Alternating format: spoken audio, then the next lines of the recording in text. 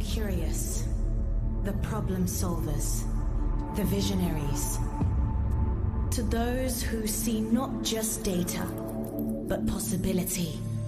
Not just technology, but creativity. This isn't just a conference. This is your stage. You are the builders, the pioneers, the ones bold enough to break the mold and shape what comes next. Curiosity pulled you out of the bubble, and courage brought you here, together to this moment. You don't just imagine the future, you design it. You engineer it. You put AI to work. Today, the spotlight is on you. The leaders turning complexity into clarity, disruption into breakthroughs, vision into reality. This moment belongs to you. This future belongs to you. Welcome, Trailblazers. Welcome to DPW Amsterdam 2025.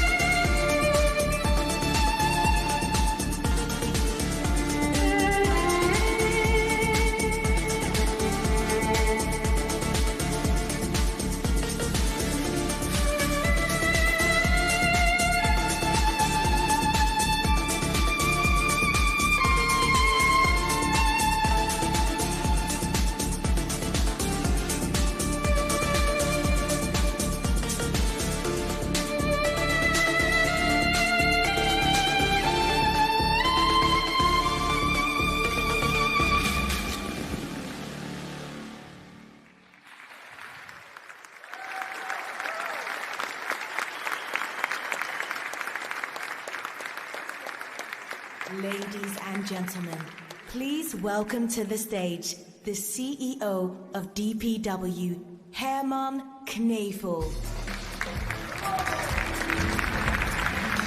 Wow! What an opening! Good morning, everybody. Are you ready for DPW Amsterdam 25? Yes! Excellent! Wow! Already yesterday, the city was electrifying, right? We had the paddle tournament, we had the boat tours, we had dinners, we had side events, there was content in the Heineken brewery even, and we had a party already in downtown Amsterdam, and I was there last night, and there was a queue along the street like it was Studio 54 in New York. Thank you so much for being here, and I'm very excited that you are in the room here today, and a very warm welcome on behalf of the team of DPW. And not only you in the room, it's also about everybody that's joining us online in the live stream, on whatever channel you are. We have multiple channels, but you are in the room with us today, and we hope to see you next year here. That's an agreement. So let's buckle up for the next 2 days, the 2 days of DPW here in the Beurs van Berlage with all of you innovators. And I have a message for you, but I pause for that first. So what I want to do first, can I see a hand raise of all the people that are here in the room for the first time? Oh shit. Okay. We have our data, right? But seeing the hands now, that's impressive. Wow, thank you. I really appreciate that, that you came over from to Amsterdam and that you are with us. And I know where you came from, right? San Francisco, New York, Dubai, Sao Paulo, Singapore. Welcome, thank you for being here. So I really appreciate it, and you are part of this global movement, right? This is innovation in procurement and supply chain. This is what it is about if we talk about tech and digital and AI. So thank you for being here. Thank you for all the new people in the room. But equally, everybody that's returning year over year, I really appreciate that you're here. Thank you for that. Yeah, a big applause for you. Thank you for being here.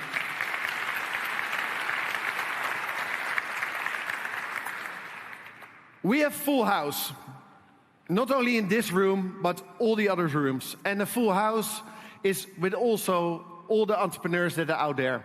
We have the startups, we have the scale-ups, we have the giants. Everybody's here this week here in Amsterdam with us. And that's really exciting. We have over 130 solutions here. You see them on the back.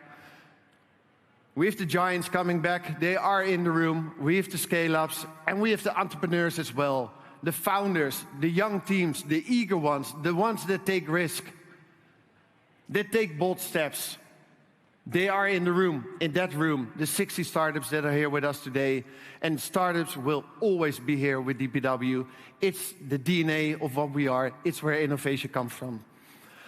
That said, we have an exciting agenda. It's put AI to work, and I want to say a big thank you to our advisory board that's guiding us, supporting us, challenging us as well when we talk about content, when we talk about the agenda, and we try to keep it a bit condensed this time, the amount of sessions, the amount of speakers, but we went all in again. And thank you so much to all the speakers that are here in the room.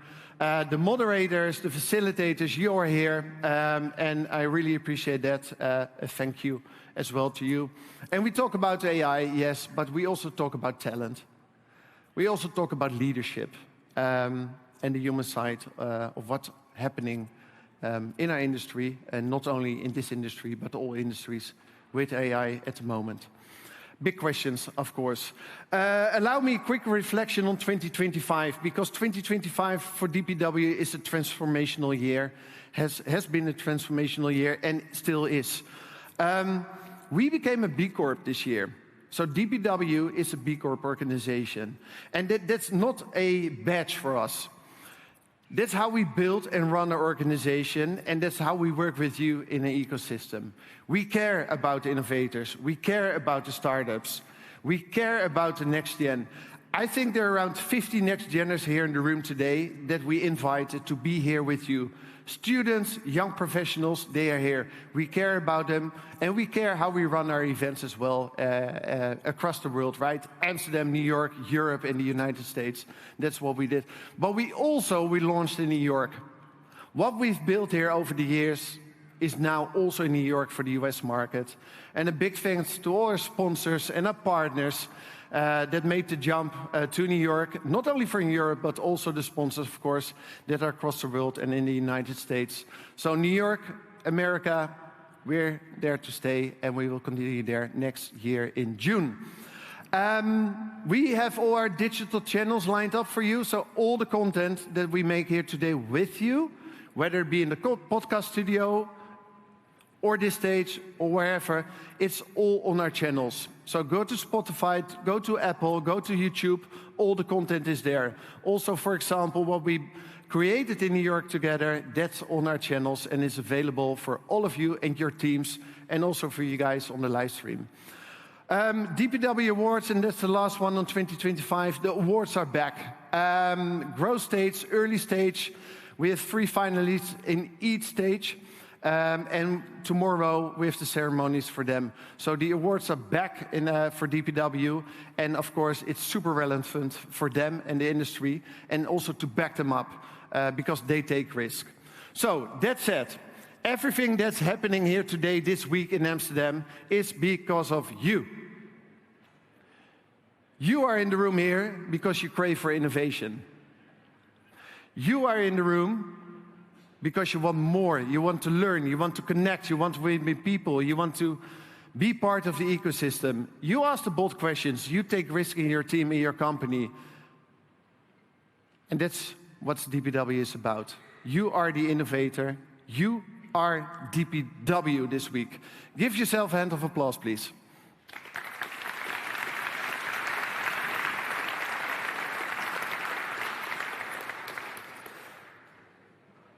Being DPW, I have the following question. We ask you to be intentional. Be intentional when you're in the room. Be intentional when you talk to that founder. Be intentional when you meet your peer, when you learn, when you connect, when you have your one-on-one meeting. And not only in the app, also in the live conversation you will have in that room or in that room. Be intentional with each other. That's what we are about, and that's what makes DPW tick. So, be intentional with you, connections that you make here today. That's my ask to you. And for that, I want to do a small exercise before we move on, and I give the hand to our host of today, a small exercise. Please stand up, all of you. Thank you. We did this also in New York, so don't be scared. Don't be afraid for that. Take 2 minutes, turn around, look at someone you don't know, have that conversation for 2 minutes, and ask, why are you here?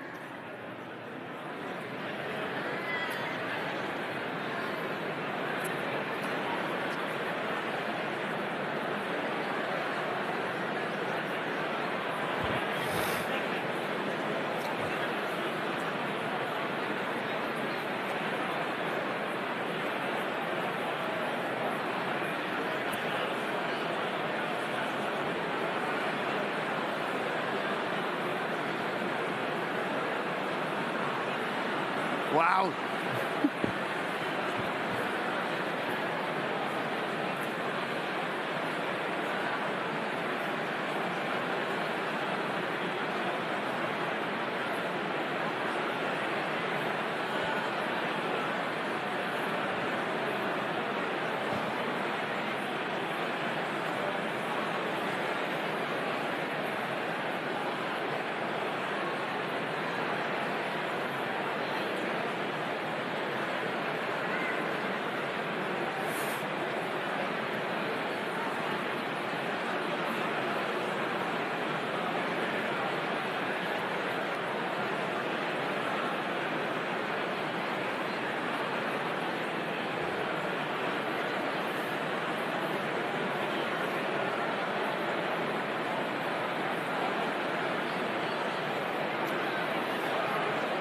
Okay. Okay, people. Yeah. Wow. I didn't expect that. This is exciting. Thank you so much. Keep this going on for the next 2 days. And I want to introduce you now to our host of the next 2 days, tech reporter, and our own Vivian Bendemacher. Thank you.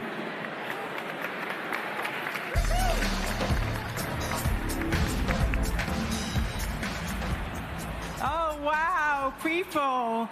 That was Herman Knevel, CEO of DPW. He thanked a lot of people. Let's thank him now, okay? Let's give him a big round of applause. Herman Knevel, thank you so much. Yes. Oh, I have to say, it really feels amazing to be here. DPW Amsterdam 2025. So a couple of years ago, I hosted the streaming edition of DPW during the COVID pandemic. And back then, DPW had a crew that was already amazing, but just a handful of people.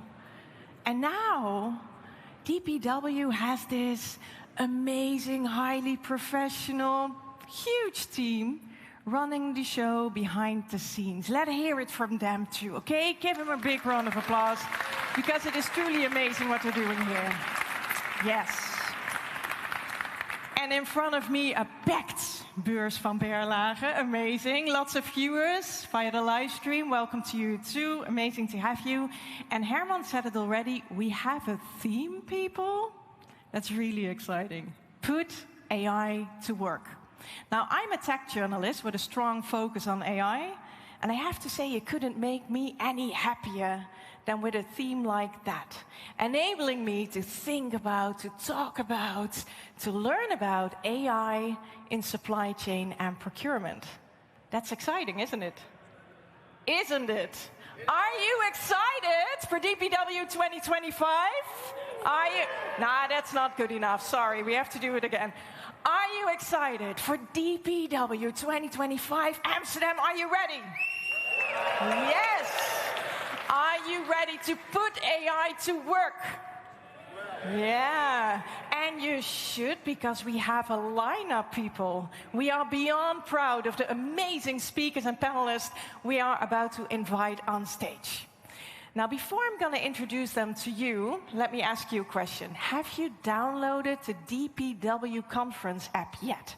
Show of hands, have you?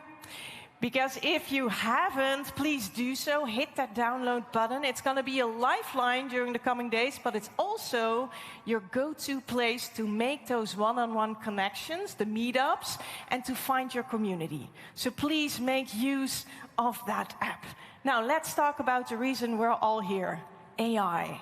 AI, people, AI is literally everywhere.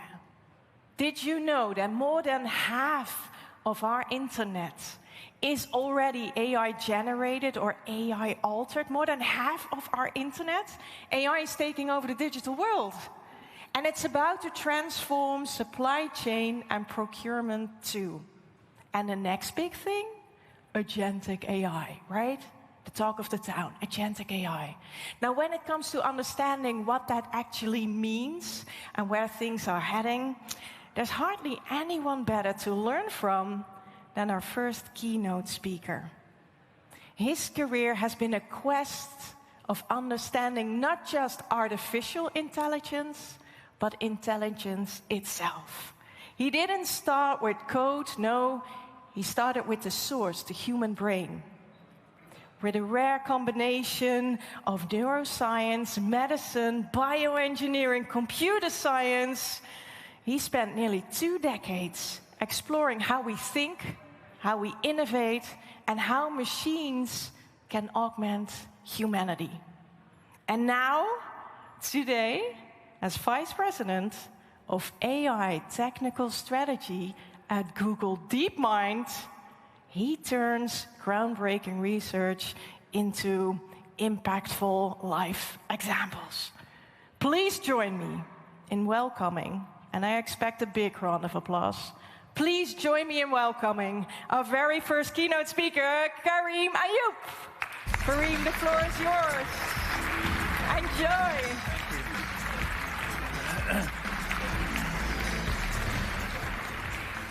Wow. Wow. What an incredible introduction. Thank you so much. What an incredible introduction to the whole conference, DPW 2025.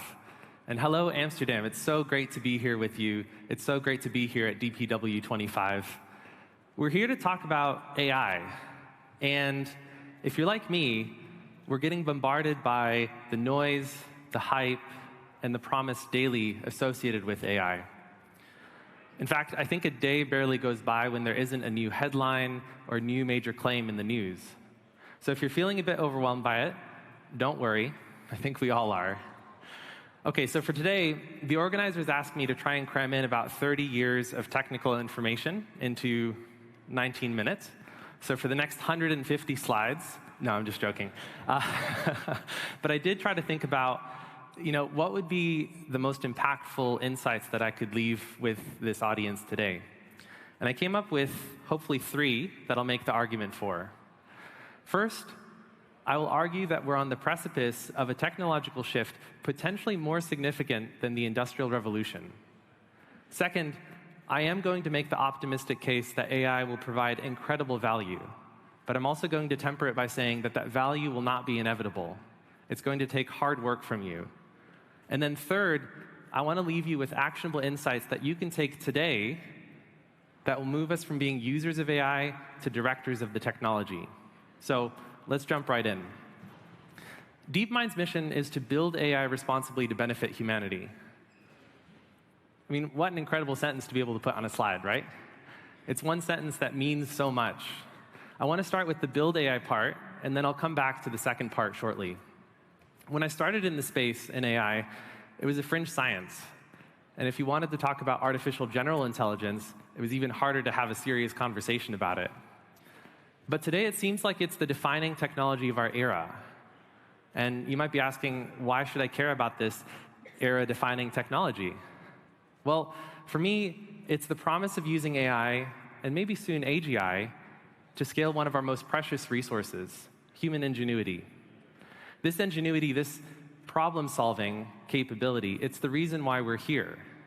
It's the reason why, against the universe's unforgiving march towards increased disorder and entropy, we've been able to build civilizations that can prosper. But how did we do it? We didn't necessarily get an instruction manual for the cosmos. We made progress by observing the complex, chaotic, and often beautiful environments around us. And we problem-solved within those environments and exploited those for human progress.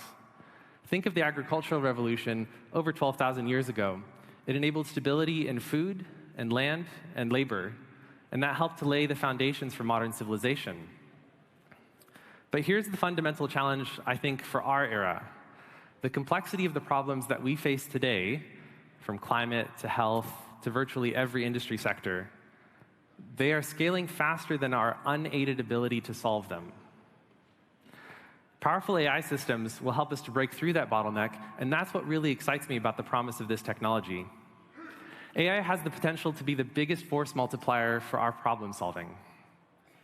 So, testing and scaling AI systems in the real world can often be hard, difficult, maybe impossible, or even dangerous. So historically at DeepMind, we've turned to games. Games are microcosms of universes with very clear rules. One such example of the board game was the board game Go, where, if you're not familiar, Go is arguably one of the most challenging strategic board games ever created by humans. In fact, there are more possible moves in the game of Go than there are atoms in the known universe. So what that means is you cannot calculate every single position of the game of Go.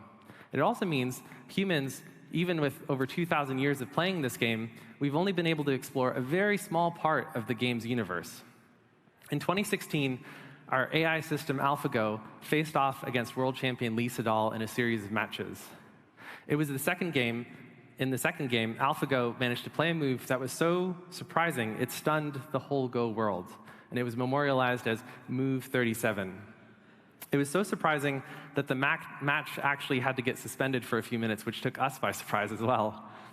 It was a move that actually defied over 2,000 years of human knowledge on how to play the game. But the crazy thing was that the move wasn't an error. It turned out to be a very beautiful and decisive move from a part of the Go universe that we just hadn't visited yet, even after 2,000 years. And so we realized then that we hadn't necessarily built a machine that could just copy human experts. We'd built a sort of Hubble telescope to help us explore different unseen parts of the Go universe that we just hadn't been able to explore yet. But of course, we hypothesized that this ability to explore complex, vast spaces extended well beyond games. And so we looked to apply it to scientific discovery. And so we turned our attention to a grand challenge that had stumped biologists for 50 years, the protein folding problem. Why protein folding? Well, proteins are the building blocks of life. And in his 1972 Nobel Prize lecture, the chemist Christian Anfinsen laid out the challenge for us. He said, can we predict the three-dimensional structure of a protein from the single one-dimensional series of amino acids? Solving it would be revolutionary because a protein's three-dimensional shape, the way that it folds, determines its function, how it works, what happens when it breaks. And of course, there's only one way that a protein can fold from that single one-dimensional amino acid sequence. In 2021, our system AlphaFold solved it and was able to predict the folded structures for all 200 million proteins known to science. Now, to put that in perspective, usually to determine the structure for one protein, it takes a PhD and maybe 5 years.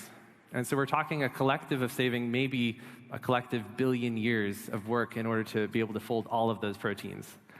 But we didn't stop there. We also released the entire database to the world for free as a gift to humanity. And I looked this up recently. We now have over 2 million researchers across 190 countries using AlphaFold to accelerate scientific discovery.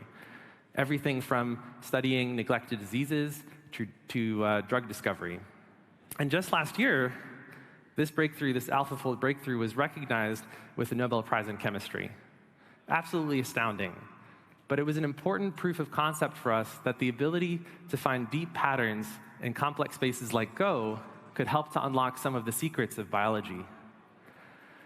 And this brings us to the second part of the mission that we looked at earlier, to benefit humanity. AlphaFold, in some ways, was just the blueprint. We're now applying that blueprint across the entire landscape of human endeavor. It means pointing these really powerful systems at our planet, building AI to forecast extreme weather and floods to save lives. It means looking out to the cosmos, to space, to decode the faint gravitational whispers of colliding black holes to understand the fabric of our universe. It also means looking inward at ourselves to decode the language of our DNA to design the next generation of life-saving therapeutics.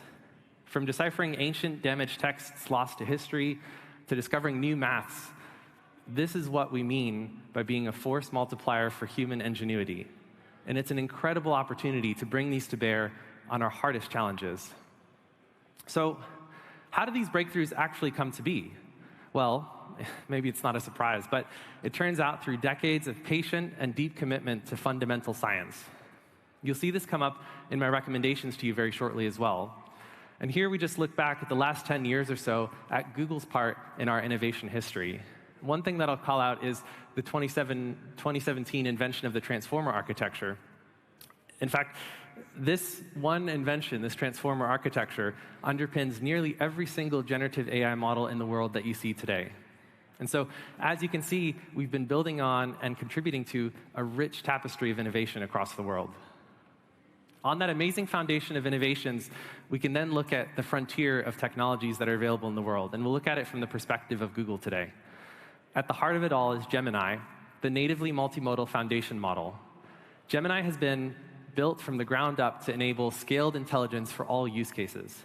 In addition to Gemini, I'll also call out the generative media models, so we'll start with Nano Banana. Nano Banana, by the way, is a great lesson in accidental marketing. It is our frontier image generation and editing model.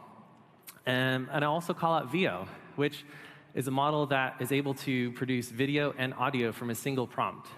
And if you were curious about my first title slide, by the way, it was made through a combination of Nano Banana and Veo. What blows my mind about Veo, by the way, is This is a model that has somehow learned some of the physics of our world. So when you generate a video, it knows how the light needs to reflect off of certain objects, or it knows what needs to happen to the water when you step into a puddle. It's absolutely incredible. And of course, all of these models have to cut across every single modality. And that's because the real world is extraordinarily complex. And these models have to understand that complexity. So we're systematically pushing the performance on every axis to deliver the most capable and helpful experiences in the world. When it comes to AI, though, I also want to emphasize that it's not just about that model layer, those innovations. To power the entire frontier of research, it requires a completely different way to think about the end-to-end system that you can see here. And importantly, the stack that you see on this slide, it doesn't just apply to Google. It applies to every single business. You'll have to have some form of this. So starting from the bottom here, Google's been able to design and build its own machine learning computers. On top of that, it's been coupled with AI-first software tooling that accelerates innovation velocity. And then on top of those core technologies that we talked about is where agentic platforms are built to enable applications and services. The outcome is an innovation engine specifically designed to accelerate impact and benefit humanity. And that's the same engine that powers our ability to apply AI across all of Google's products and services. But it's also the same engine that we use to partner with businesses for incredible impact around the world. But the crucial question, I hope, that's on everyone's mind here is, okay, but how do we take it from the lab into our businesses? I think one important piece that I'll talk about today lies in the evolution of this technology with AI agents. So again, I want to cut through the hype here. At its core, an agent is essentially a system that can plan, reason, and act in a complex environment to achieve a goal. It sounds kind of familiar. So one way to look at it, from what we just talked about, is that it's the synthesis of the strategic, long-term planning ability we pioneered with systems like AlphaGo, combined with powerful multimodal reasoning and world knowledge of a frontier model like Gemini. And it's that fusion of deep search and sophisticated reasoning that gives an agent its extraordinary abilities. I'll demonstrate a little bit what I mean.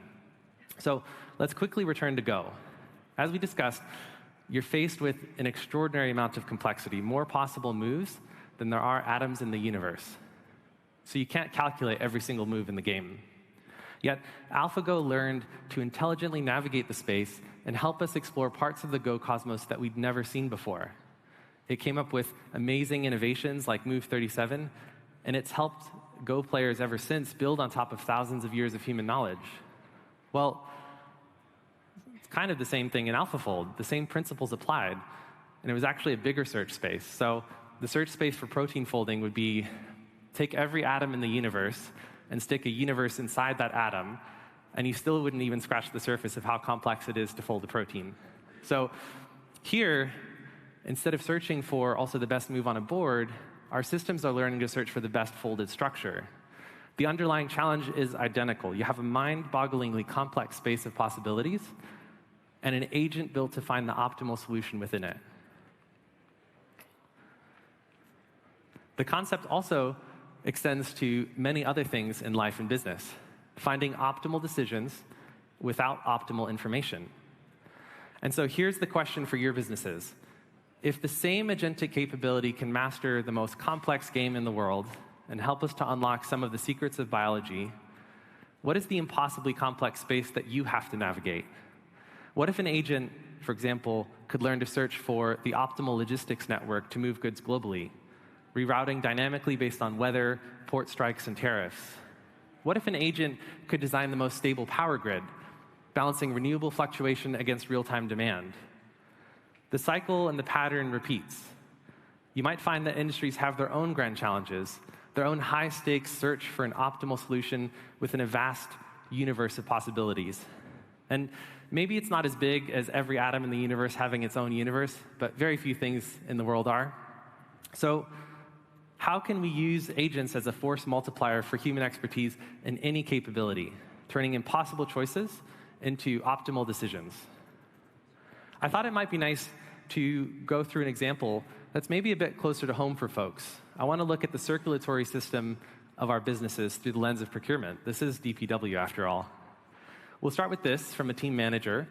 It looks seemingly simple, but I think as people and the audience will know, it hides a whole complex array of options underneath that. How many laptops, what specifications, what budget, what vendors operate in the country that my team is located. We find ourselves with another vast space of possibilities to navigate. So how might we solve it with standard tooling today? Maybe we turn it into a manual workflow of prompts. Maybe we query it with questions like, help me draft an RFQ, or list all of the vendors in Lisbon where my team is located. It might be helpful in some cases, but it still puts the cognitive heavy lifting on us. And so, while it's not necessarily a bad place to start, it's a low-impact lever, and it's not clear that it's actually going to move the needle. Now, let's contrast that with an agentic system in an illustrative way here. Here, you don't give the system a prompt, you give it a goal. And the agent will then need to plan, reason, and act to explore that universe within the goal that you've just provided.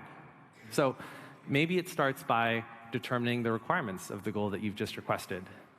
Maybe then it moves on to budgets and governance, and maybe it even needs input from you or from colleagues in legal and finance. Maybe then it looks at sourcing vendors and engagements before it can move on to executing purchases and maybe achieving that goal. The key takeaway for AI agents that I want to leave you all with is there isn't a deterministic path to achieving that goal. It's not follow these 10 steps every single time and you'll achieve that task. There's a certain degree of agency required for an agent because the space is complex, maybe new things come up. And importantly, here you have to work alongside the agent in order to unlock that value and navigate that complexity. And it allows you to deliver outsized impact as a result of that. And remember this, a diagram like this isn't science fiction. It's built on the same end-to-end stack that we just looked at. It uses the same frontier of models that we just presented. And it's built on that same rich tapestry of innovations over decades of very patient investment into fundamental science. And the point I want to make is it links us from AlphaGo to AlphaFold to your business. So we've established that there's incredible promise, but I did promise you as well that I would temper it. And so this is maybe one of the most important slides I'll flash up today. Looks simple. What I want to say is that the value is not inevitable. I can't stand up here and say, doing this is easy. You won't just go and turn on AI and expect your business to be completely transformed overnight. That's not possible. I've seen companies dismantle efforts or claim no impact from very significant investments because of this. It requires deliberate, thoughtful, and long-term work in order to succeed. And there are so many things, I think, that can increase the likelihood of success. Here, I've just picked 5. If you want the very, very, very long list, come find me afterwards. First, invest in your data. More specifically, the science of your data. You are the true experts of your industry, and that means you can unlock how that data is best used to guide these systems in the same way that biologists have partnered with AlphaFold. Second, build your foundations. You won't run frontier models on legacy infrastructure. You need a scalable, robust technical platform. You don't want to build your skyscraper on a foundation of sand. Third, ride the frontier. What I mean by this is don't bet against the progress of model capabilities. If you spend 6 months, even 3 months or a month having to build a custom solution around a specific model, the capability waterline of new models, the models getting better over time, will rapidly rise and potentially drown out any investment that you and your company make. And so you have to build with the frontier and not against it. And often, one litmus test that I give to business leaders is if a new model comes out in 3 months or in a year, ask yourselves, will that make the thing that I've built better? Or does it potentially threaten and make the thing I've built obsolete? Fourth is evolve your organization. And this is maybe one of the harder ones. During the Industrial Revolution, it took decades to reskill the workforce. With AI, I don't think we will have decades. So how do you redesign workflows and create a culture of continuous learning now, today? For example, if you're incentivizing your teams based on hours worked, there's basically no incentive for your teams to actually use these tools to help improve their productivity. So don't use new tools for old jobs. And then fifth, design for impact. In complex systems, it's very attractive. We often look for the quick wins or the low-hanging fruit. It looks great on a promotion packet. It looks great to your bosses. It looks great to company leadership. But it doesn't work. For example, if we were to look at trying to solve a motor congestion issue on the highway, it's very tempting to say, if I add an extra lane on this motorway, it'll reduce the traffic jam. It's very tempting because it looks great on paper, and it's the very obvious low-hanging thing to do, but it never works. So you have to look for the high leverage points, the ones that require real foresight and patience. If you take these together, you won't just be using AI to write emails faster. I want you to use it to rethink impact for you and your organization. Okay. This need for long-term vision brings me to my final slide, and I think brings us full circle. I promised that I'd cover a few things. We're on the precipice of something incredible. And I went through some of the amazing opportunities ahead of us, but I also made the point that the value is not inevitable, and it's going to take hard work from you. And I want to leave you with this image, or actually this video, thanks to Vio. When electricity first replaced steam, the companies that just swapped one big steam engine for one big electric motor saw almost no productivity improvements, no improvements to anything in their factories. I think it was less than 1%. The visionaries of the time, though, understood that electricity was different. It was about distributable power. And those same visionaries redesigned the entire factory floor and put small motors everywhere. And that single insight changed the face of manufacturing forever. And that's what unlocked the 1,000% plus productivity gains. I think we're standing at the same exact inflection point today. We shouldn't see AI as a better calculator or deploy it to do our current work faster. It's a scalable source of force-multiplying ingenuity for your problem-solving capabilities. And by the way, how incredible is it that we get to design and build this technology in our lifetime? One of the most important technologies, maybe, in human history.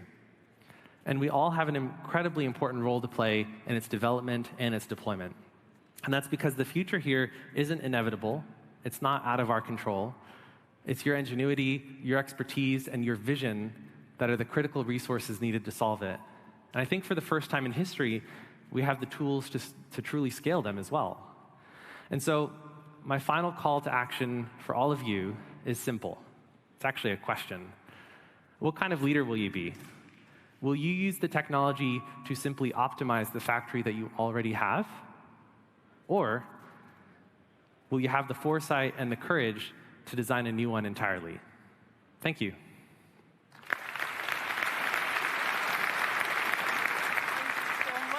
Wow. What an amazing way to kick off today, isn't it? People, we're going to take 1 minute to switch rooms if you want to, and we'll be back in a sec for our next session, Leadership in the Age of Disruption. See you in a sec.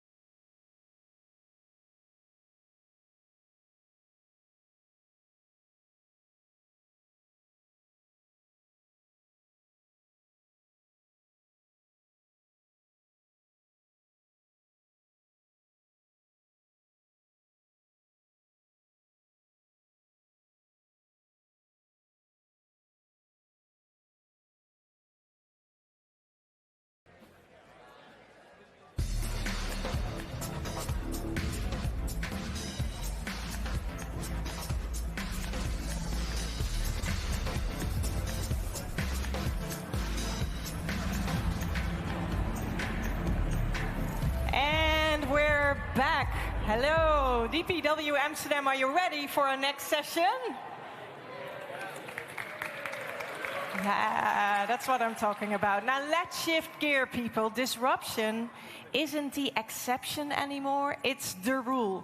AI, sustainability, supply chain transformation, it's all happening at once, and it's changing what leadership means.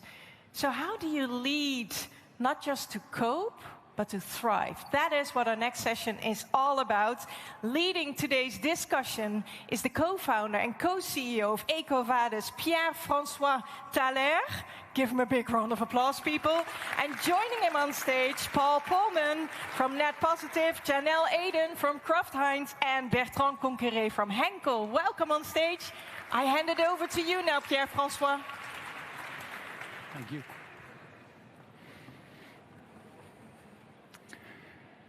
So, leadership in the age of disruption. What does it mean for us, for all of you as leaders, when the world is changing so fast? I can't think of a more, exciting panel than the one on stage with me today to talk about that.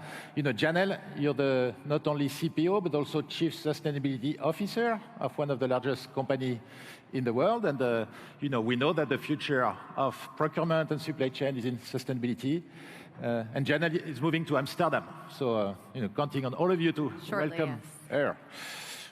Bertrand, out of all the CPOs I've been working for the past 18 years of EcoVadis, I can't think of many who are more, demonstrating what is collaboration, and leadership is about collaboration. We'll talk about that. And Paul, well, you need no introduction. I would just say that Paul was voted yesterday by Inc. magazine, one of the top 50 management and leadership thinker, together with Satyam at Microsoft and Simon Zadek. So I think he knows about that. So I'll start with you, Paul. You wrote Net Positive just 4 years ago, and if you have not read the book, I think the book I've most highlighted because there is so many interesting thoughts. And Net Positive 4 years ago was about, our corporates able to become positive contributors rather than, doing less harm. The world has changed so much in the past 4 years. It's unbelievable. So how do you see today's world different from what was in 2021, and what does it mean in terms of what we need to do to make it a sustainable world? No, thanks, and a pleasure to be here. And never thought I would be sitting next to Kraft Heinz and Henkel in my after career at Unilever, but here I am. But the question is a pertinent one. When we wrote the book, was actually a result of COVID. We were at home and needed to do something. And people kept pressuring me and said, you can reach many more people if you write something than if you just go out by yourself, and that has proven to be the case. And it was very timely. I think with COVID, there were a few lessons that we learned that helped us write this book. People started to realize you can't have infinite growth in a finite planet. People started to realize that more things were related to each other. COVID, a direct result of biodiversity destruction. So that got some attention. Partnerships and being able to move things forward fast when it concerned us directly and dealing with the challenges gave people hope. So that book was written with an intent of how can we accelerate the change. Then we found, obviously, that governments unfortunately didn't address the basic causes. The basic cause being inequality and biodiversity destruction. Destroying a system on which we depend is not very smart. We got more discontent at the political level, more polarization. We got the war in the Ukraine. We got technological revolutions. And unfortunately, I think business in general got pulled back to the short term versus the longer term. And obviously, addressing these issues requires a longer term thinking. You can't do that in the rat race of quarterly profits. So we ended up in a situation where we are now, which should not surprise us a little bit. First of all, the pushback that we're seeing in some of the countries and spilling over is partly a result of some having paid lip service to it, but more importantly, the politicians jumping on this from a popularity context, and it's easy to do that and polarize society.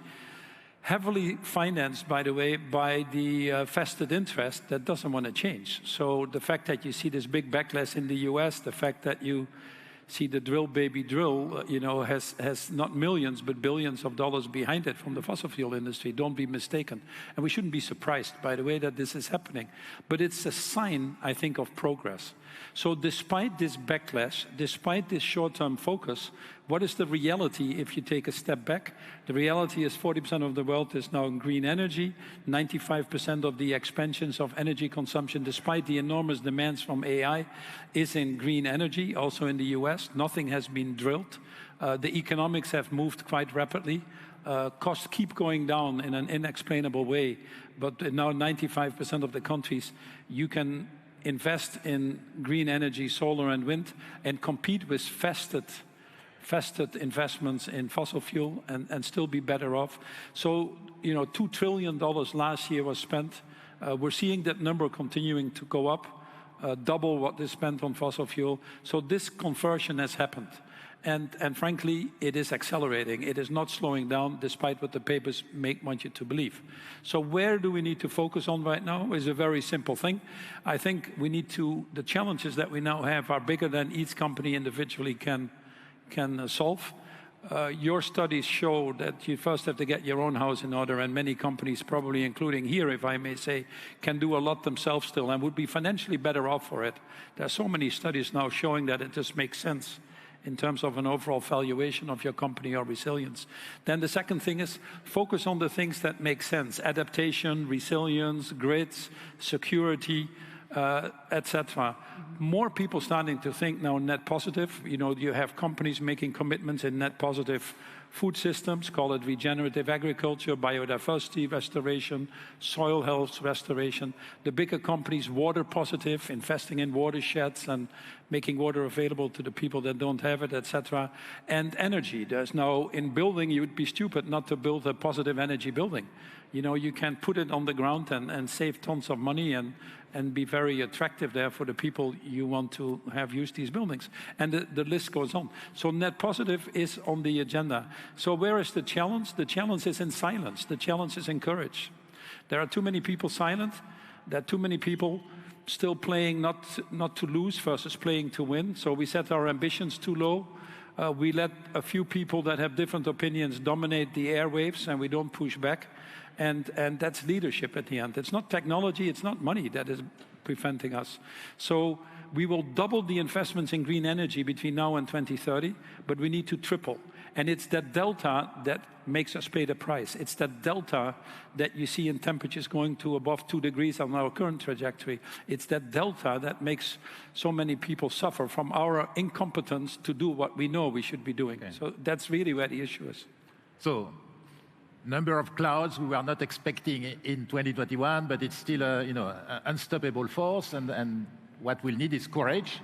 And so, maybe moving to you, Bertrand, on leadership. In this age of where companies are sometimes focusing on the short term rather than long term, as Paul was saying, what do you think are the most important leadership traits for a procurement leader? Thank you, Pierre-François. If I'm looking at the last 5 years and everything which has changed and moving forward, what we have ahead of us, you just mentioned it, courage.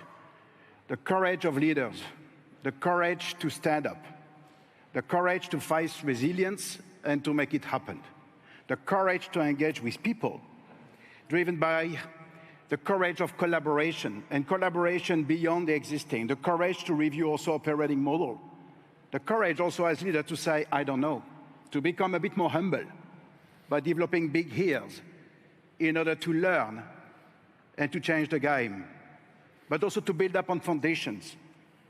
Very, very important. The courage of establishing trusted collaboration in the teams first, in the companies, in the ecosystem. And as leader, there is a call to go beyond, especially in the field of sustainability, I just mentioned, Paul. When we grounded 15 years ago the Together for Sustainability, it was the courage of 6 people, 6 CPOs, trying to change the game into the chemical industry. I learned later with Thomas Udesen from Bayer, have the courage to stand up and create the sustainability procurement pledge to associate all procurement professionals worldwide to say, we don't know, but we will get equipped and we can manage the change. So the courage also to be here and to stand up and to learn data, because sustainability and business is driven by data. So the courage to simply be people and to trust in people. And on leadership, Janelle, so courage and Kraft Heinz is going through major transformation, and so I imagine you need to identify new leaders able to thrive in this big transformation age. So what are you doing differently? I mean, Bertrand kind of said it, but I'm gonna double down. I think we need super collaborators is how I would phrase it. So what I love about the intersection of having procurement and sustainability is there's a huge overlap between those two areas. For really any company that's making goods, 95% of our carbon is scope 3, is bought in, is from our suppliers. So I think that being in that intersection is actually a really exciting place to be. But I think the role of leadership, and again, we're talking about humanity, and Paul said this too, it's the role of collaboration, and that has to be really brought to the forefront. And I think the best procurement leaders that I have found, and I've worked with, and I've seen in my team, are the people that can build really positive relationships across the whole ecosystem. So that starts internally. It definitely can't stay internal. I think that's the piece that we really have to be able to look outside. That has to be to your competitors, to your peer companies, with your suppliers, with your customers.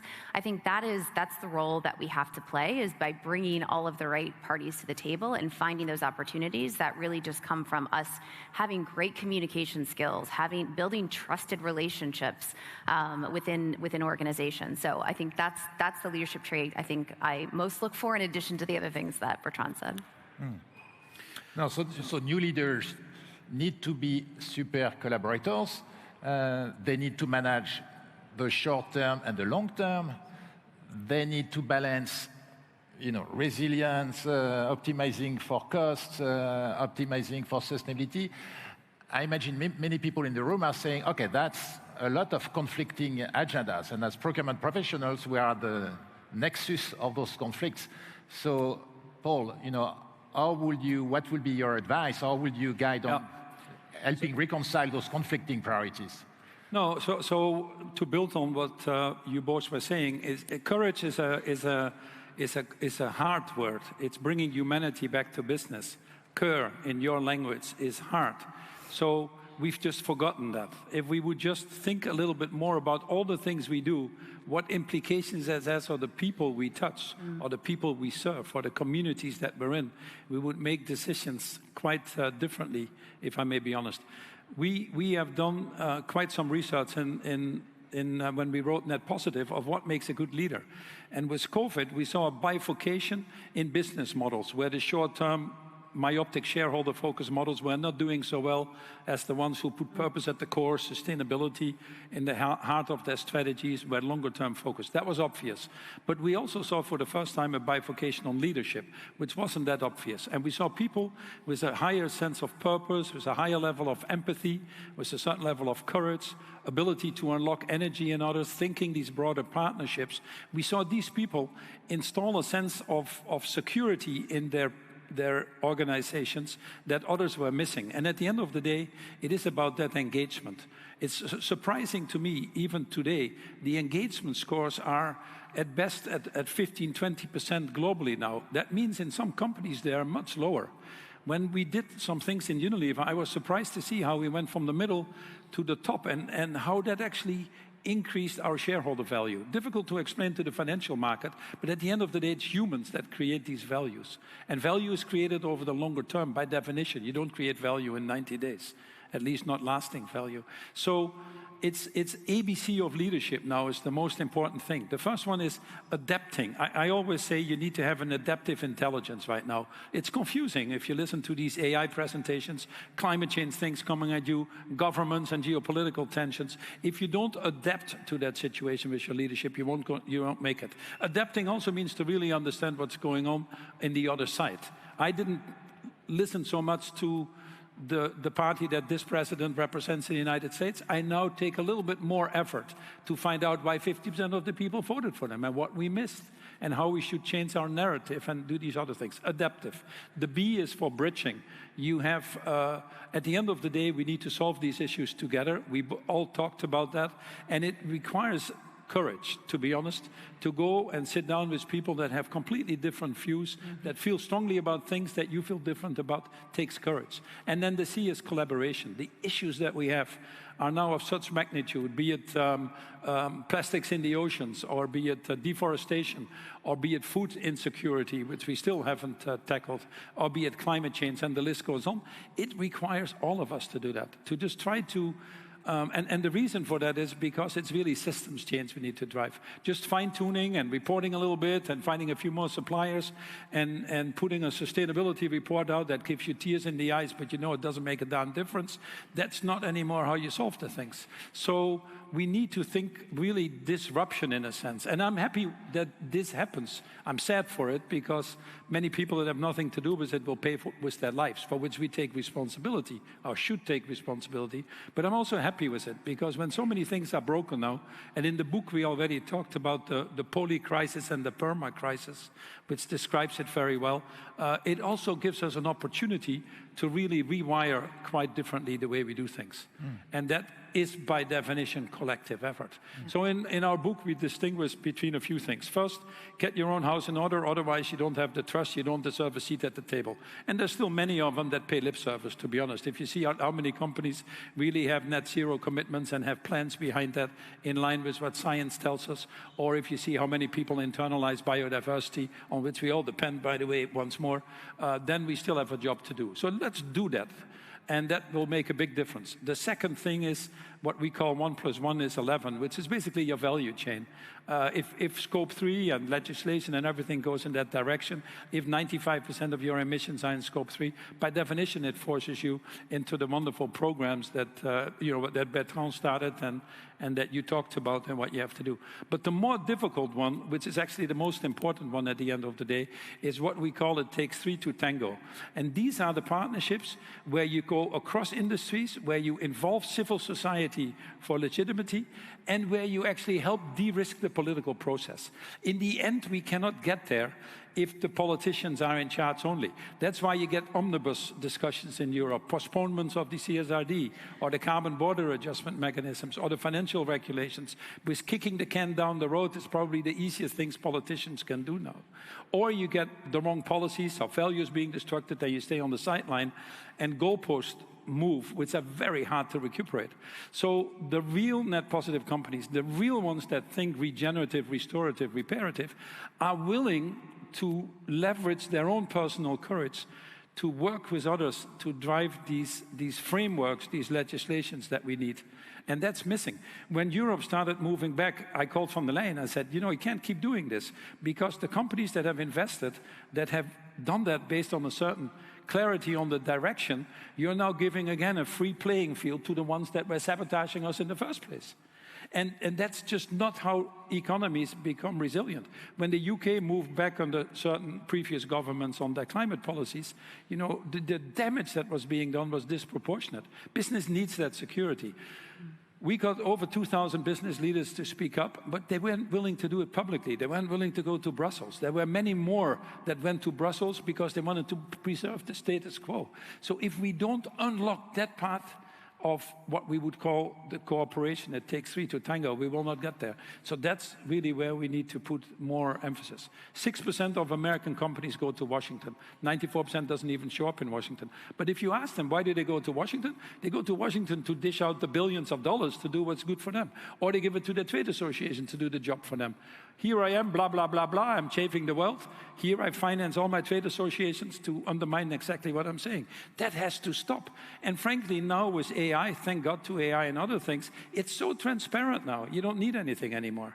Anytime I go to a presentation or see a company, I just ask my friend, he's called ChatGPT, he's a good buddy of mine, and I just ask him, are these people real or not?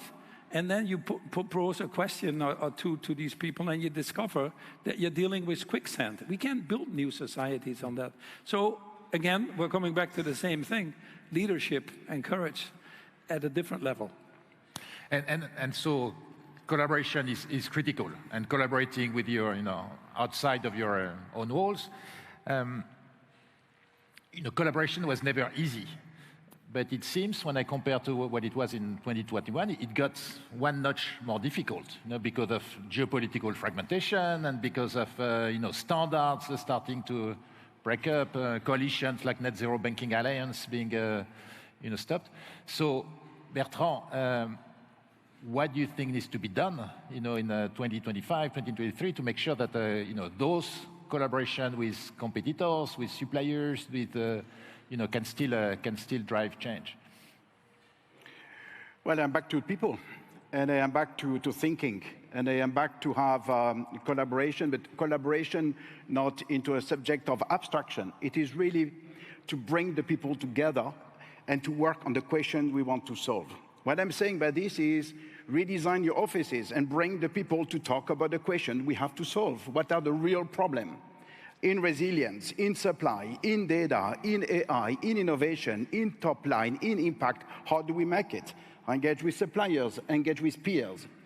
And I think the most important is then also talking about these big topics like what we discuss here at DPV, but also in sustainability, is to really have the group of people coming and to say, what are the questions we want to solve together?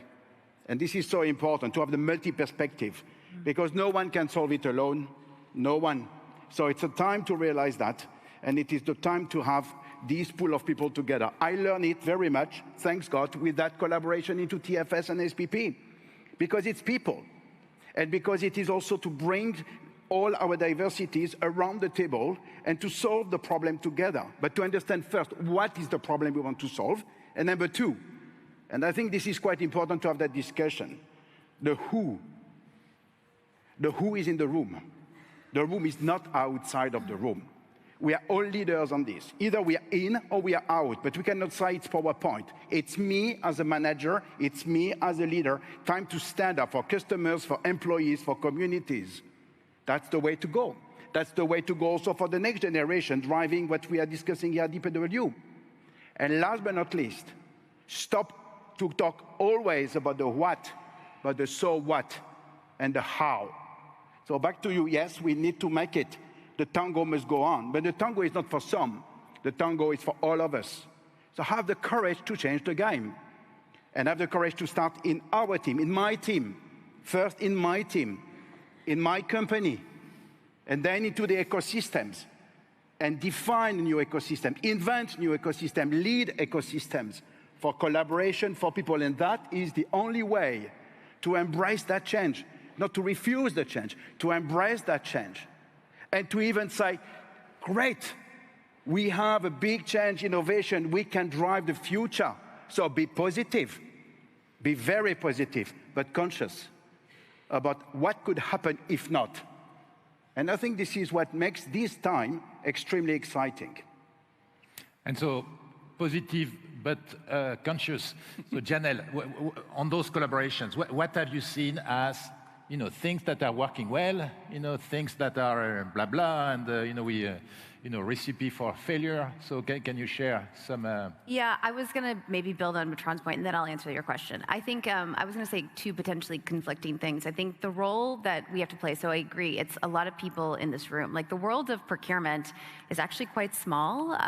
We have a great kind of community of people, and that work kind of cross industry, cross organizations, which I think is super exciting. And conferences like this are an example of that. I think the two potentially conflicting things is, again, bringing us back to the humanity point. Number one, we all like to work with people that we like. It's just human nature, right? So I think it's like, how do you find those partnerships and continue to work with the people? I have many kind of colleagues that I've worked with over the years that have gone to other organizations, and how do you continue to keep those relationships and find those opportunities to continue to collaborate?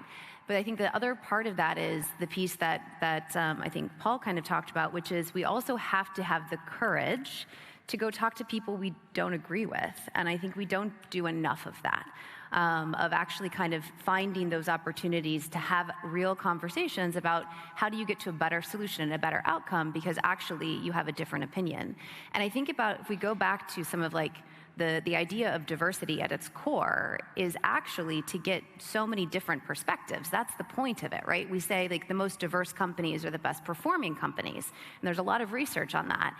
But the whole reason is because people aren't just going and agreeing with each other all the time. It's actually because you're hearing different perspectives. And when you can actually sit in that place of sort of hearing different perspectives, it's actually very hard to the kind of the question that you were asking, but you should get a better outcome, right? You should get a better idea. We should be able to challenge and build and come to a better answer collectively. So I think that the reality of it is living in a company that's publicly traded and has quarterly earnings. I'd love to say that we spend all of our time thinking about the long term and that we get, infinite funds and that we can kind of do all the things that we want to do. The reality of it is we have budgets, we have short cycles. And so I think the job of a leader into some of this conversation is to have both a step in the now and a step in the next. And so I think we can't live in one or the other. We have to live in both.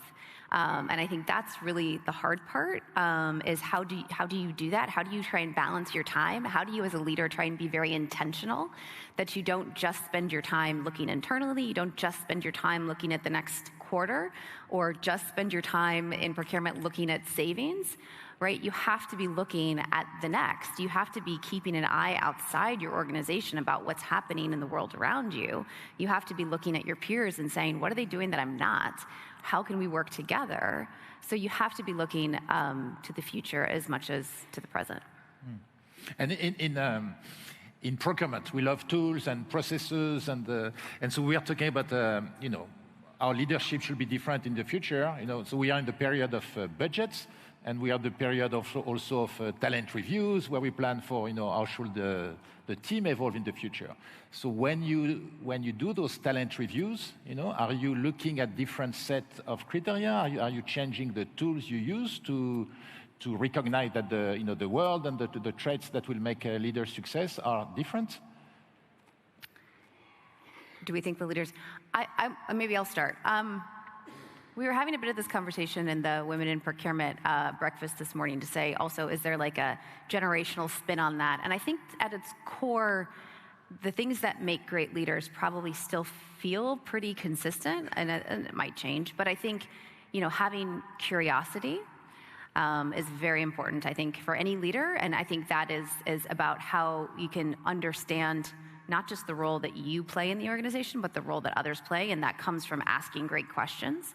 And so I think leaders and individuals and talent that are fundamentally curious is something that really does make a difference. I think having the ability to build great relationships, and that should come through delivery, right? You have to, at the end of the day, to build a trusted relationship with anyone, with stakeholder, you have to do what you say you're going to do.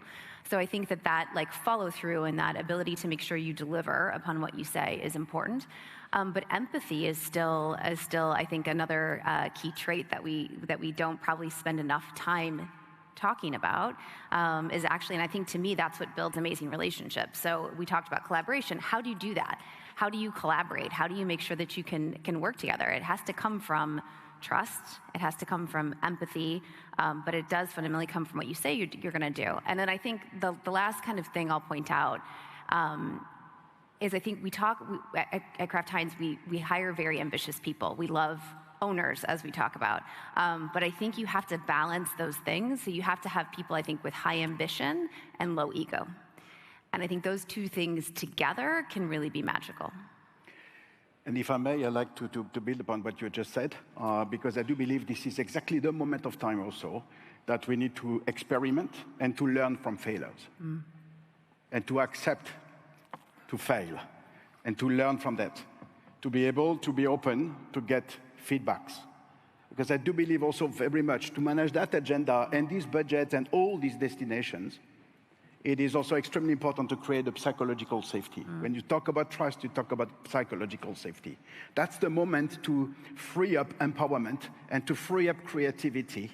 And by doing this, to enhance very much the growth mindset. The growth mindset is not a theory.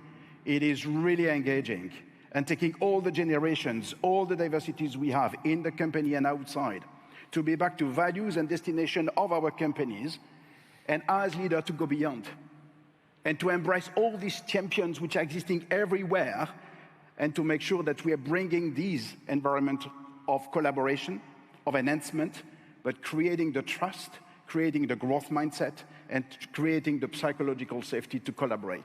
By doing this, there is very, very much for all of us the opportunity to manage these agendas. Paul? Yeah, so to run business has always been tough because you always have to juggle with multiple priorities. And we've added a few to it now. It looks like that, like AI, like the geopolitical tension, like the planetary boundaries and sustainability, what we call it. But at the end of the day, we've always tried to survive in today's world to be better in tomorrow's world. And we built a factory. It takes 5, 10 years before it pays out. We go into another country, it might take 15 years. We invest in training and development, might take 25 years. But we are able to do that, and we pay people well to do that. And it's not always science, it's also sometimes from the gut, or you know, your values and your purpose for that reason are very important to guide you.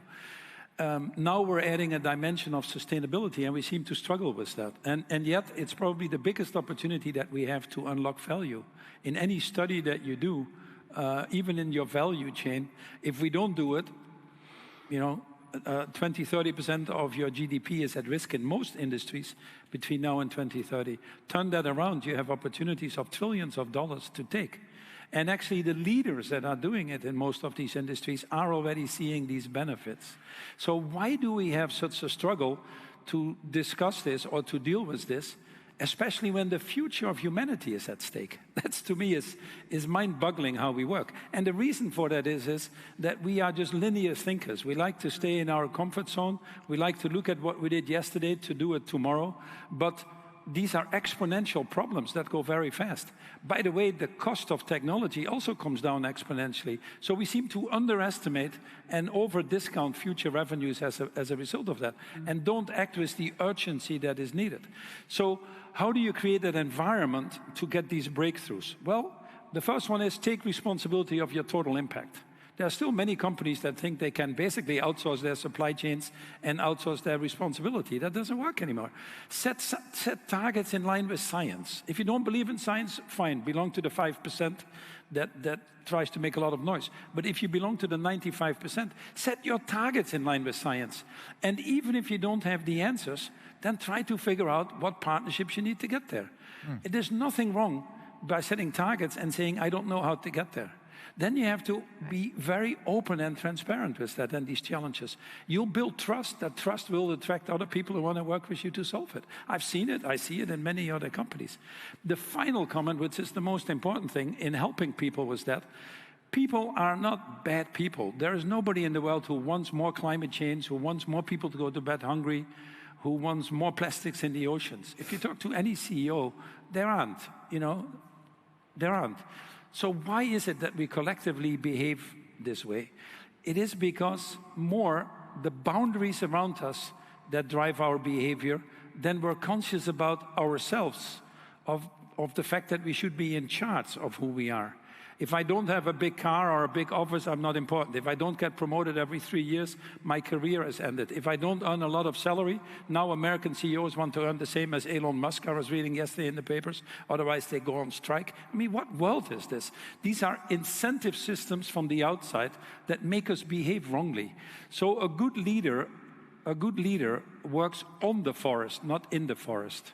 So we created a global organization, focused capital on the long term. How do you move these financial markets to the longer term?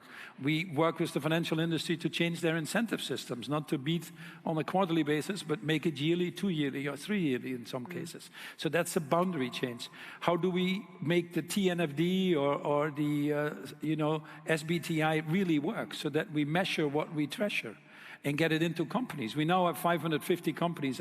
I advise the TNFD. We have 550 companies, over $8 trillion now of the economy, looking at science-based targets for nature. and implementing these in their companies, and it makes them so much better.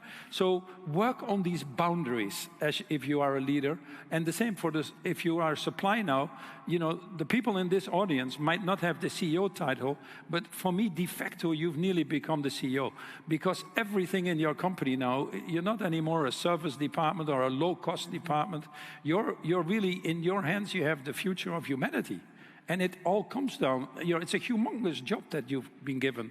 And I don't envy you, but either you take that responsibility and rise to the challenge, or you get out of the way.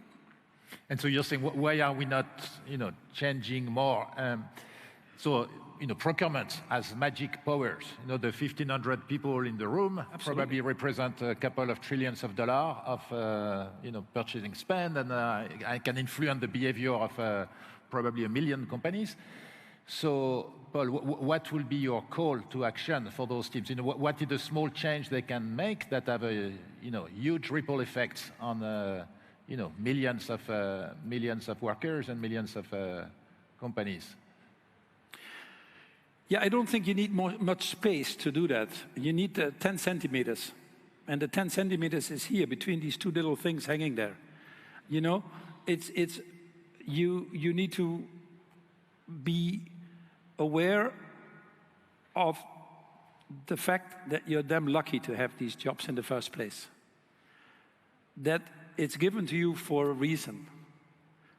You didn't have to deal with the problems that still 95% of the people in this world suffer from, and unfortunately increasingly so if it goes the wrong direction.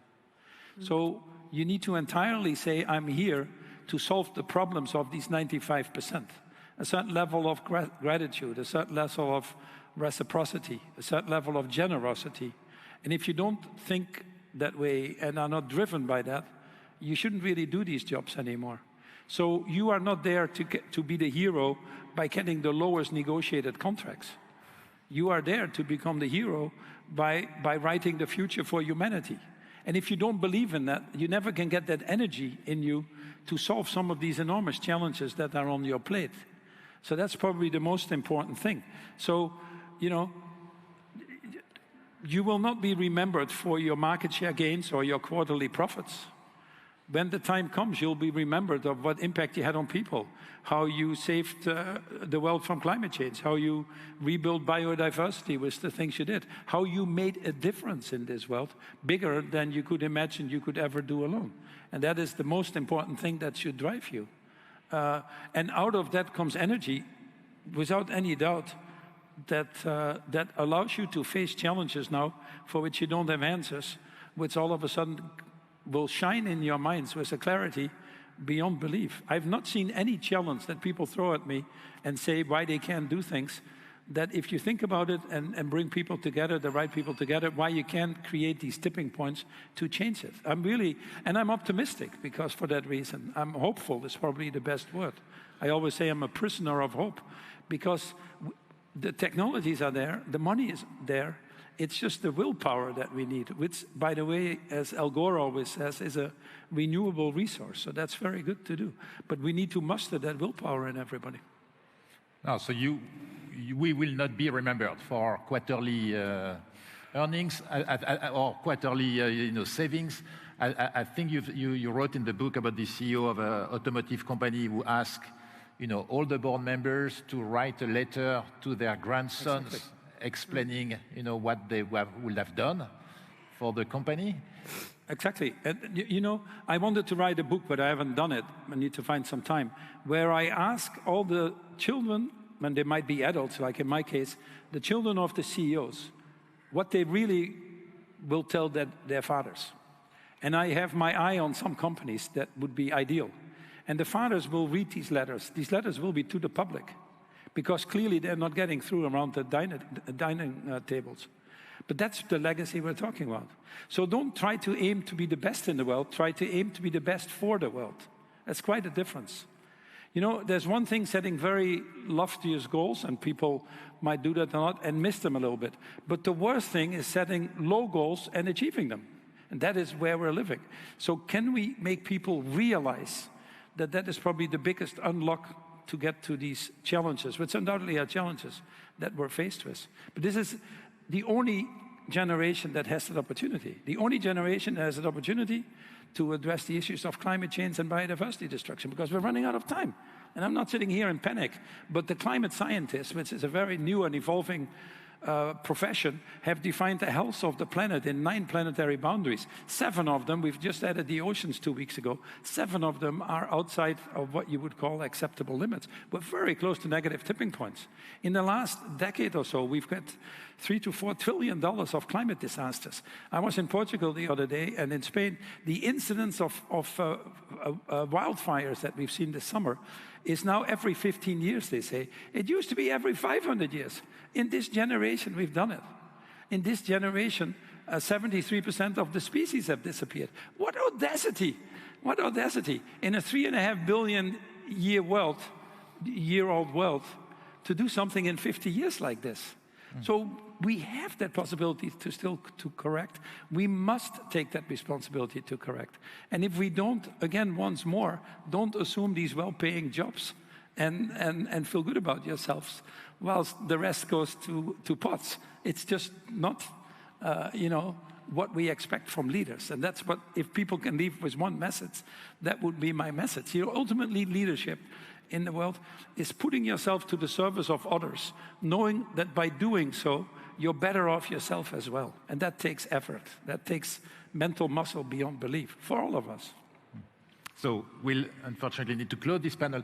Janelle and Bertrand, I'll finish with you. What will be your call for action for those procurement leaders, for those tech founders who can have so much impact through their roles?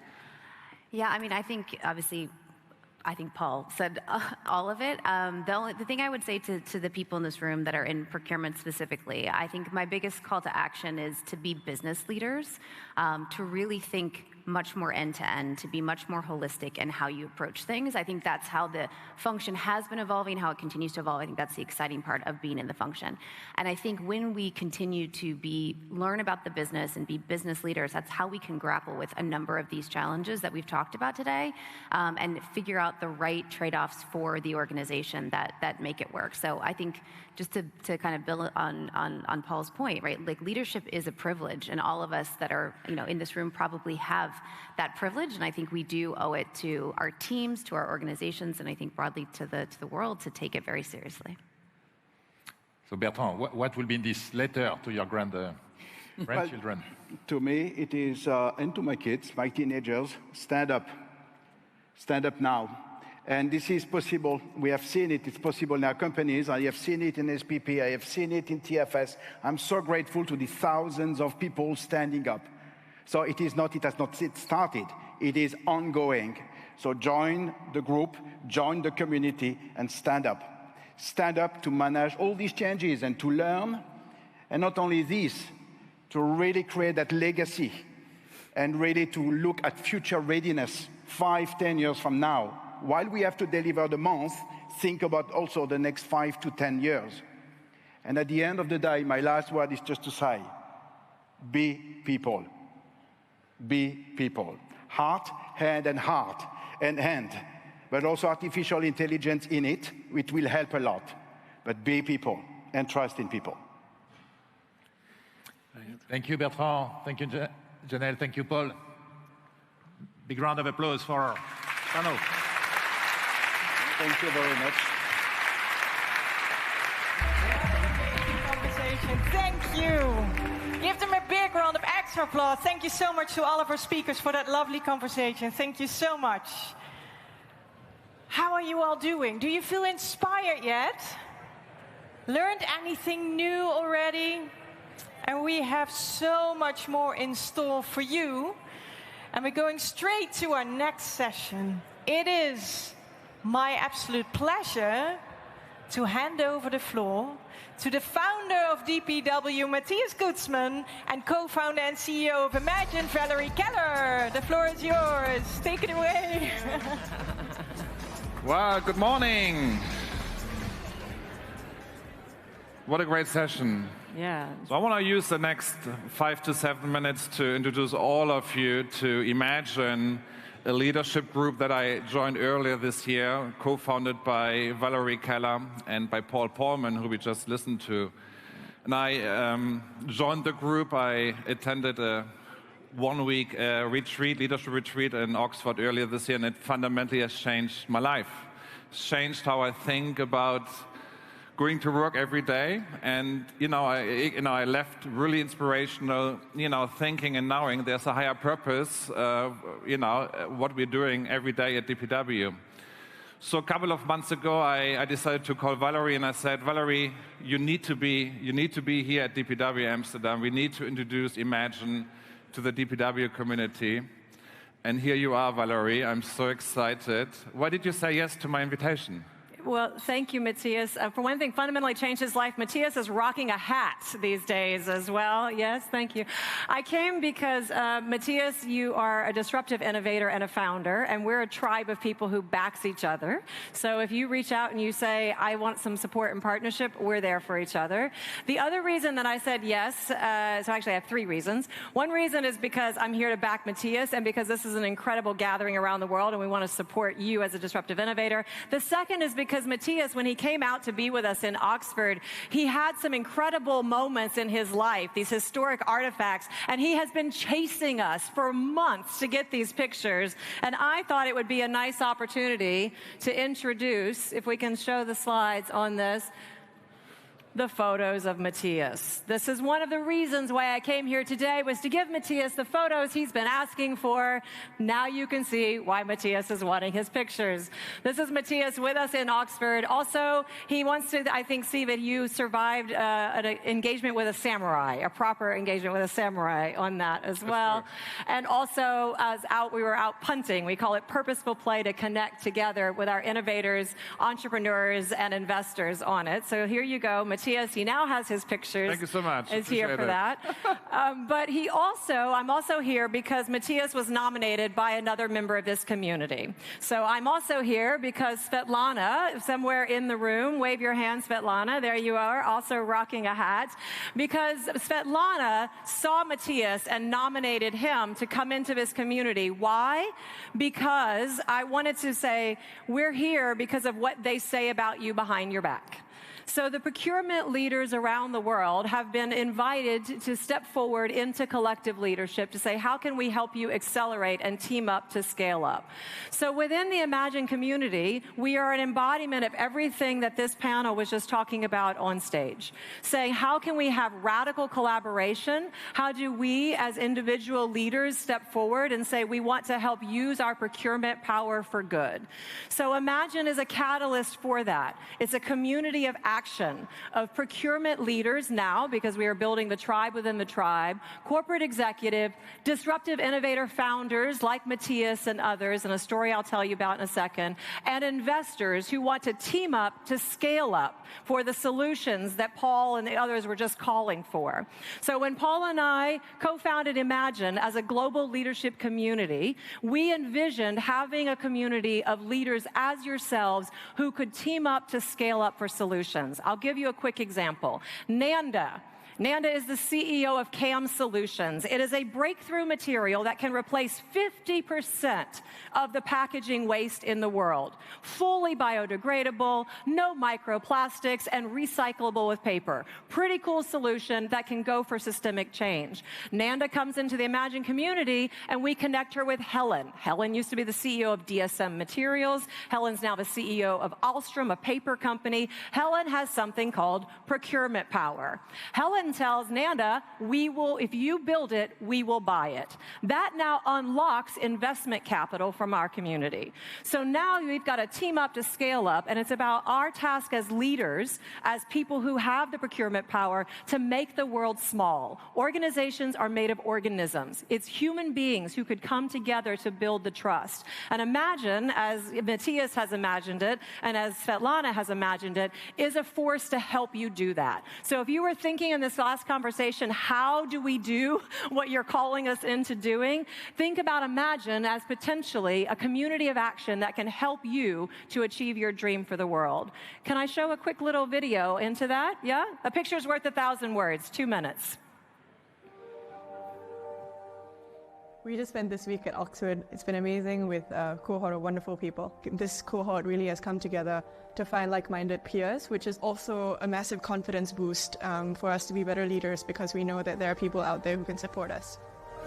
It's been a tremendous 4 days now, where we've been looking at conscious leadership in particular. We've been understanding how that can actually be applied concretely in business contexts that we're all working in. We represent leaders from all over the world in a variety of different but related industries. And what we're trying to do is really build a network that enables each of us to have more impact in the world than we'd have alone. It's important for me to be here with all of the other members of the Imagine community, firstly because to achieve any meaningful vision of bending the curve of the planet, you need allies.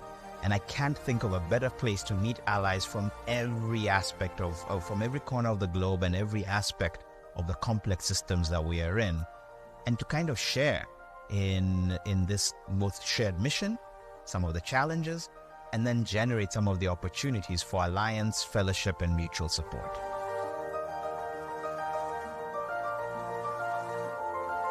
I think what's unique about Imagine is that it's a place where you can experiment and connect to colleagues in your sector over the boundaries of companies, but also colleagues in other sectors that are playing similar roles.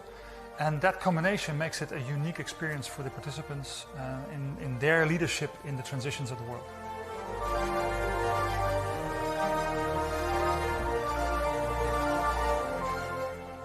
In 3 words, for me this experience has been revealing, it's been intense, and it's been extremely rewarding.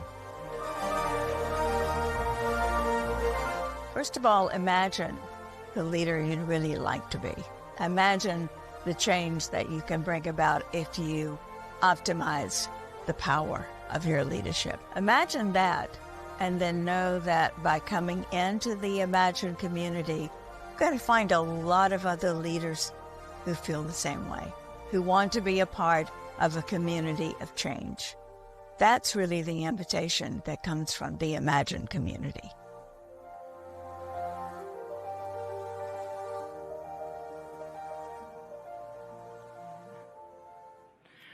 Great. Oh, wow, it brings memories back. Yeah. Memories back. Yeah, so the invitation that comes from the Imagine community, but I think it's an invitation from you, Matthias. Yes. So why did you extend this invitation? What's your dream? Look, I think we can only do things better together. There's so many challenges ahead of us, and I'm a fan of collaboration. I think we need to do this together, and bring the Imagine spirit into DPW. And, that's always been one of my key missions and visions, to break procurement of its silo and, think end to end across different communities. And so I would like to encourage all of you, and I think there is a QR code as well. Take a photo of the QR code. Speak to me if you want to learn more about Imagine. Valerie is here. Paul is also here. I don't know if he's here for the full day, but, find me 100%. Take a photo and let's talk about Imagine. I want to bring Imagine more into, build this Imagine layer, on top of DPW, because, we're all here to make the world a better place, and we have an aligned mission here.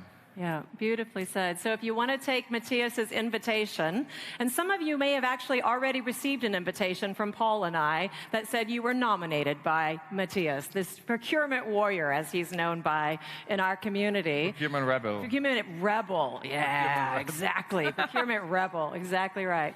And so if you also are a procurement rebel and you got this invitation to apply, we ask you to share with us, when you think about the world today, what drives you crazy and what makes your soul sing? And can you share an aha moment that shifted your perspective on life? And then we curate leaders to come out to Oxford who might be dancing together with the samurai, with the punting as you do, but it's an opportunity to team up, to scale up. So when we put you in the room, you can share your dream. We do a reverse pitch where you can stand up and say, I'm looking for a plastic packaging solution. Somebody handed me something with their product and it says the word purpose on it. They may be looking to say, how do we actually really transform our product into something that is purposeful, and who are the partners that can help do it? So Imagine can be a source for you, for your leadership, for your energy, and to make the world small so that we can team up to scale up, to help you find the partners, and as you said, the people that we like. We like doing business with people that we like.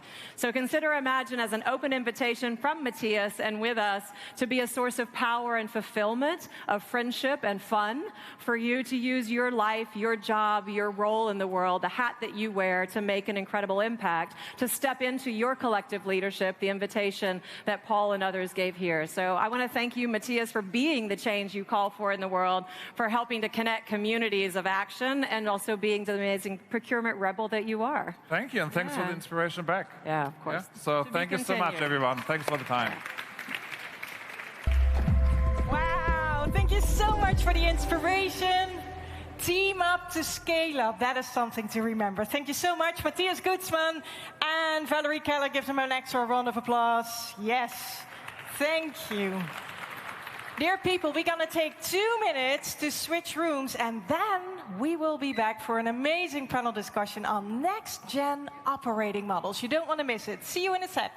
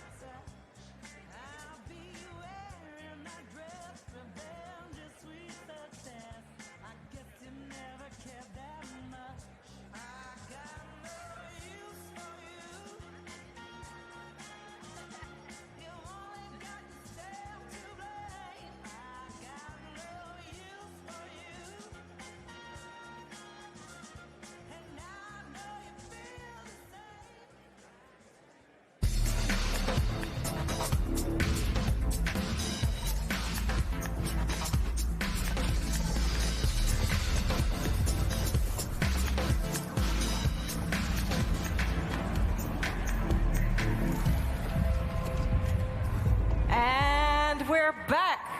How are you all doing? Sorry?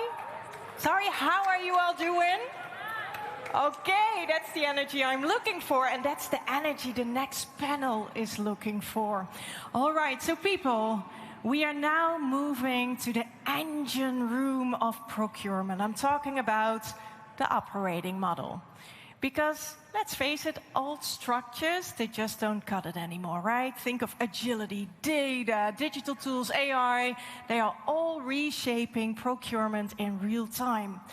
So what does the next generation of operating models look like? Moderated by Jennifer Marchiri, CPO at Google, and joined by Patrick Volk from Rush, Laila Torre from Bekaert, Eloise Epstein from Kearney. Please enjoy our next session called Next Gen Operating Models, Redefining Procurement.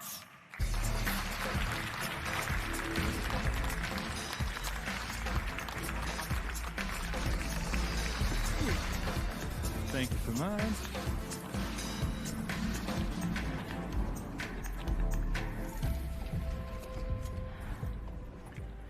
All right. Hello, everyone. And hello, panel.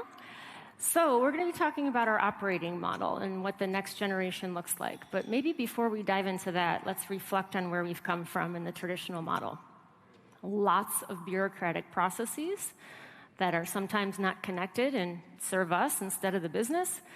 many systems that don't connect to each other and don't work for the user or maybe even procurement itself. We also have people who are evolving skills and very traditional in some of the RFQ, sourcing, category management type environment, and a culture that in some ways I would say really just serves procurement and procurement's purpose. So as we think about the next generation and how we use AI to fundamentally shift that, I'd love to hear from each of you, starting with Eloise, what do you think those foundational shifts must be from the traditional to the next-gen op model? Wow, coming in hot. Well, Why not? First off, the technology, I mean, you're going to see it today, tomorrow.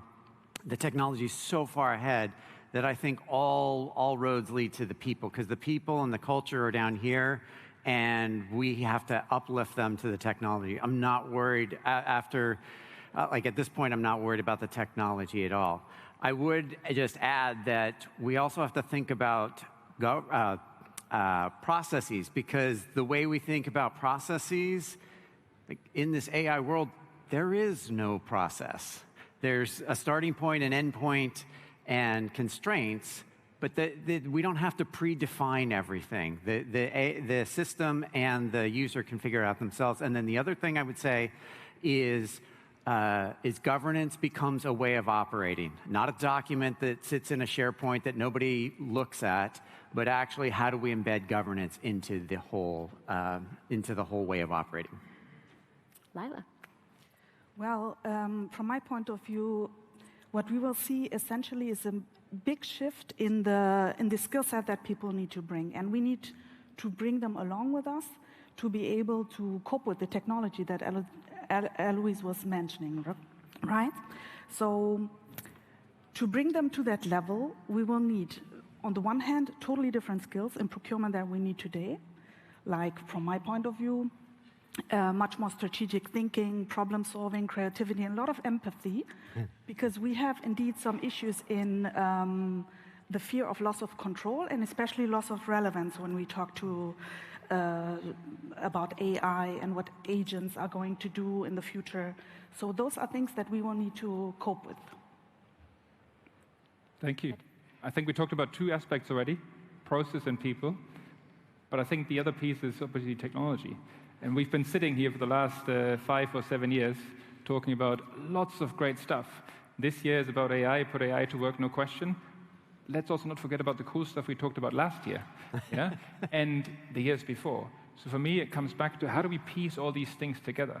And I think AI is a massive multiplier and accelerator for some of the things we discussed before, but also has its place and has its growing place. So it comes back to thinking about how do you piece these things together, and where do you stand in your journey? Can I use AI as a pure accelerator and leapfrog? Or do you need to build this into my operating model, my ecosystem, and how? So it requires a bit of thinking to not overinvest or accelerate too far, but use it wisely. That's my perspective. Yes, let's focus on the people as part of this op model. And many of us grew up in procurement, so we kind of had our own machine learning in a way of how to do the tactical sourcing, understanding data analysis. When we think about AI now automating those tasks, and those are the foundational elements, how do we think about our future leaders? How are they going to get the machine learning to actually manage the AI and ask the right prompts and governance to make them effective? Patrick, do you want to go ahead again? Sure. I think it requires a very different leader who manages a multitude of different sort of types of people or personas. Yeah? There is I think the strategic procurement person that is very relevant still to oversee and guide. There are still some transactional processes, operational processes we need people for, at least to ensure quality, for example, or certain governance. And then there's the machine and other personas, their internal and external partners. So for a leader, it becomes a greater challenge to manage across these personas. But I think also, as a leader, we need to think about who is the consumer and how do I manage that persona? Do we all want to talk just to agents, or how do I mix and create this hybrid workforce that actually satisfies the people we work for, our internal customers or our suppliers, for example? And Patrick, how do you think about that mix? I know we spoke about this earlier as in terms of human agent. How do you think about that mix now and over the next 5 years? I think it will evolve massively. So I think we'll start with a lot of experimentation, a lot of learning, and certainly also some failures. But I think the most important thing is to keep in mind who consumes what we do. The great example that I use with our organization is the personal experience we all have when we talk to the airline when a flight has been canceled.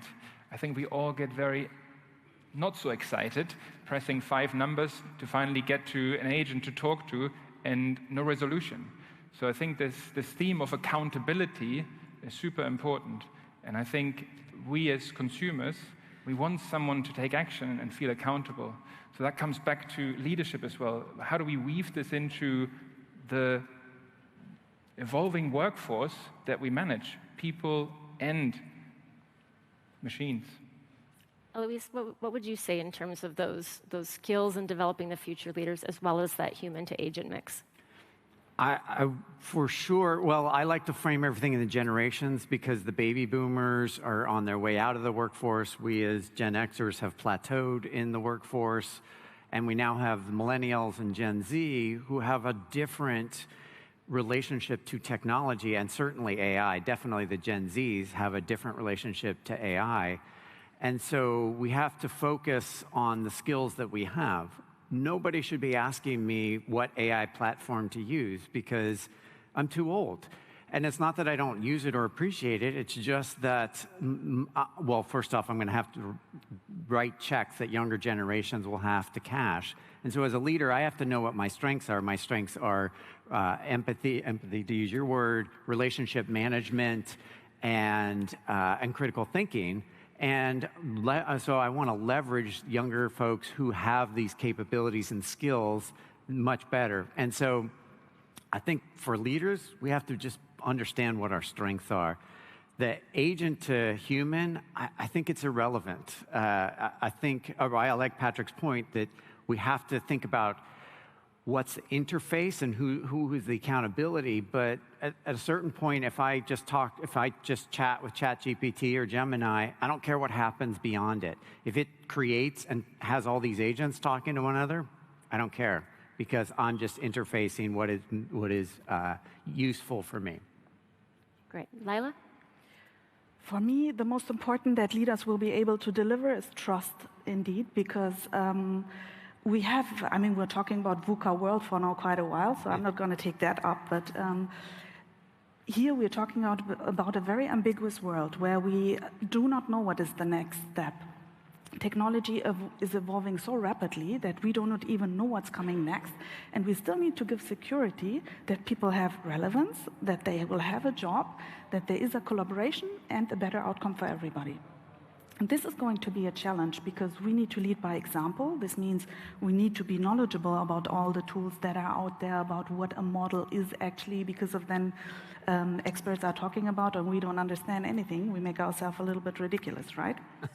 So those are challenges that are coming towards us to deliver trust, to be open-minded, and to have also ourselves being problem-solving and finding new ways for people to get other jobs, to develop, to still stay in an environment where they feel safe and where they belong to in an agentic hybrid workforce. Maybe if I can build on this very quickly, because we're talking operating model, I think flexibility and agility is the main criteria to success. If you just slot everything into silos, this is my bot army, this is my people, this is my strategic workforce, and happy ever after, I don't think that's going to work. So a lot of flexibility and agility is required because we live in such different times also. Disruption is the new norm. So how do we use the assets that we have, our people, the hybrid workforce, but also the agents, to deliver against ever-evolving expectations? So the theme of flexibility and agility, I think, is key. And if I could add to what both of you just said, is those of us in leadership positions, any leadership, even if you're a director, VP, manager, we are the last generation to have a solely human workforce. Mm-hmm. And everything's going to be hybrid from here on out. And when we have agents and AI employees eventually, HR's not managing those. That falls to us. So that's a fundamental, what you both have brought up, tenet of what is this mix and how do we all work together? And that is the work for us to figure out over the next decade. Yeah, and I think the concern is AI is working potentially more rapidly than the human mind. That really creates a unique opportunity for the managers and the governance of those agents as well. So earlier today, Kareem from Google DeepMind talked about design for impact. So as you're thinking about processes, let's shift from people to processes. I think all of us have seen a lot of great AI use cases being put on top of really bad processes. And while you want to celebrate those, they are small wins. Really, the fundamental shift is really rethinking those processes, or as you've said, Eloise, maybe you don't even have a process. But as you think about then this design for impact, like what are those legacy process structures, ways of working that we just have to let go of? Lila, you want to start? Well, we had this very interesting speech of Kareem this morning, right? Where we say, and with the example of goal, right? So there's a goal, and AI, the agent, figures out how to get to that. We, as humans, we thought about all different possibilities that have been possible so far and came up with the best solution for a process. This is why our SDP process is also so strict. And we think this is the way it should be going. But if we have only a goal, then who knows what is happening? And many people have an issue with the governance loss, or the seemingly governance loss in the process, because they say, well, we don't know what this thing is doing. But it's not that we don't know what the thing is doing, because we are defining the frame. And for example, if we have the 3-bit policy, we cannot say 100% that all humans are doing this today, but we will probably be 100% sure that the agent is going to do that. So it's even more embedded governance, and it's not zero process. It's just flexibility within a frame that comes to a process. So I'm actually very curious to know which ones are not going to be necessary in the future anymore. Eloise, I think you're at the edge of your seat on this one. Well, I'm going to take it just slightly from a technology point of view. Our entire worldview for the last 25, 30 years, and as a function, we've only been around that long, it's been source to pay. And all these processes we talk about, it's sort of baked into that ideology that it's source to pay. But set that aside, like eventually that becomes a black box. And I'm happy for it to be a black box. I think everybody in this audience would say, yes, please, thank you. We want that to be a black box, because the work then that we do is unique. It's sitting with the business, or even being part of the business, and starting to think that we have value.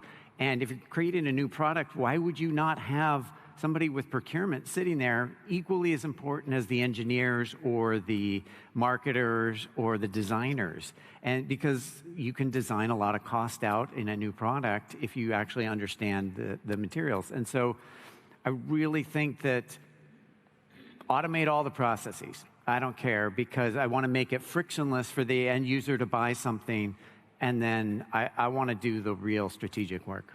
Right. And Patrick, I think you have some pretty aggressive goals within Roche around this. Do you want to share your strategy around automation? Yeah, maybe two aspects to add. First, I like really Eloise's point on the opportunity. And the opportunity here is to leapfrog. So in the past, we had to worry about data. We had to worry about process to make anything work. And I think now there's an opportunity, but to an extent, AI will figure this out. We'll just read 1,000 more documents and understand it. Maybe some of the data problems we've had will be resolved through intake. So just take better data in. AI will produce a lot of data. Maybe that's just better. So I think the opportunity word is critical here when it comes to governance. We have to think differently about our challenges and problems we had in the past and see this as an opportunity to leapfrog. I think the second point for me in terms of wider, bigger governance topics are platforms or foundations. What do I build this on? And I don't suggest just go out there and run 1,000 experiments and trial everything and then see what happens.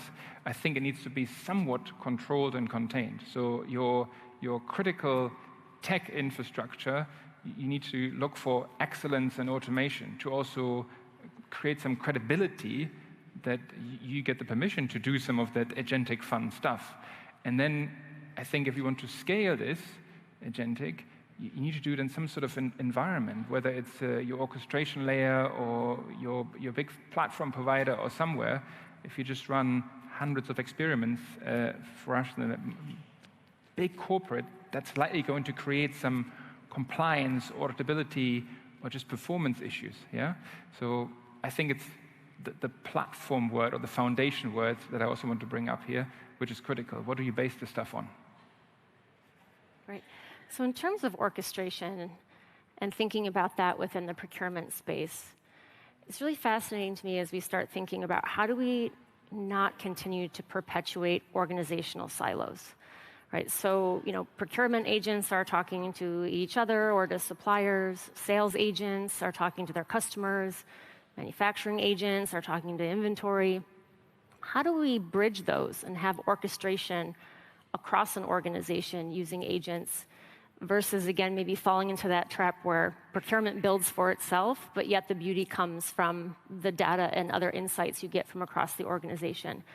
Eloise, how do you think about that in terms of preventing those silos and orchestrating broader than within procurement? So fundamentally, we have to start looking at, and I'm going to build on Patrick's point. I was holding myself back, but I'll do it now. We are in the 4th generation of procurement technology. Don't worry, I will answer the question. And when we talk about the Aribas and Coupas and Ivaluas and Jaggers of the world, they're generation 2. And all of the point solutions that were reflected in the spider map were generation 3. And we're now in Gen 4, which is the new platforms that are being built around AI or AI native. And so what can you do with an AI native platform? Well, it comes back to orchestration. Now we can federate to all of our suppliers, to HR, to finance in ways that we used to have to manually plug in or get somebody to code this API to that API. Now AI does that in the background. And so this is why we really have to think about generation 4 systems. And they're being built, and you're going to see some of them today. You'll see some of them next year, because they haven't even been imagined yet. But fundamentally, they're going to be built around the core AI platforms like Gemini and OpenAI and Anthropic. And that's what's going to allow us to do that. Great. I'm happy to build on this, yeah. I think the one critical aspect for me is that we don't fall back into the trap of doing this for procurement or with a procurement mindset. Yeah, if we start using AI to dictate what our customers have to buy, I think that's going to be a massive challenge. Think about using a travel booking agent to maybe identify an optimal flight for you. Great. If the agent that says, you're going to fly to X, have fun, I don't think anyone likes this. So how do we use this for the people we enable, the people we serve, to make their life easier without overpowering them or have procurement outcomes in mind? I think that's the challenge. We can use it to drive efficiencies, to do more, better, and everything, but it needs to be first and foremost for what the corporate, the company, or the business requires, rather than for procurement, for example, to collect better data. Lively, I think you're also a believer in orchestration. What's your thoughts on this? Yeah, absolutely. And I wanted to add on what Patrick was saying. This procurement for procurement was long enough, really. And we were talking about this last year and the year before already. And here it's broken up finally, because we need to think about enterprise structure, and we need to be an enabler for the enterprise to get more out of it. So collaborating even further with other functions that potentially will all disappear, but to get something more out for the enterprise as a whole. Maybe just one additional sentence, because I feel we haven't fully answered your question in terms of the silos. I think it comes back to what I said at the beginning. You need a bit of a plan, an idea how you want to use the different assets available, how and where to use the humans, and then what I just said, have a bit of a purpose. What do you do this for? Why do you bring technology? Do you want to drive efficiencies, greater outcomes, whatever it is? But have the end customer in mind. I think this is sort of how you, in my opinion, avoid silos. So in terms of internal roadblocks to really unlocking this next-gen operating model, what do you all see in terms of the top 1 to 2 things that are maybe preventing the advancement of this? What would you... Eloise is laughing. I think she wants to go first. No, go ahead. no, I don't have to go first. No, please. I'm going to say the controversial thing. I think CIOs are holding the IT organizations, and procurement are my people, so I don't, I'm not opposed to offending CIOs. And if CIOs were really doing their job, we wouldn't have chief digital officers, but that's a whole other argument. But essentially, they have to drive and allow us to innovate within, like, one way or another, AI is coming into every function in every enterprise. And I admit it's overhyped, but at a certain point, once it's baked into every organization, then we are going to do all the things that we've been talking about. And so the biggest impediment, I think, is IT releasing this. And I would also just go back to the leadership. And I would challenge everybody or inspire everybody that is a leader in here or a future leader to really embrace this, because this is not blockchain 2.0. This is not an overhyped technology. This is changing society. And so the sooner we get ahead of this and involved with it, then the better. Just build on this very quickly.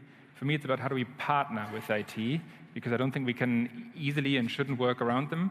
But how do we partner, and how do we use both our strengths? ERP platform data versus our business knowledge and creativity and the excitement while we're all here. The other point I wanted to make is the challenge that will come next year or year after, when we all have to prove the value of AI. Yeah? And how do we demonstrate this? And the second biggest challenge then is, what do we do with what we have generated as an outcome? Do we invest in growth? Do we grow procurement? Or do we take cost out? And how do we do it? So I think the challenge of the future may be even greater than our immediate challenge to get started, because we somehow need to demonstrate what we've done with the stuff that we've invested, and how does it take us further and forward. Yeah, and on top of all, we cannot forget the people, because on the one hand, we have IT and procurement, of course, that need to collaborate. I agree on that, absolutely. But we have a lot of people that are going to have very changing jobs, or no jobs, or different jobs. So we need to think about that very thoroughly, what kind of plan we have for our organization to develop towards, that we do not lose all those people, emotionally or physically or whatever. Yeah. I think change management and really articulating this business case to our executives and the CIO is critical for the next few years. Well, thank you all. Loved all the insights. Appreciate it. And let's see where we are in the next 5 years. Thanks.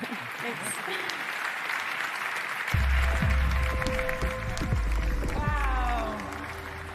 What an amazing conversation we just had here live on stage, DPW Amsterdam. Amazing. People, we are coming back in a couple of minutes. We just need a couple of minutes to get all set up for one of the most exciting sessions during DPW. I'm talking about the DPW Awards. You really don't want to miss it. So I see you in a couple of minutes back here.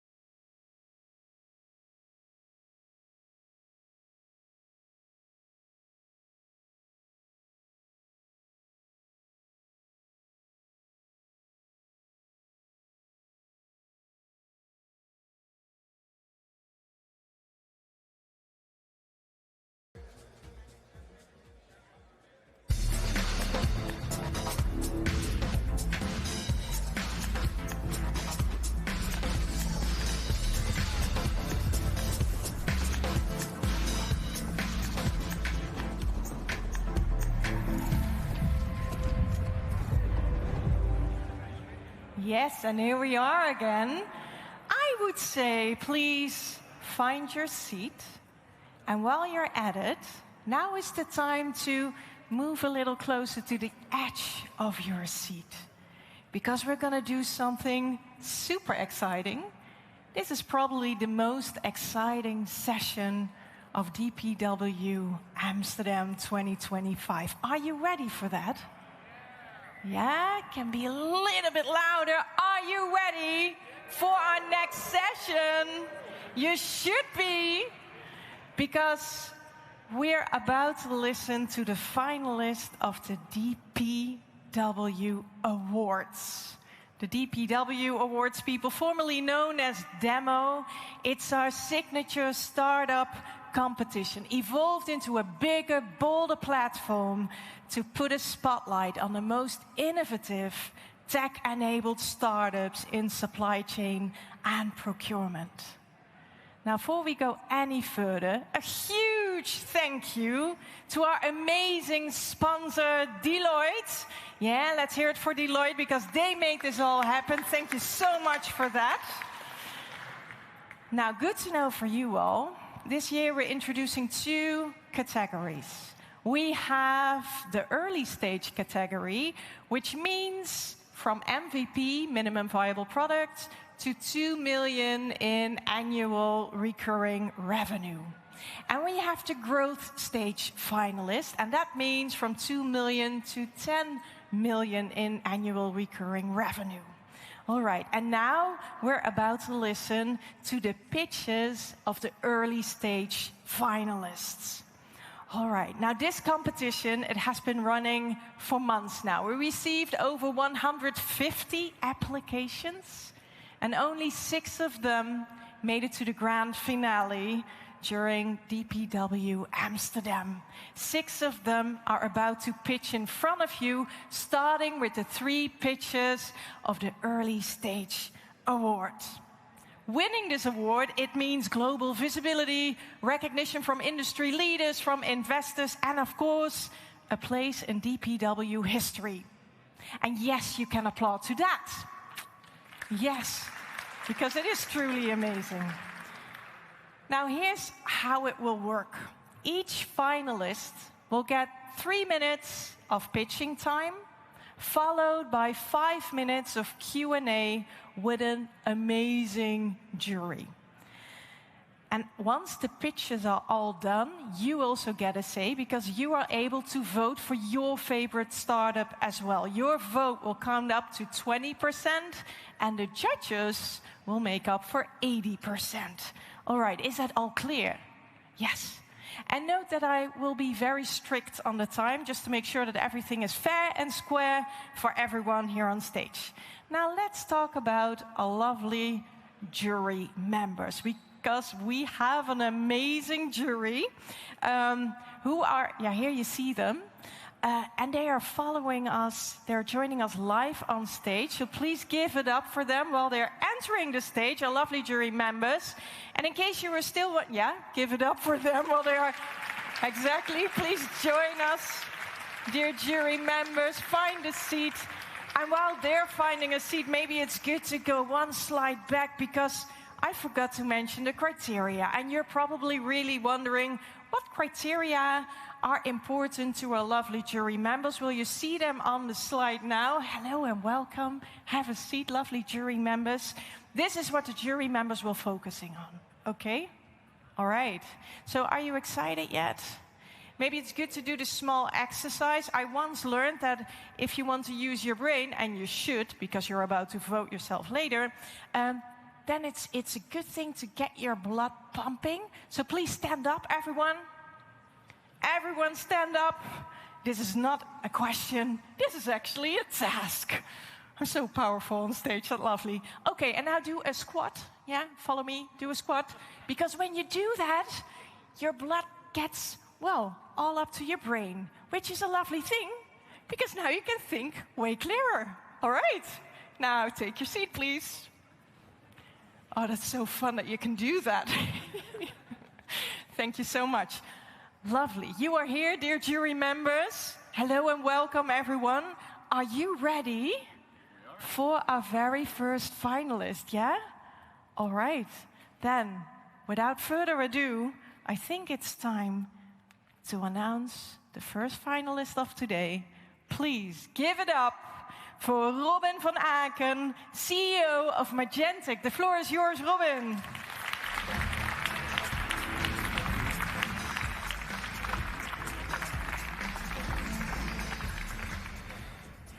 Thank you all for being here. Procurement is hard. This is the Nasir tablet.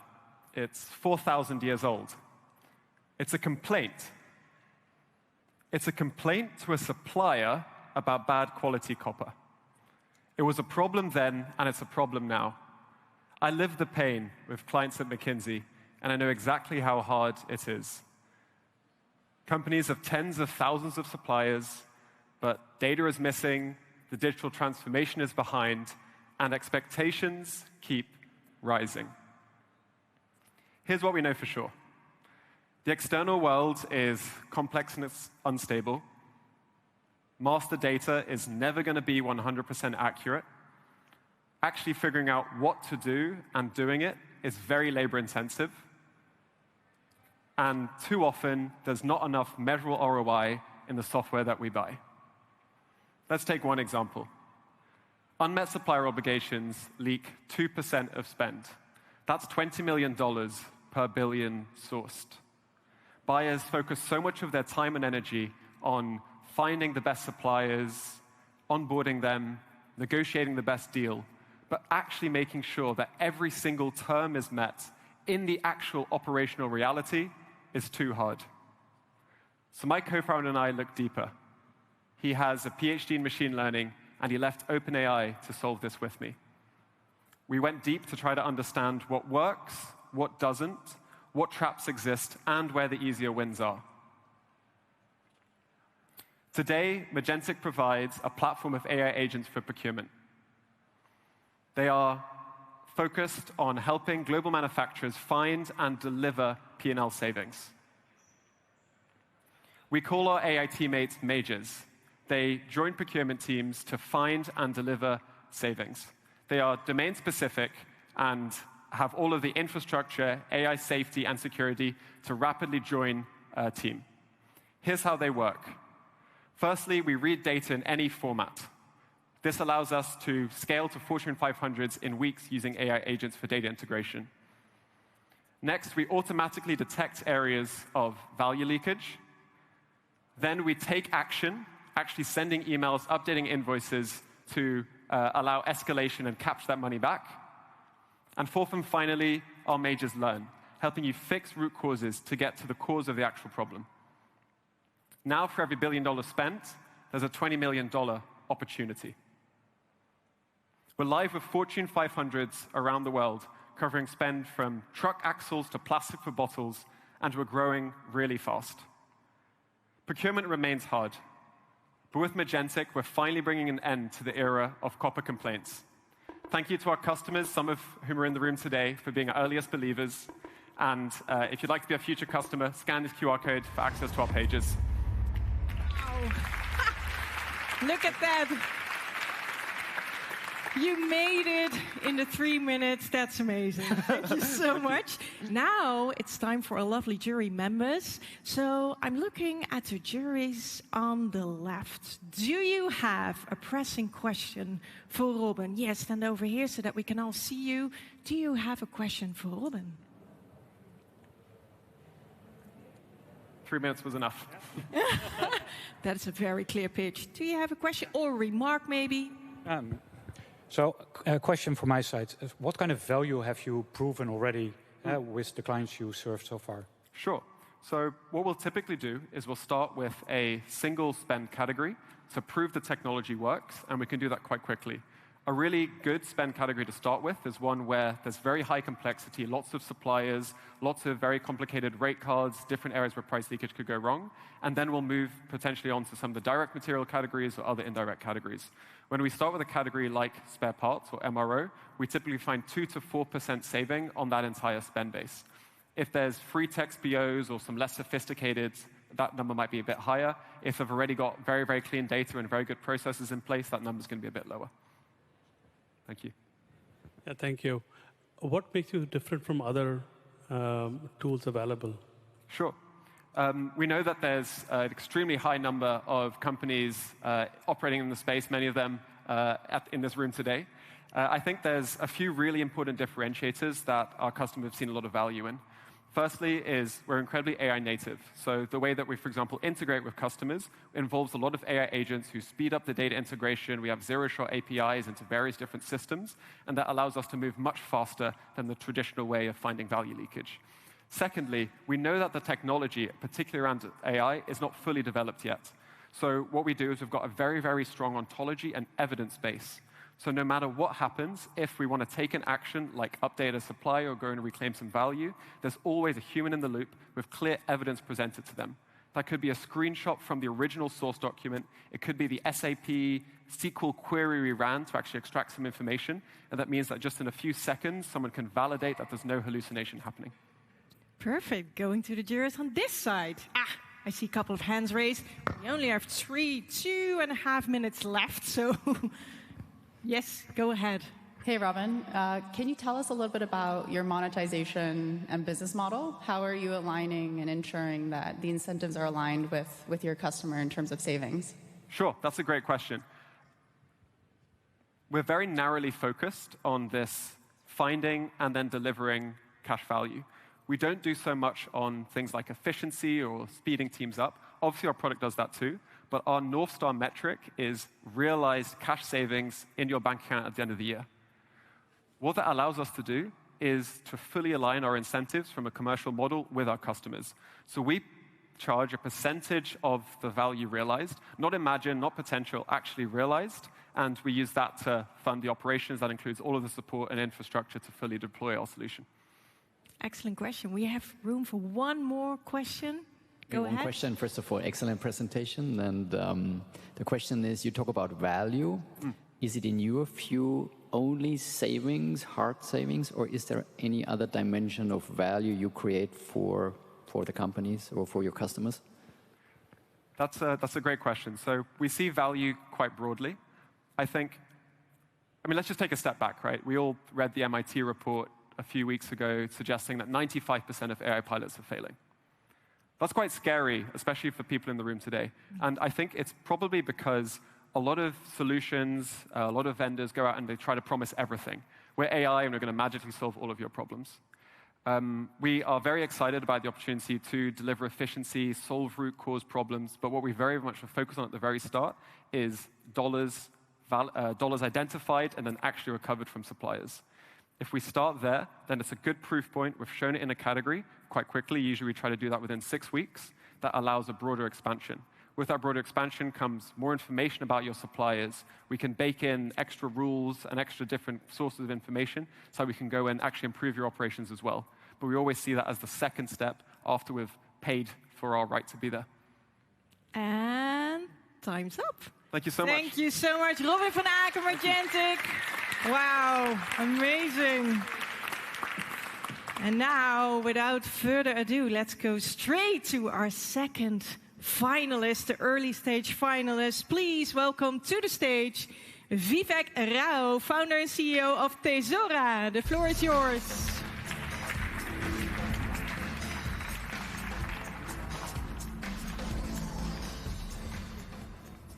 Hi, everyone. My name is Vivek, and I'm the CEO of Tesora.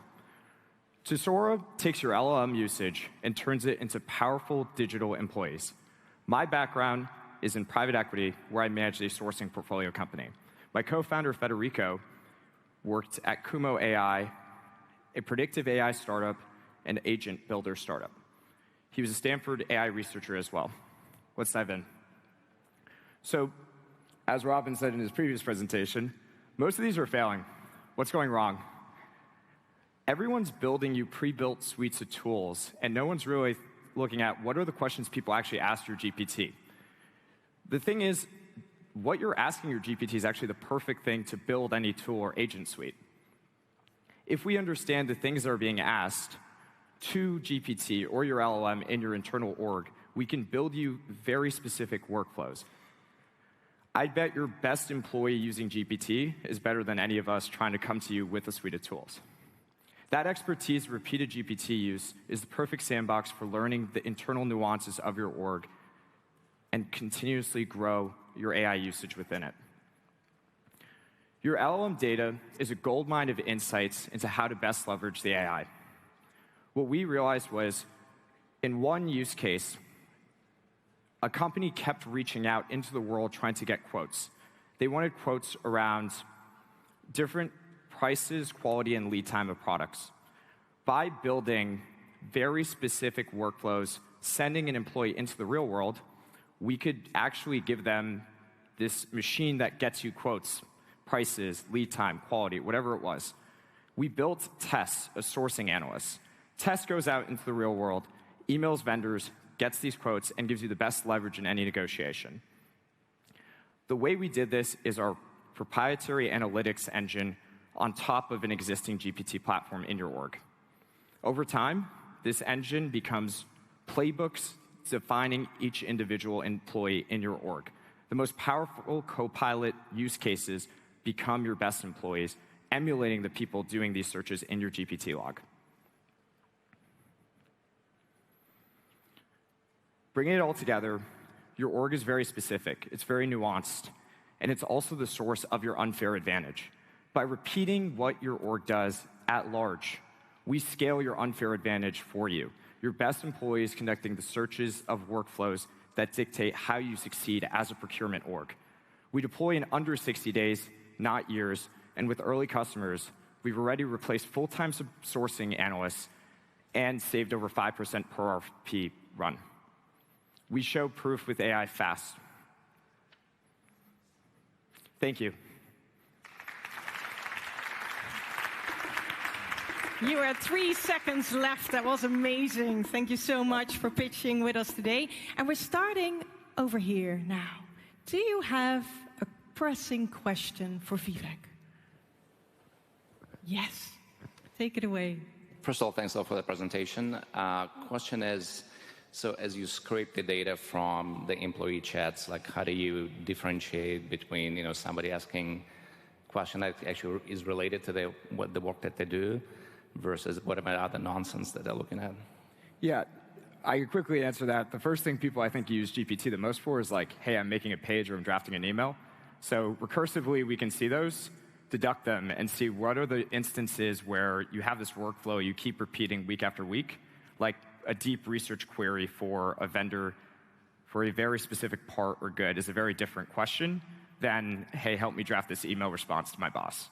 So we can deduct those and recursively figure out what are those use cases that actually lend to savings. Is that an answer to your question? Yes. Yep. Thank you. Going that way, do you have a question? And please stand over here so that everyone can see you in the... Yes, that's better. Go ahead. A quick question, Vivek. Would you call yourself a technology company or a functional company? Could you repeat that? Based on the problem you're trying to solve, would you call yourself a technology company or a procurement functional company? I think what we're building is an analytics engine, so it's more in line with the technology company, but we're applying it to procurement and sourcing. Thanks. Go ahead. Thanks a lot, Vivek. Super cool tech. What I like about it is, as a CPO, we struggle to figure out how to inject AI into the day-to-day operations of our teams, right? So this seems like a really natural step. My question for you is, how do you see the tech for the long term? What are the potential paths? How does this grow? What's the future look like for Tesora? Future, I think first we want to just go into your organization, show you value, and build you these employees. Over the long run, what's really interesting is we're basically building skills that you could download across organizations. So if everyone's searching for vendor goods or sending someone out into the world, like if all of a sudden, you have this agent or employee that could go out into the world, ask for 1,000 quotes from 1,000 people. At some point, it's just going to be your data interacting with vendors, and then vendors will have some sort of employee responding, which is just their data responding to you.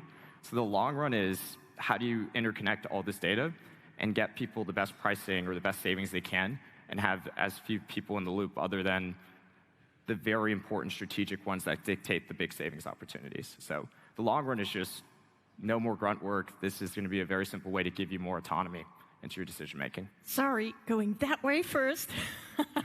Maybe I'm getting back to you. Go ahead. Hi, congratulations for the presentation. Very interesting. You are focusing on sourcing at the moment. First of all, I would love to understand if you are looking to expand. And also, what's your proprietary data on sourcing? Do you have anything that others don't have that makes your solution better? And are you targeting a specific customer segment for that? So I would first state by saying we don't have a proprietary vendor database where we're just going to them and trying to get you better quotes like a lot of people here. What I think we have that works really well is our suite of analyzing your LLM usage. That's our proprietary engine where we can understand, like that thing I was explaining earlier, like recursively, how do I deduct finding those use cases? We developed a very specific tool to determine that. For sourcing is one of the first use cases, but this could extend to a lot of things. Like you could, in theory, also do CLM. You could do a lot of different topics, and it's just a matter of what are people using their GPT for? What's the workflow they do internally, and how do you replicate it with an agent or employee from them talking to GPT or an LLM? Yeah. Real quick, do you have a short question? Sure. How many paying clients you got currently, and who in that company was the most difficult to be convinced for your solution? Who in the company? Both questions? Yeah, the ones who are paying clients, who in that company had to be convinced to use your solution? So we're still early, we're under 10, but of the people we are selling to, the hardest pain point usually is just sending a virtual employee into the real world, like with sourcing. I think it came down to them, they were willing to trust us on indirect and a lot of the spend categories where it's like less relationship-based. To convince them, we started with, we're going to look at how you engage with people and then replicate it verbatim and just learn your style. Kind of like when you're talking to GPT, like match my tone, same exact thing. It looks at your email correspondence and then does this over time. The idea is it's just scaling. But yeah, but convincing them to get comfortable around, hey, I'm sending a machine into the world that represents my company. And time's up. Excellent. Thank you. Give a big round of applause. Feedback house. Thank you so much. Oh yeah, hand it over, please. All right. And now for our final early stage finalist, please give a very warm welcome to Gautam Pasari, founder and CEO of True Value Hub. The floor is yours. Thank you. Hello, everyone. I am Gautam Pasari, founder and CEO of True Value Hub. Most manufacturing companies spend about 50% of their revenue on direct material procurement. Direct material cost savings are among the top targets for their procurement team. Yet, today, direct material procurement is done over emails and spreadsheets. Buyers lack visibility into what are the key cost drivers for the products what they are buying. This is a huge blind spot, resulting in manufacturing company paying on an average 30% more than they should. This is where True Value Hub solution fits in. Our patented AI-native solution helps buyers identify what is the true cost of manufacturing a product at the supplier. Now, just with a few clicks, the buyers can identify what the product should cost, what the product could cost if an alternate supplier, alternate manufacturing process, alternate material is used, and what is the best cost for the product when DFX methodologies are applied. Buyer can invite other team members or suppliers for them to collaborate on the solution. They can identify alternate suppliers from a database of about 350,000 suppliers globally, and they can run automated ERFX events. So here is an example of a product which was sourced on our solution. So this is a complex assembly with 100+ different components made of casting, machining, sheet metal, different type of parts, manufactured with tens of different grades of material, hundreds of different specs and manufacturing process steps. Our tool was able to take this complex assembly and create a very detailed should cost model, including latest duties and tariff, in less than 10 minutes. The resulting effect was the buyer was not only able to mitigate the price increase from the supplier, but they were also able to achieve $150,000 in cost savings from this exercise. Most of our customers range from Fortune 100 to large and medium-sized companies with spend in mechanical, electromechanical, and electronics. We are a superstar team with deep expertise in procurement, technology, and engineering. What the team has done is we have tackled a very complex category, and we are enabling procurement teams to do more, drive better results with fewer resources. Thank you.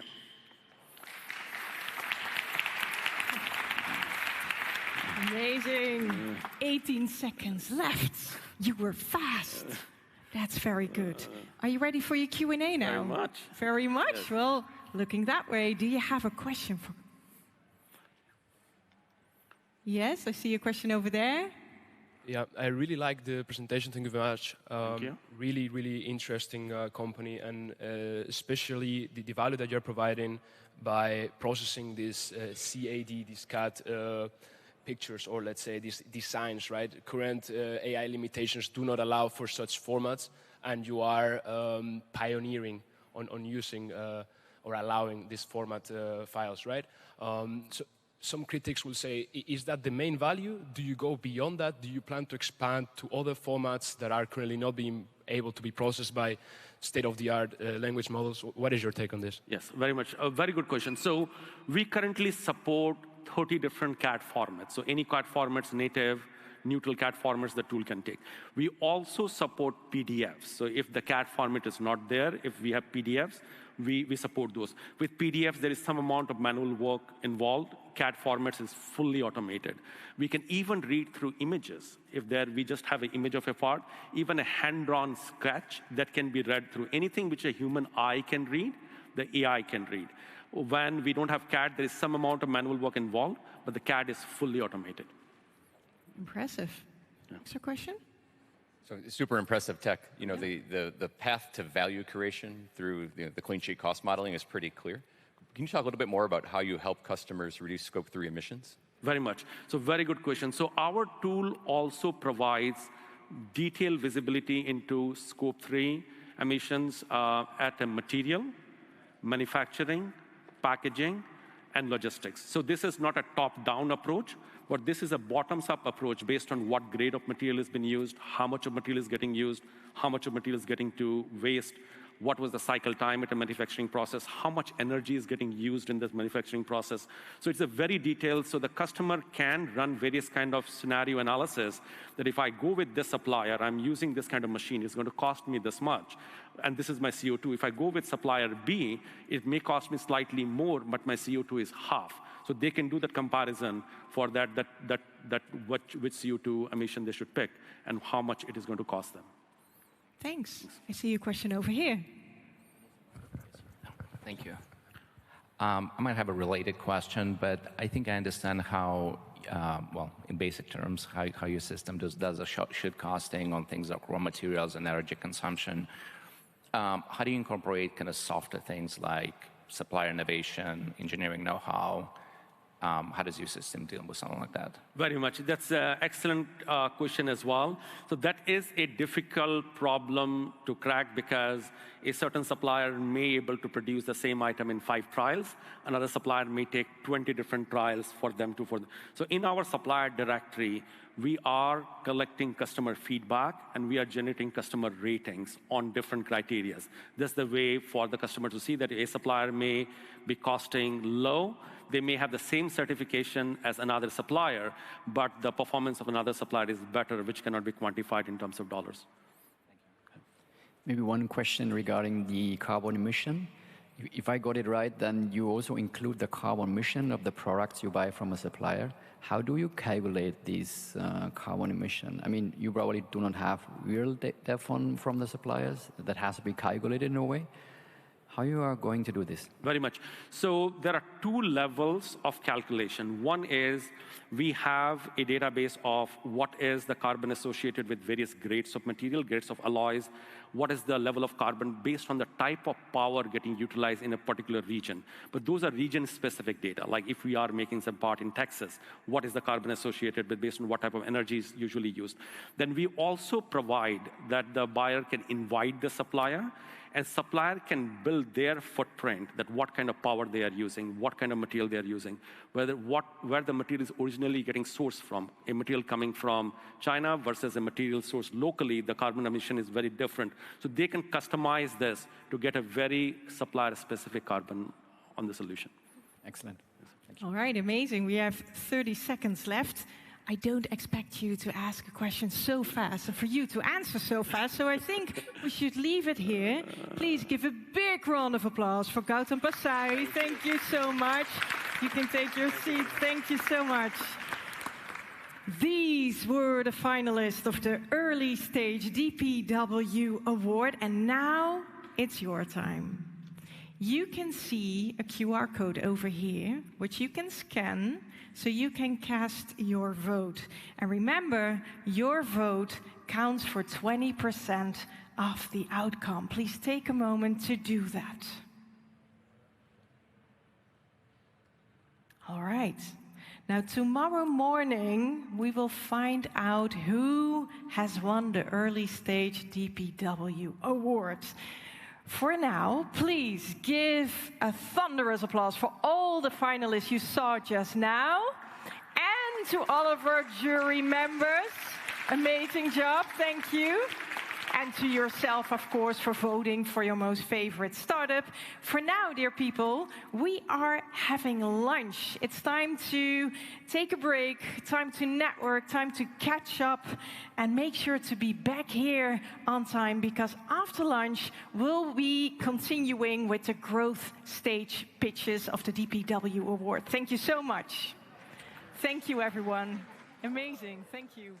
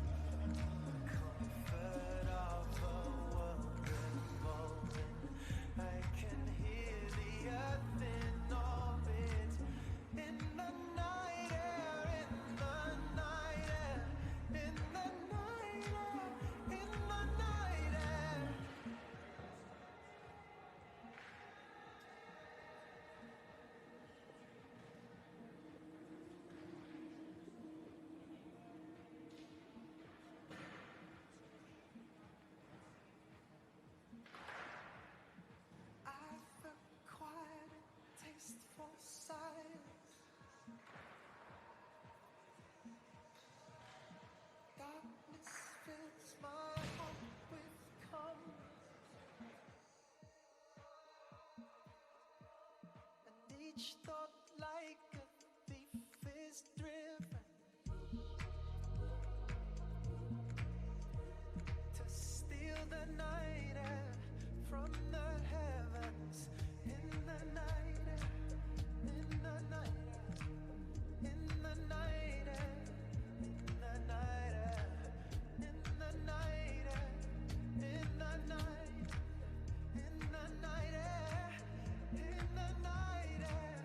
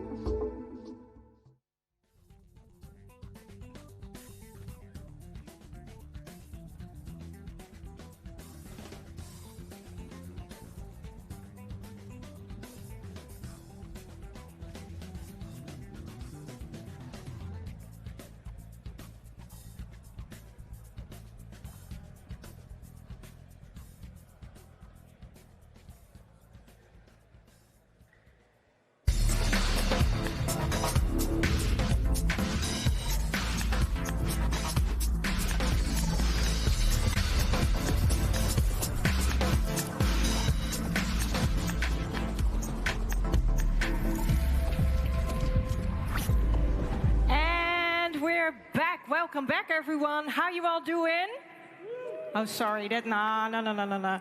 You had lunch. There should be more energy now. So how are you all doing? Yes. So who joined us before lunch for the early stage finalist of the DPW Awards? Show of hands, please. Yes, okay. And who's new to this competition? All right. Well, then let's give you the summary. So, dear people, and please come to the edge of your seat, because this is going to be very exciting. All right. The DPW Awards, formerly known as Demo. It's our signature startup competition, evolved into a bigger, bolder platform to put a spotlight on all these wonderful tech-enabled startups focusing on supply chain and procurement. We have two categories, people. We have the early stage finalists and the growth stage finalists. And just as a reminder, early stage was MVP, minimum viable product, to 2 million in annual recurring revenue. And the growth stage finalists, they are all about 2 million to 10 million ARR. All right, before we go any further, let's have a big thank you to our wonderful sponsor, Deloitte. Yes, let's hear it for them. They made this all possible. All right, are you ready? Yeah. I feel the energy. It's pretty exciting. That's amazing. So, this competition has been running for months. We received over 150 applications. 6 of them are pitching live in front of you. 3 of them already did that before lunch, and the other 3 are the growth stage finalists, and they are about to pitch in front of you all. All right. Now, this is how it works. Each pitcher, each finalists will get 3 minutes to pitch their startup, followed by 5 minutes of Q&A from our lovely jury members who are about to join us. And you get a say too, because after all the pitches are done, you can cast your vote, and your vote counts for 20%, and the jury's decision for 80%. Is that all clear to you? All right. I think it's now about time to show you who our lovely jury members are. Here you see them, and now they are joining us live on stage. Please give them a warm welcome as they find their seats. Lovely that you're joining us again. Please find your seat. And while our jury members are entering the stage, maybe it's good to have a look at the criteria our jury members will be focusing on. Here you see them on the slide, the criteria that the jury members think are very important in each startup. All right, here are our jury members. Great, welcome back. Please have a seat. Now, I did this short exercise during the early stage competition, and I thought maybe it's a good idea to do it again. Please stand up, everyone. Stand up on your feet. Yes, that's not a question, it's a task. Because we want to see your blood pumping, because if your blood starts pumping pretty fast, your brain is on. And I need your brains to be on to really listen to our competitors. All right, so in order to do so, please follow me and just do some squats. Yes, everyone, do some squats. Yes, can you feel your blood pumping already? Going straight into your brain? Yes. Now, are you ready? Yay! Perfect. Please take your seat again. And now, are you ready? Dear members of the jury, are you? You ready for our very first growth stage finalists? All right. Then, dear people, without further ado, can I have a very warm welcome for our first pitcher of today, Spencer Penn from Lightsource. The stage is yours, Spencer. Hi.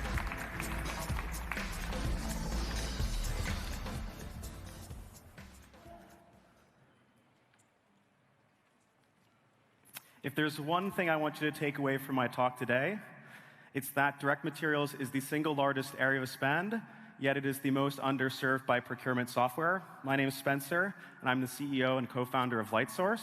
But before that, I spent most of my career at Tesla, where I helped lead a program called the Model 3, which was Tesla's first mass-market electric car. What I found very quickly was that we were sourcing $30 billion of car parts using spreadsheets and emails, and that just drove me absolutely nuts. Because upstream, the engineering team had the PLM, their system of record, where they stored specs and requirements and CAD designs. And then downstream, we had the ERP, which is the finance team's system of record. And in between, we were stuck with kind of two bad options. One was Excel and email, which is the devil we all know, or we could get a legacy indirect S2P solution and fit a square peg into a round hole.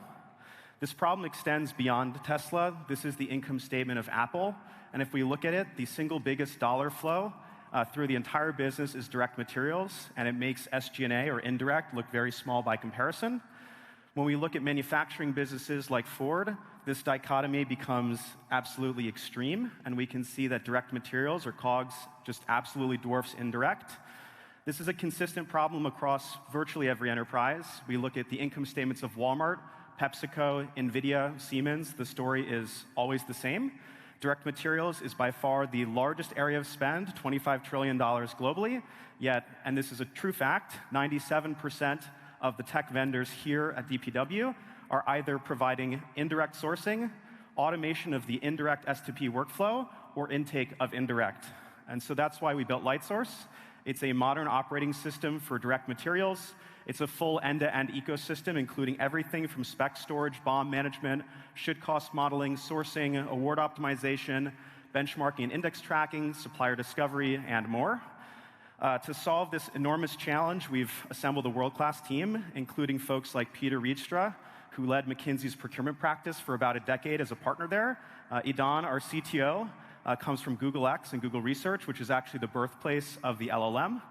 We serve enterprise customers, Fortune 500 and Global 2000, really successfully. Our ARR is up and to the right, over 200% NRR, so expansion retention. These are actually screenshots from our most recent quarterly board deck, but I've scrubbed the numbers. We're used across 100 countries, and we just recently announced one of the largest Series A financings ever, $33 million at $130 million valuation. You've probably seen us in the press. The New York Stock Exchange says we're on the path toward an IPO. We're recognized by thought leaders and customers alike. And with that, I invite you to join us in our mission to give direct materials the kind of technology that it finally deserves. Thank you. You see that? Yeah, on time.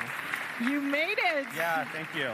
Please join me over here, Spencer, so we can all have a clear view of you while you're getting ready for a Q&A. How you doing? I feel great. I hope that everybody here listens to their podcasts at 2x speed normally, because then it'll make 3 minutes is tight. Yes, absolutely. Are you ready, dear members of the jury? All right. Then I'm going to start over here. Do you have a question for Spencer?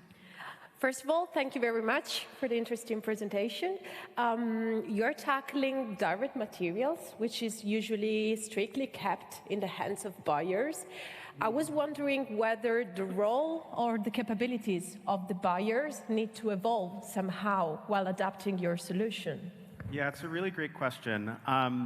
The short answer is very little. I feel that you can either change people's process or their technology, but not both at once. So what we really do is bridge between the PLM, which is the spec repository. For non-discrete manufacturing, we can be kind of that PLM, storing specifications and requirements. all the way through to the ERP. And so we'll bring to a single table the procurement teams, the finance teams, the quality teams who are doing things like PPAP and APQP, the finance teams managing BOMs, in a single table with the supply base as well. And so they're doing the same kind of work that they're doing typically through spreadsheets and emails, and it's a nightmare. It's like 2,000 emails just to figure out which supplier at what price is the price fair. And so we try to build an enterprise solution that's flexible to the architecture and process that they already use, similar to like a Palantir with a flexible ontology. So yeah, great question. All right, we have another question over here. Thanks for the presentation, and your solution looks fantastic. Thank you. The question would be, what are the biggest barriers you are facing if you are in contact with big corporates like, maybe let's take Siemens? It's a very good question. So we actually, I can't actually say. We know Siemens very, very well, and I think there will be an opportunity to work with Siemens. The biggest challenge we face is that people try to shoehorn us into the S2P process. Now, I have a bit of a controversial take. I think S2P has been the greatest detriment, actually, to direct materials making progress in the last 20 years.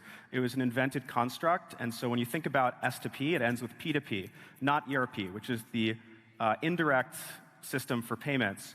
And so when you have every technology vendor puts the roadmap in the terms of S2P, when Siemens runs an RFP, they're thinking about S2C and P2P.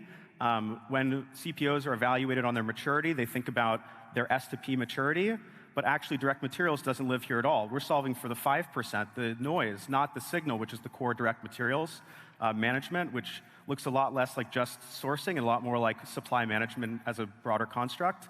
And so I think that's the biggest challenge. When we're put into an RFP process ourselves, we don't check like every box that they're used to, but realistically, we want to try to create a whole new category which is focused on direct materials, which again is not necessarily here at this conference.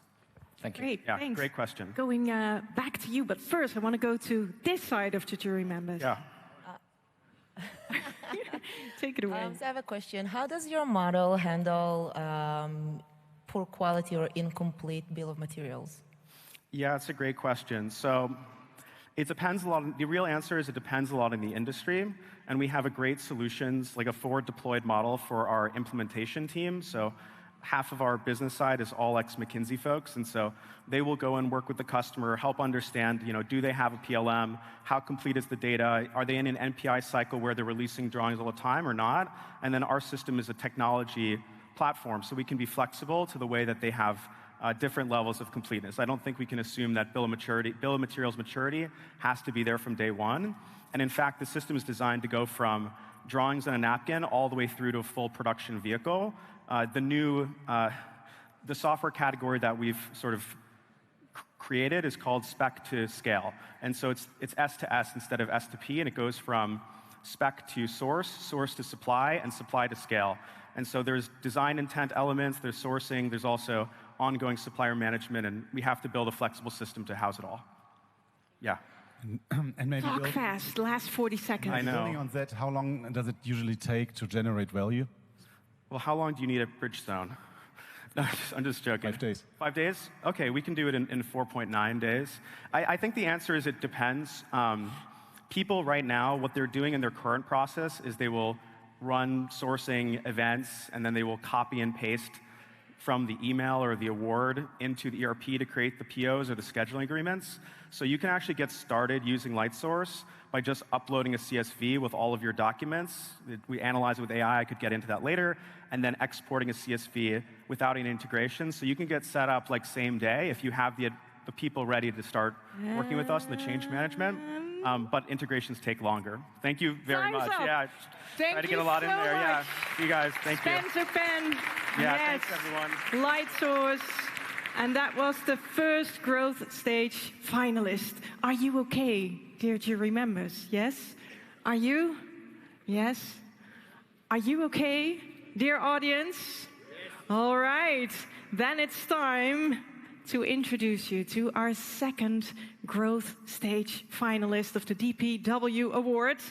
Please give a very warm welcome to Lucas Waverla from Arclet. floor is yours. Go ahead. Hi.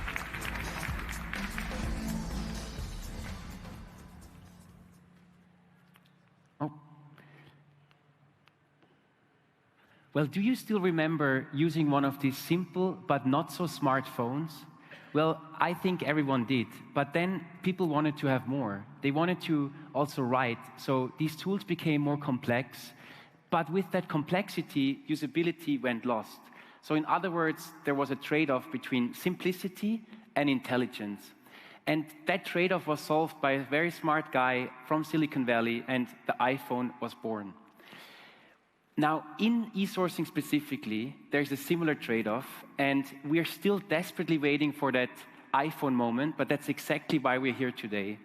Very warm welcome from my side. I'm Lucas. I'm one of the co-founders of Archlet, and today I guide you through the journey how we make your e-sourcing and e-auction experience more AI-guided. Let's have a quick look into the e-sourcing tool landscape, because that trade-off I just explained actually also exists there. You have first-generation legacy systems who are smart, who are simple, but don't leverage latest technologies. And you have very advanced sourcing optimization tools who are so hard to use that you either use a consultant or you need a lot of training. In the end, both solutions don't add enough value for the end user, and everyone goes back to Excel spreadsheets. And this is exactly why we're here today, because Archlet is actually solving that trade-off as well. We are the e-sourcing and e-auction platform combining both simplicity with intelligence, and we make e-sourcing and e-auctions effortless through AI guidance and automation. Let's get a bit more concrete, and let me introduce you to our agent, Spark. So instead of you wasting time setting up RFPs, RFIs, or auctions in hours, Archlet Spark actually does that for you. Just drop all your files in, is it a Word file, an Excel file, or whatever, and we will do the work for you. Our clients, such as Total Energies, claimed that to increase their efficiency by more than 50%. Thanks to our negotiation agent, you actually drive savings because Archlet Spark prepares the best possible negotiation for the right supplier at the right time with the right data. But that's not all. We actually also recommend e-auctions. So instead of you worrying what e-auctions you should take for the next step in your RFP process, Archlet Spark actually actively recommends you the right type and for the right areas to execute your e-auction in the best possible way to, in the end, drive savings and efficiencies. This is a proven concept. We have more than 70 enterprise clients. We work with PepsiCo and Walmart, but also we have plenty of clients here today, such as Ilona from Givaudan, who's planning to exchange 2 legacy e-sourcing tools with Archlet, and Mitch from Sazerac, who claims that Archlet is truly the Apple of e-sourcing. So visit us at booth number 12, just around the corner. Come by for a demo or some Swiss chocolate. I tell you, we're the last e-sourcing tool you will ever need. Thank you for listening. Great job. How are you feeling in front of this amazing crowd? Nice. Yeah? Yes. I was obviously nervous, but it's great. Nervous? Oh, you couldn't tell.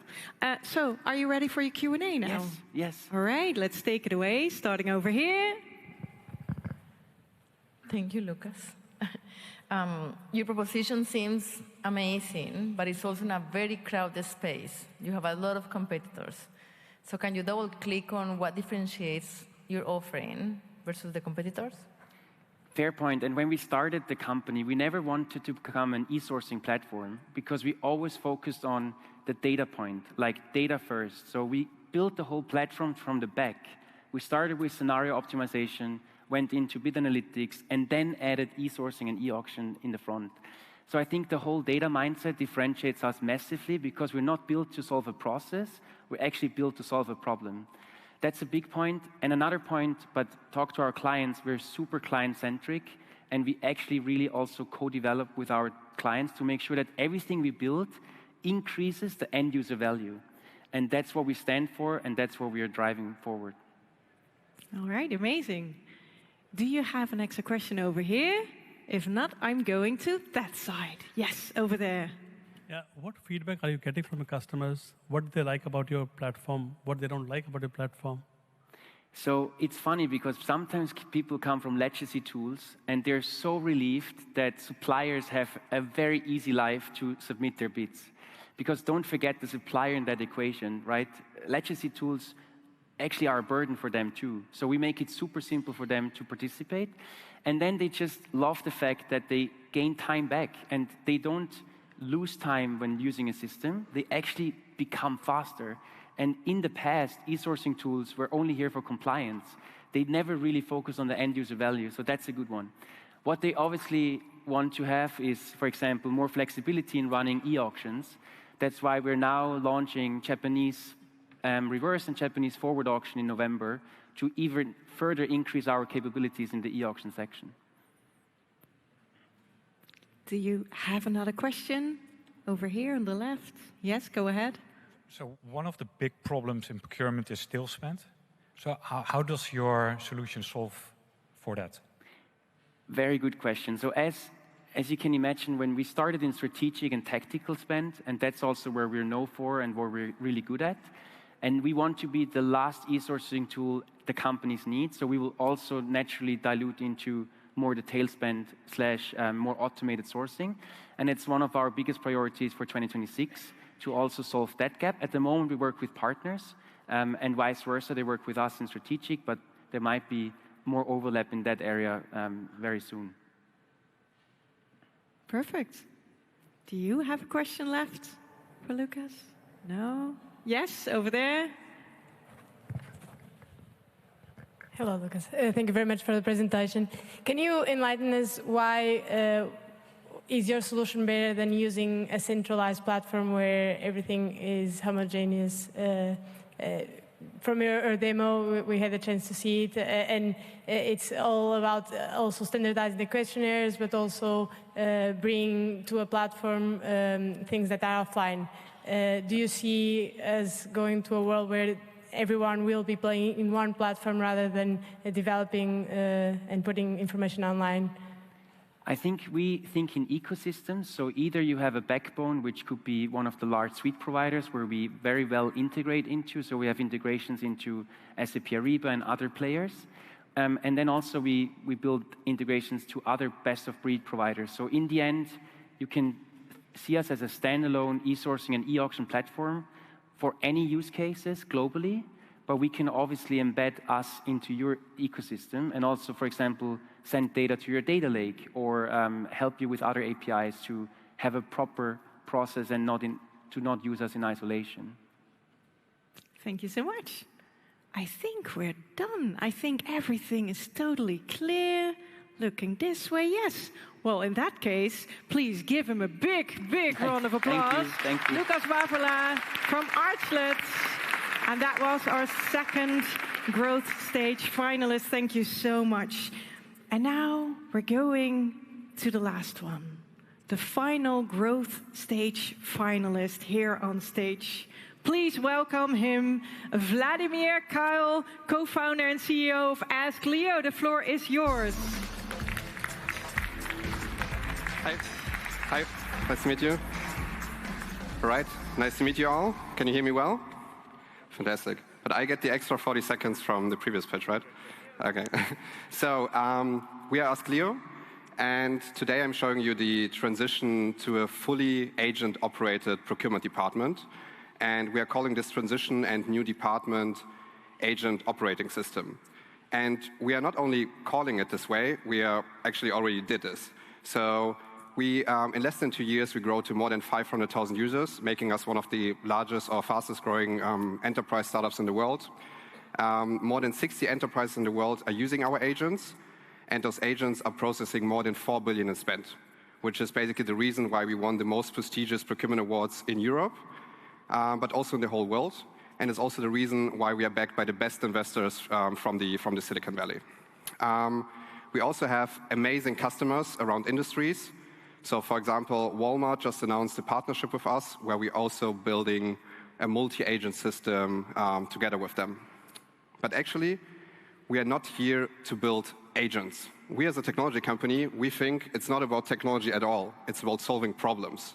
And the problems that we are solving are, for example, the scarce talent that we have in procurement is still drowning in repetitive tasks, leaving like no room for strategic activities. And when we are honest, most employees are still hating procurement. So we ask our questions, we ask us the question, are we really here to just process orders and flip PRs to POs and then still not be liked by anybody? And this is exactly where agents can help us and what agents can do for us. So agents can, as Clio agents, can take over all the operational tasks, making them completely autonomously, while scaling the tasks that you want to do more of. For example, negotiations, sourcing, comparing quotes, and at the same time giving you like a fantastic user experience, which is natural language, the same way I'm now communicating with you. So picture like this process, deeply integrated into your tools like ERP, orchestration, e-procurement, and it's highly manual. And what we are doing is we're just removing the manual tasks, and we are turning those operating procedures, standard operating procedures, into agent operating procedures that are running now fully autonomously. And you now then take those agent operating procedures and form them into the so-called agent operating system, which is basically meaning that imagine you have like your procurement excellence manager at your team now managing 10, 20, 100 agents simultaneously who are doing like various tasks at all. So for example, here, you don't want to do order confirmations, let an agent do this. You don't want to do negotiations, or you want to do more negotiations, let an agent do this. And this is basically how we envision like the future of procurement, switching from this department into like a lean agent department. And we are also supported by Noah Eisner. Come by our stand. Thank you so much. Yes, you made it. Yeah. Okay, take a breath. Took a breath. Are you ready? Born ready. All right, Q&A time then. Looking to the jurors on the left. Go ahead. Hi. So what percentage of requests go through the end-to-end process without manual intervention? Yeah. So at some customers, we are now able to do like 85%. So flipping like unstructured tasks, so quotes, to a purchase order for 85%. Yeah, which is crazy. Yeah. Mm. Over here, yeah. Where's the microphone? Thank you. Thank you for your presentation. Can you give us an example of the types of savings, efficiencies, kind of productivity gains that many of your enterprise clients are seeing by deploying an Ask Clio? Maybe we don't have to pick a specific enterprise. Give us a sense of the type of value and value creation that you're providing to your clients. Yeah. As I said, so let's imagine you're like a large enterprise. You have a shared service center around the globe. We are able to get like efficiency gains up to like 85%, which is like really true, which we can do.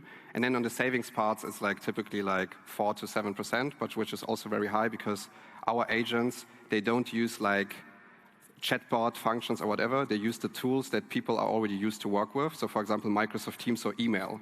So it's like not distinguishable for a vendor whether Ask Clio wrote like this very powerful email or a human, which basically makes us, we have like incredible adoption rates because it's simply like a human. And those agents are doing also crazy research stuff, right? So we have access to all the purchase orders, all the invoices, all the contracts, and you can run benchmarks in real time. Thank you. One question, how do you deal with the insufficient data quality which you sometimes see when you work together with your customers? I mean, I can imagine you have great solutions, but all of these solutions need great data quality. Yeah. So how do you fix that? Yeah, so this is basically the power of the algorithms that we've built and also the power of the technology which emerged 2 years ago. So we take your data and we are able to enrich this data with a lot of information also from the outside world. So for example, our technology doesn't rely on like categories or GL accounts, so we are able to match those, but our data relies on context. So it's like a human, it's like able to open a PO, open a contract, and really understand what is written there. So even if it's wrong data, if it's the wrong category, wrong contract, whatever, if a human will understand it, Ask Clio will also understand it. This is how we do this. Yeah. Thank you. Last question over here, and then we're going to that way. Okay, go ahead.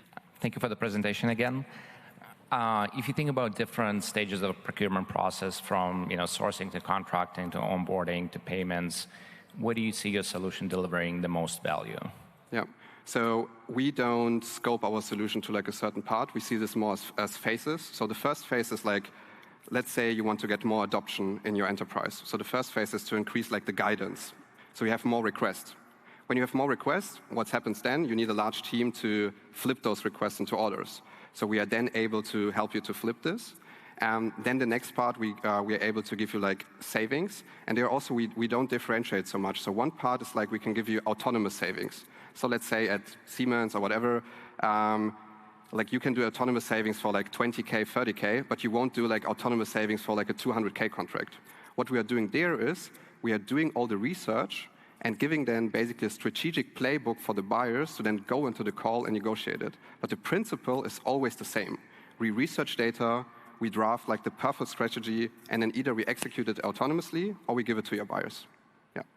Thank you. One fast question over here. Very quick question. Truly revolutionary technology. I really like this multi-agent architecture that you're proposing. I definitely see the value here. And now my question goes around cybersecurity. Is this something that you are developing in-house? Do you rely on outsourcing? How do you defend against prop injection? Because you're proposing a fully automated end-to-end pipeline. So how are you keeping yourself safe and your clients? Yeah, so even as we started, so everything I showed you, everything is running on Microsoft Azure, which is like the safest cloud platform out there. So we are using only their models. We have a partnership with them. We are ISO 27001 certified. And because we are like, now we are a global company, but we started in Munich, and you know, like the data protection agreements in Germany are pretty strict. So if we manage to get German insurance companies and German defense companies, we will manage to get every one of you as a customer. Yeah. Great answer. And with that, time is up. Thank you so much. Thank you so much. Our final competitor of today, Vladimir Kao, Ask Leo. Yes. And now, dear people, it's your turn. Because now you get to vote for your favorite startup that you just saw pitching. Please scan the code with your phone and cast your vote. And remember, your vote counts for 20%. Let's take a moment to do that. Yes, amazing. Now, please give them, the pitchers, a thunderous applause, but also our lovely jury members. Thank you so much. Please put your hands together for them. Amazing that you were here. Thank you so much. Dear people, we're going to take a couple of minutes to get ready for our next session that is all about navigating supply chains amid geopolitical disruption. See you back here in a couple of minutes.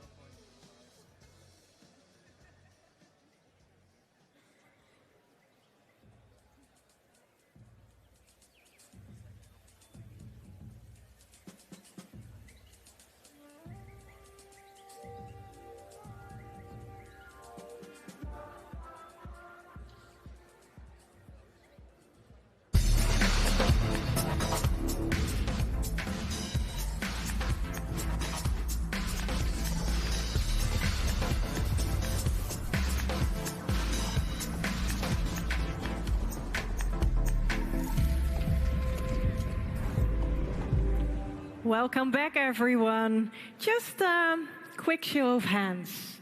Who here has felt the impact of global disruption on your supply chain recently? Yeah, pretty much all of us, right?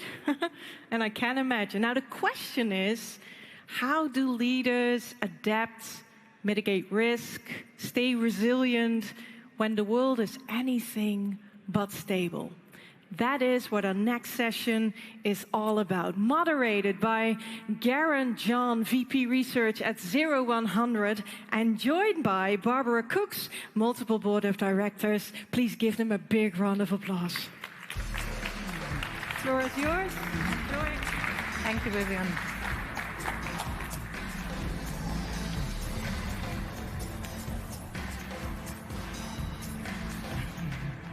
Well, thank you, Vivian. Barbara, welcome. Believe it or not, it's actually 20 years since I first interviewed you. That was for the launch issue of CPO Agenda back in 2005. At the time, you were the CPO of Philips. You spent 5 years in that role, then another 5 heading up procurement and supply chain at Siemens, where you became the first female member of its managing board in the company's 160-year history. At that time, you also joined the board of Total, the energy company.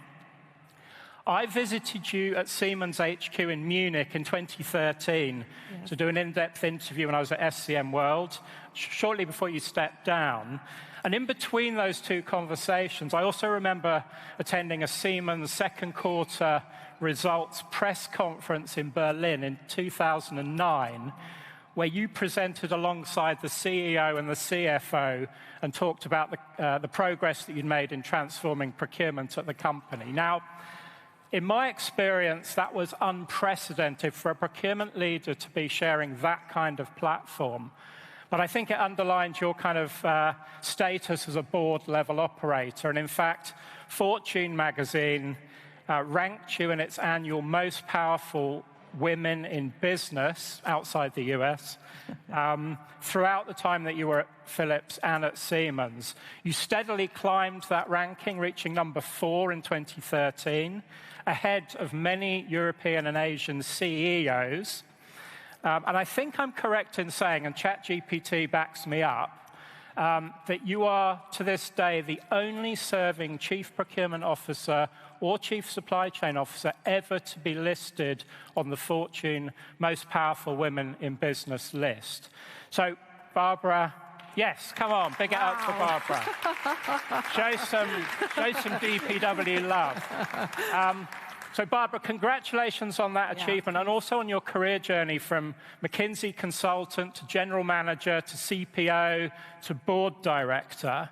But also thanks for being with us today and also for the contribution that you made in terms of really putting procurement on the C-suite agenda where it rightfully belongs. So thank you for that. Quick word about me. I've been trying to do my bit for the last 26 years, probably not as much as Barbara. I currently lead sourcing, supply chain risk and resilience research for 0100. We're a C-level intelligence and advisory firm. And we work with CPOs at big companies like PepsiCo, Unilever, the Magnum ice cream company who are here today, Walmart and BP, really helping them with their transformation, their digital transformation journeys. So, Barbara, before we get into our discussion, I know you would like to spend 5 minutes or so just giving us an initial perspective on this very topical issue of geopolitical disruption. So, over to you. Thanks. So Sharon, thank you so much. Very flattering introduction. Goedemiddag. It's nice to meet you, the DPW communities and attendees. Well, I think we all realize we are in the middle of a storm. The winds are heavy, the waves are big, and the sky is not so clear. So how to navigate a supply chain globally or European-wide under these challenging circumstances? That is really what I would like to touch. And I have prepared just 3 points on that. Firstly, even in the storm, in this unclear environment, there are certainties we must understand. That's the first point. The second, the recipe for the resilient seamanship. Not to capsize, but to stay on the water and smile and be successful. And thirdly, the lessons learned. So let me start with this uncertain environment. And we all learned the hard way the so-called VUCA world. The thing is, it got worse. Because today we are in the BANI world. It's brittle, anxious, so fear. It's non-linear, and it's incomprehensible. So even more challenging than the VUCA world. And just one short example, on the top chart in the middle, you see Mr. Merz, the German Chancellor. I mean, we all know Germany. I know Germany really well, and Germany normally adheres very strictly to laws and regulations. Yeah? It's probably not one country in the world, maybe except Switzerland, my country, that is so strict. For the first time since 2009, swiftly they moved away from their so-called debt brake a couple of months ago and basically approved a 500 billion euro fund on top of this spend that was actually allowed by the debt brake. It's just one example. Other ones, of course, we all know the rose garden chart. Yeah? Unfortunately, these roses had a lot of thorns, especially, look, Switzerland, 39%, and many other things. So we are really in a highly uncertain world. And of course, in addition to that, we have a tsunami of regulations.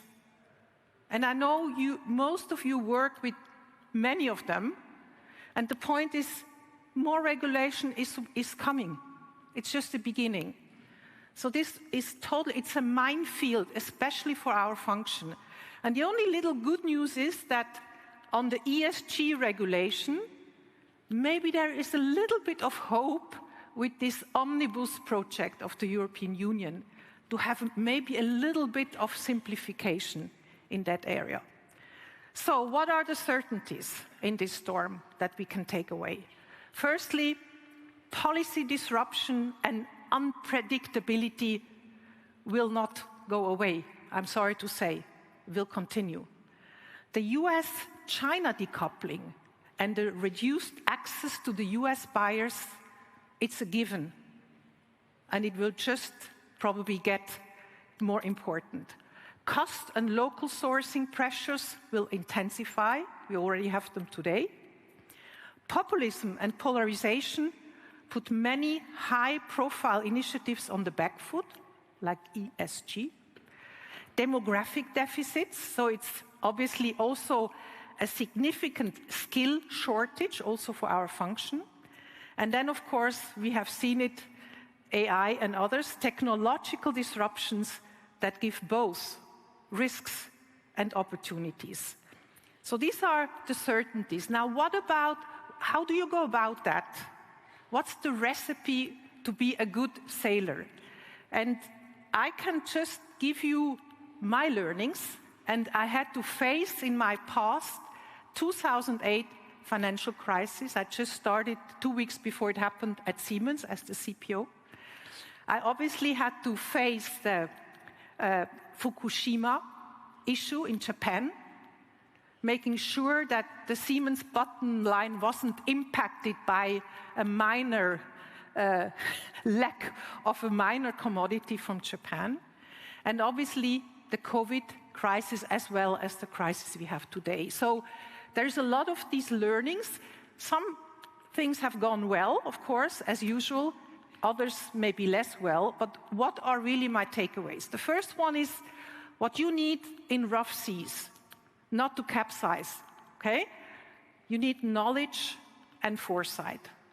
And I brought you 2 tools, which I find many things, of course, you can list here, but 2 tools, and it's not AI, I'm sorry, 2 tools that will help you to navigate as a sailor in this stormy weather. The first one, I'm sure many of you know it, it's the so-called Kralitsch matrix that reduces risks and maximizes the purchasing power. I had the pleasure to work with Peter Kralitsch, who was a director at McKinsey, who then wrote an article in Harvard Business Review about his matrix. We come back to that later. Secondly, you need intelligence. And there I can just hint you at the Global Trade Alert. Have a look at it. It's a Swiss startup at IMD. We funded it over one of the foundations I'm involved in. I don't have personal interest whatsoever, but I can tell you, this is the #1 watchdog of all trade flows and policy impacts in the world. And it also gives you simulations. It gives you a very good base of understanding what's going on also in your business and with your commodities. Second, adaptability. It's key in this environment. You have to be able to move around. Network organizations, empowerment. If you are a fireman and you stand in front of a house burning, you don't want to call headquarters if you can put the water on the fire. You have just to do it, okay? And very similar things happen today. Endurance and calm leadership. So, the next chart, let me have a look. It's my lessons learned. Yeah, I think that's basically it. And with this, I would like, of course, Gérard, to ask a number of questions that have, but I can just tell you, times are challenging. I think we feel it. They will get even more challenging soon, or more every day. So it's really up to you and your stance and your way of doing it, motivating your teams to be standing on the ship, not capsizing, and really getting to the target you want to get. So that's really my message. Gérard. Thank you, Barbara. You've outlined, obviously, a number of big challenges there. And I want to start with some of those challenges before we get into sort of navigation strategies, if you like. Now, we see business surveys, McKinsey being one, showing that geopolitical instability, trade policies are absolutely up there in terms of the risks to global growth over the next 12 months or so. Can you just give us a sense of how these kind of issues are being discussed at board level? Since '89, since the fall of the Berlin Wall, in most companies, there has not been any more a function looking at kind of political changes, the political environment. One example in Nestlé, before the fall of the Berlin Wall, we had one man, okay? He was in the headquarters. He permanently observed what was going on. So if you wanted to know China, he would tell you, Barbara, these are the 4 things. So it doesn't need a big team, but it needs really, and obviously after the fall of the Berlin Wall, we all thought peace, you don't need it, all this was abolished. Obviously, since 3 or 4 years, I think all companies and most boards take this topic a lot more serious. But clearly, there is still room to grow. One great example was in Total Energy, where obviously we had a lot of intelligence also when you're in oil and gas. You need to observe the political landscape even more. But what was always great in the board, we had always before the meeting a déjeuner, so a lunch, with the chairman. And the chairman would tell us, I was last week in Russia with Mr. Putin, or I was in Saudi. And so there were a lot of personal, not just what you read in the newspaper, but a lot of personal insights from direct experience. So I think this was important. In this, our function is really key. And this is the moment for all of you to get a voice in the boardroom, because supply chain has such a big impact on the profitability, on the bottom line, on the reputation of a company. So it's really also, I think, a great role of the CPOs to help the boards to better understand what's going on. Now, talking of the bottom line, probably the biggest geopolitical disruption in 2025 so far has been Trump's tariffs. How do you expect that to kind of play out over the next 6 to 12 months? It's difficult to forecast, but when you look at what the economists say, obviously, increase in cost, increase in inflation, unpredictability.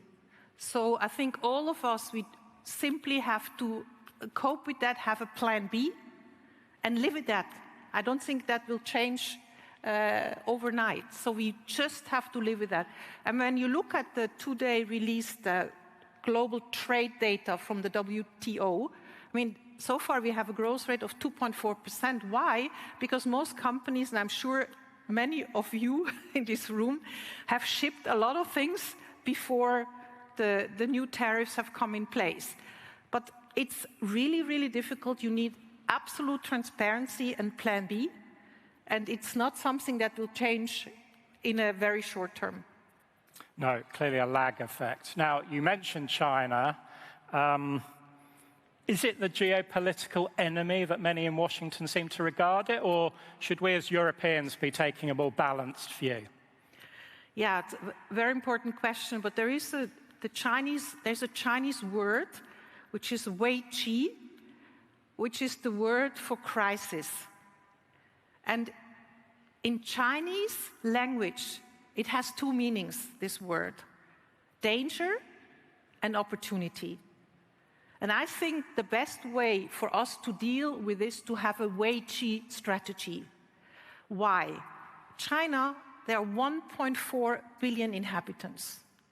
It's the second largest economy. Has, of course, an aging society, has social unrest, and has a lot of government intervention.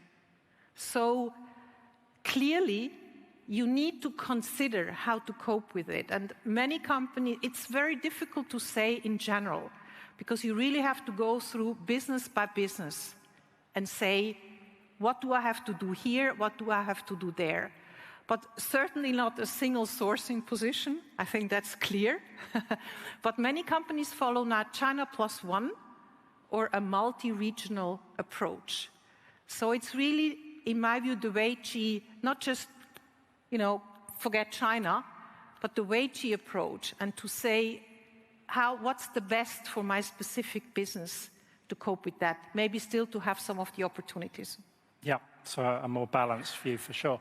The last challenge I want to ask you about very briefly is cyber attacks. We see them as a kind of growing source of operational disruption, exhibit number one being Jaguar Land Rover at the moment. But it no longer seems to be just the Chinese or the Russians or the North Koreans or the Iranians that are doing these attacks. It's people, some of them very young in Western democracies. How concerned are you about this trend and about AI as a malevolent force rather than a benevolent one? Well, AI is nothing more than a tool, yeah? And it will not help you to solve your strategic problem. It will not make you the Krollich matrix. Clearly not, yeah? So, I mean, basically, there are the following steps to protect your business, to detect any incidents, and then recovery. And I think there are two examples so far of companies that have done it really well. The recovery part by Maersk. They had an incident.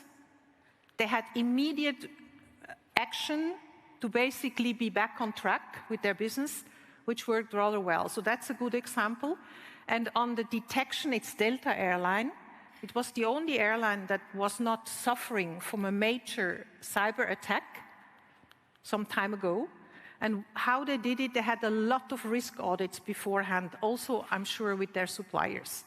So I think it's really protect, detect, and recovery, and to have very clear plans for that, always ready in case something happens. Yeah. Moving on to strategies, because we only have just over 6 minutes left, Barbara. You mentioned, obviously, the financial crisis, 2008-9, Fukushima, Japan 2011. We have the COVID pandemic from 2020 onwards. Can you just give us a sense of how did you navigate through those crises that people in the room maybe could pick up some tips from? What worked well and maybe less well? Yeah, let's go back to 2008, the financial crisis. I just was newly appointed CPO of Siemens. Normally you take 100 days to learn, but we didn't have these days because the first monthly review we had with our companies or our businesses, some of the businesses had a reduction of order intake by 20%. 20%. So it was clear to me we had to move immediately. I couldn't say, I'm just starting now and let's talk again in 2 months. And what really worked very well, we took the top 100 that were really handling the 40 billion euro supply chain at Siemens in the training center in January. It was cold.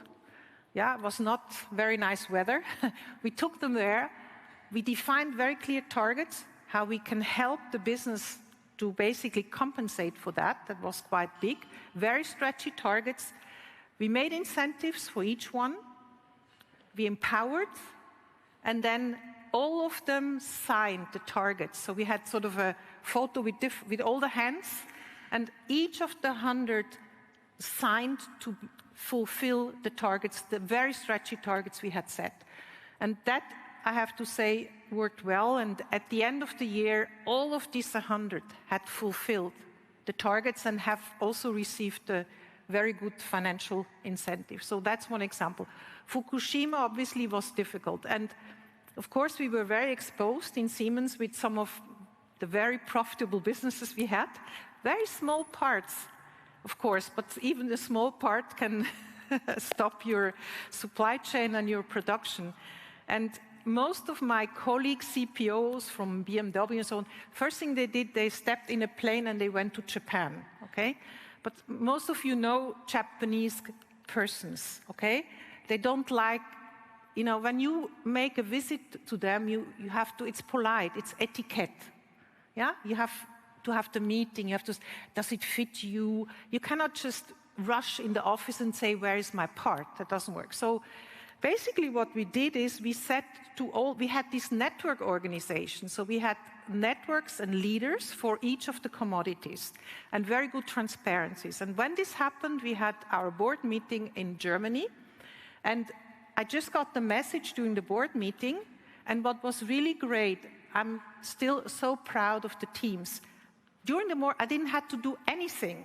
But during the board meeting, the team started to, they immediately knew what was missing, and they bought on the secondary, on any market in the world, like vacuum cleaners, all these parts together. Yeah? So we were moving so quickly that at the end of the day, we did not really have a problem. And then obviously I told the team, we made letters to all the suppliers on the CEO level. Sharp, we were very small customer. They didn't even know. But I made a letter to all the CEOs of these companies where we had a problem, and I said, look, we are very sorry that's what happened to Japan. We help you with energy. Of course, we could help them with energy solutions and other things. And we wish you that this will go on. I mean, they lost family and things like that. So you had, and the teams worked, and I said to the teams, before we have a problem with anything comes on my desk. So we had 5 cases where there was problems. So again, I went back to the CEO of the company and I said, look, we have a problem together. Let's join a team and find a solution. We start on Friday. A week later, we discuss, and like this, they solved it. I went to Japan in August, and together, of course, with the team, and we went to the offices of all these CEOs that helped us, and we gave them a big diploma signed by the business and signed by me to thank them for the great support they had given to us as a company. So that's what... So the power of people and relationships, which we've heard a lot about during this morning's sessions, despite all this great tech, is something I think is definitely relevant to the current situation. Yes. Barbara, we've got just over a minute left. I want to ask you one final question.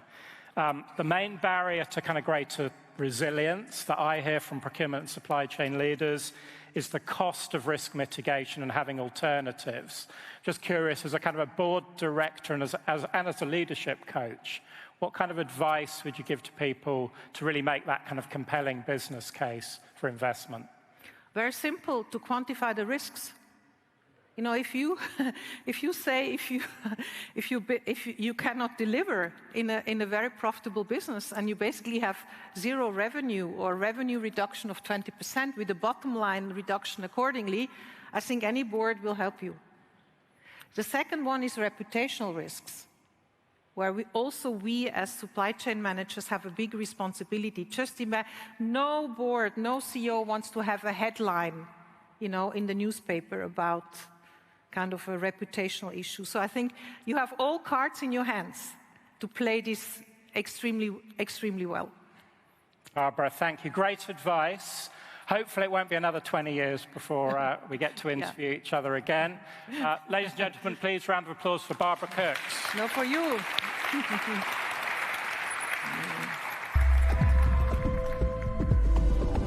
Thank you so much, Barbara, Garen. Give them an extra round of applause, shall we? Thank you so much for joining us live on stage, DPW Amsterdam 2025.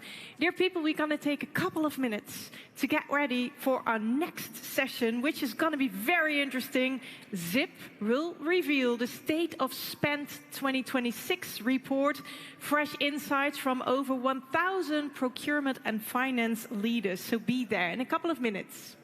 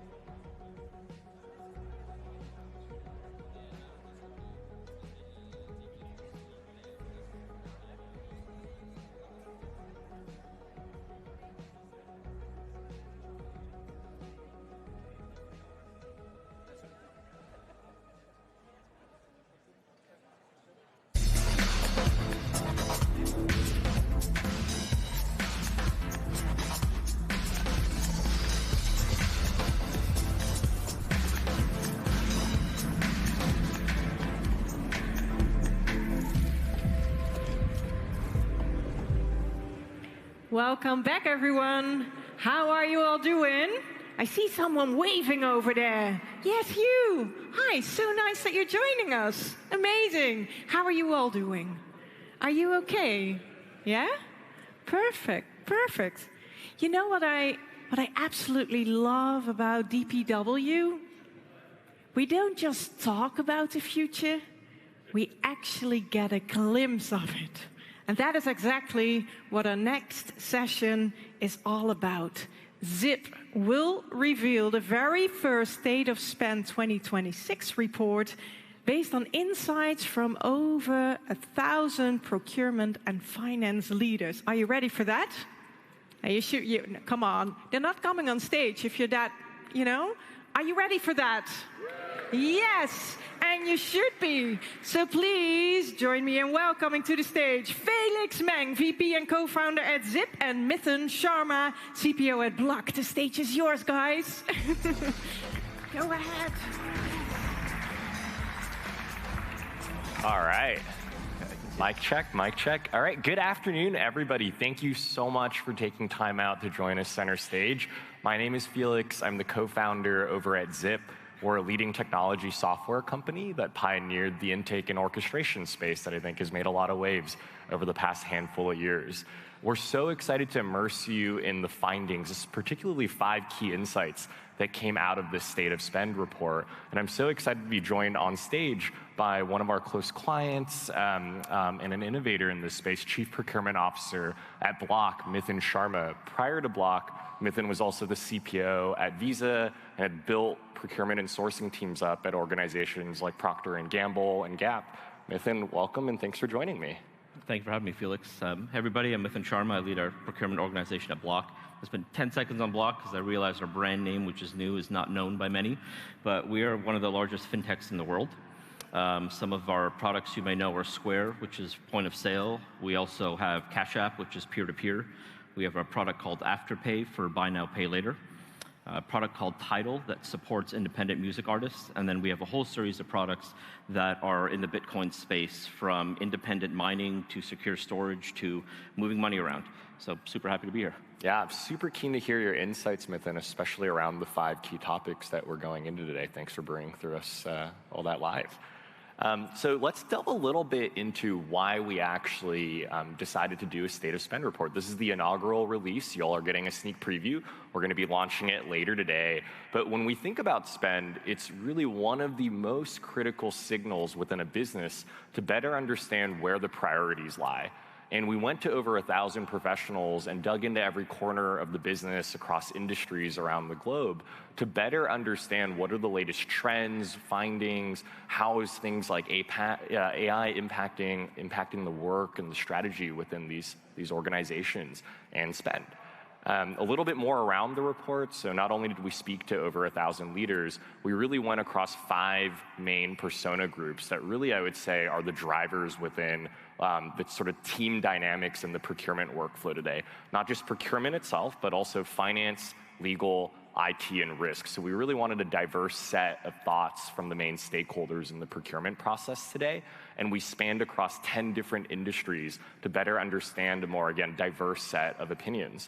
That sort of diverse set of findings really led to 5 key insights. I won't dive deep into those right now on this slide. We're actually going to go one by one through those and some of the findings and have Mithun weigh in on how he's approaching some of these areas within his business today. But I think what I'm most excited about by these findings is when we think about what we're really rooted in over the next 2 days here at DPW, these really, really are the items. And I think what we're surrounded within our professional lives when we go back to work within the next 6, 12, 18 months and beyond, these are really a lot of the core topics, again, that we'll be rooted in daily and meant to solve for. So without further ado, let's try to jump right in. Let's see. All right.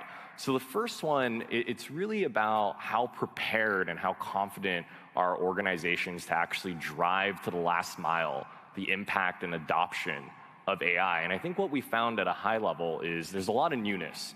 2 years ago in our lives, both as professionals and consumers, AI was still relatively foreign. Fast forward less than 24 months later, you really can't get away from it, right? Both in our consumer and our workplace lives. And I think the confidence level we found through the surveying is through the roof. It's not a hype. People really, really agree and deeply, deeply believe that there's changes to be made via AI. But I think the interesting finding here is that north of 50% of folks are only somewhat prepared to actually, again, take it to the last mile. And when we drill a layer deeper into that, we found that IT really felt the most prepared to actually drive the adoption and impact around AI. And I think the message here, especially for our practitioners in the room, if you're coming from procurement and finance backgrounds, is if you don't lead and drive here, IT likely will. So I'm curious, Mithun, to pick your brain a little bit around both on the confidence side behind AI, but really more importantly, tooling up and making sure you're able to get to the last mile of impact and adoption. How are you thinking and approaching this at Block? Absolutely. I think both of these are not surprising to me. At Block, we are tech first, we are AI first, we have the permission and the funding to experiment. So we have access to a lot of AI tools, both from productivity and workflows. I would say my reality is I need to meet my business partners, and IT is one of the larger ones, where they are. So if they're innovating, they're becoming more effective, they're becoming more efficient, I need to ensure that I design the way that my team, the way that we enable them in the way that they work. If we don't, they will go around us. They'll find other ways to get what they need with not working with procurement. So for us, thinking about our workflows, keeping the simple things simple, so we can really invest our time and energy on the larger, the more risky deals, the things that are going to move the business, and declutter as much noise as possible. And AI is a huge, huge, huge piece of that. It's shifted the way that we work in very, very different ways than we all thought possible, even 12 months ago for me personally as a leader. It's given our team a ton of time back, which we can invest in different ways, but more importantly, it's giving time back to my business partners. Many of these folks who engage with us once or twice a year, managing a process where they have zero muscle memory. They know they need to get it done, they want to get through as quickly as possible, and I think now with the tons of tools and many of the providers we see here, there's great capability that we will continue to explore at Block. Yeah, I know when we first met, your all's IT, your product team, they're extremely forward-leaning, and we met the head of AI at Block, and there were just all these use cases they were investigating enterprise-wide. I'm kind of curious, maybe before we move on to the next section, what are maybe like a couple of the areas that you're seeing within your workflow today where AI has the greatest amount of impact? And if you can even get into specific use cases you guys are exploring on the agentic side, I think that might be really helpful for the audience. Yeah, I've invested a lot of time looking into the workflows and what I would say are more of the back-end processes, so payables, ops, supplier onboarding. These are areas where we're typically comparing documents versus one another. We're looking manually for errors. It's work that needs to be done. It takes a lot of time. If it's done right, nobody notices. If it's done wrong, someone complains. And these are all areas that I want to shift the team away from and automate as much as possible so they can spend more time with our suppliers, they can spend more time with their business partners. So looking at just AP reconciliation, invoice matching, three-way matching, like those are the tangible areas where putting agents to work and just layers of technology in a very different way has a huge impact to how I look at my team and resource my team.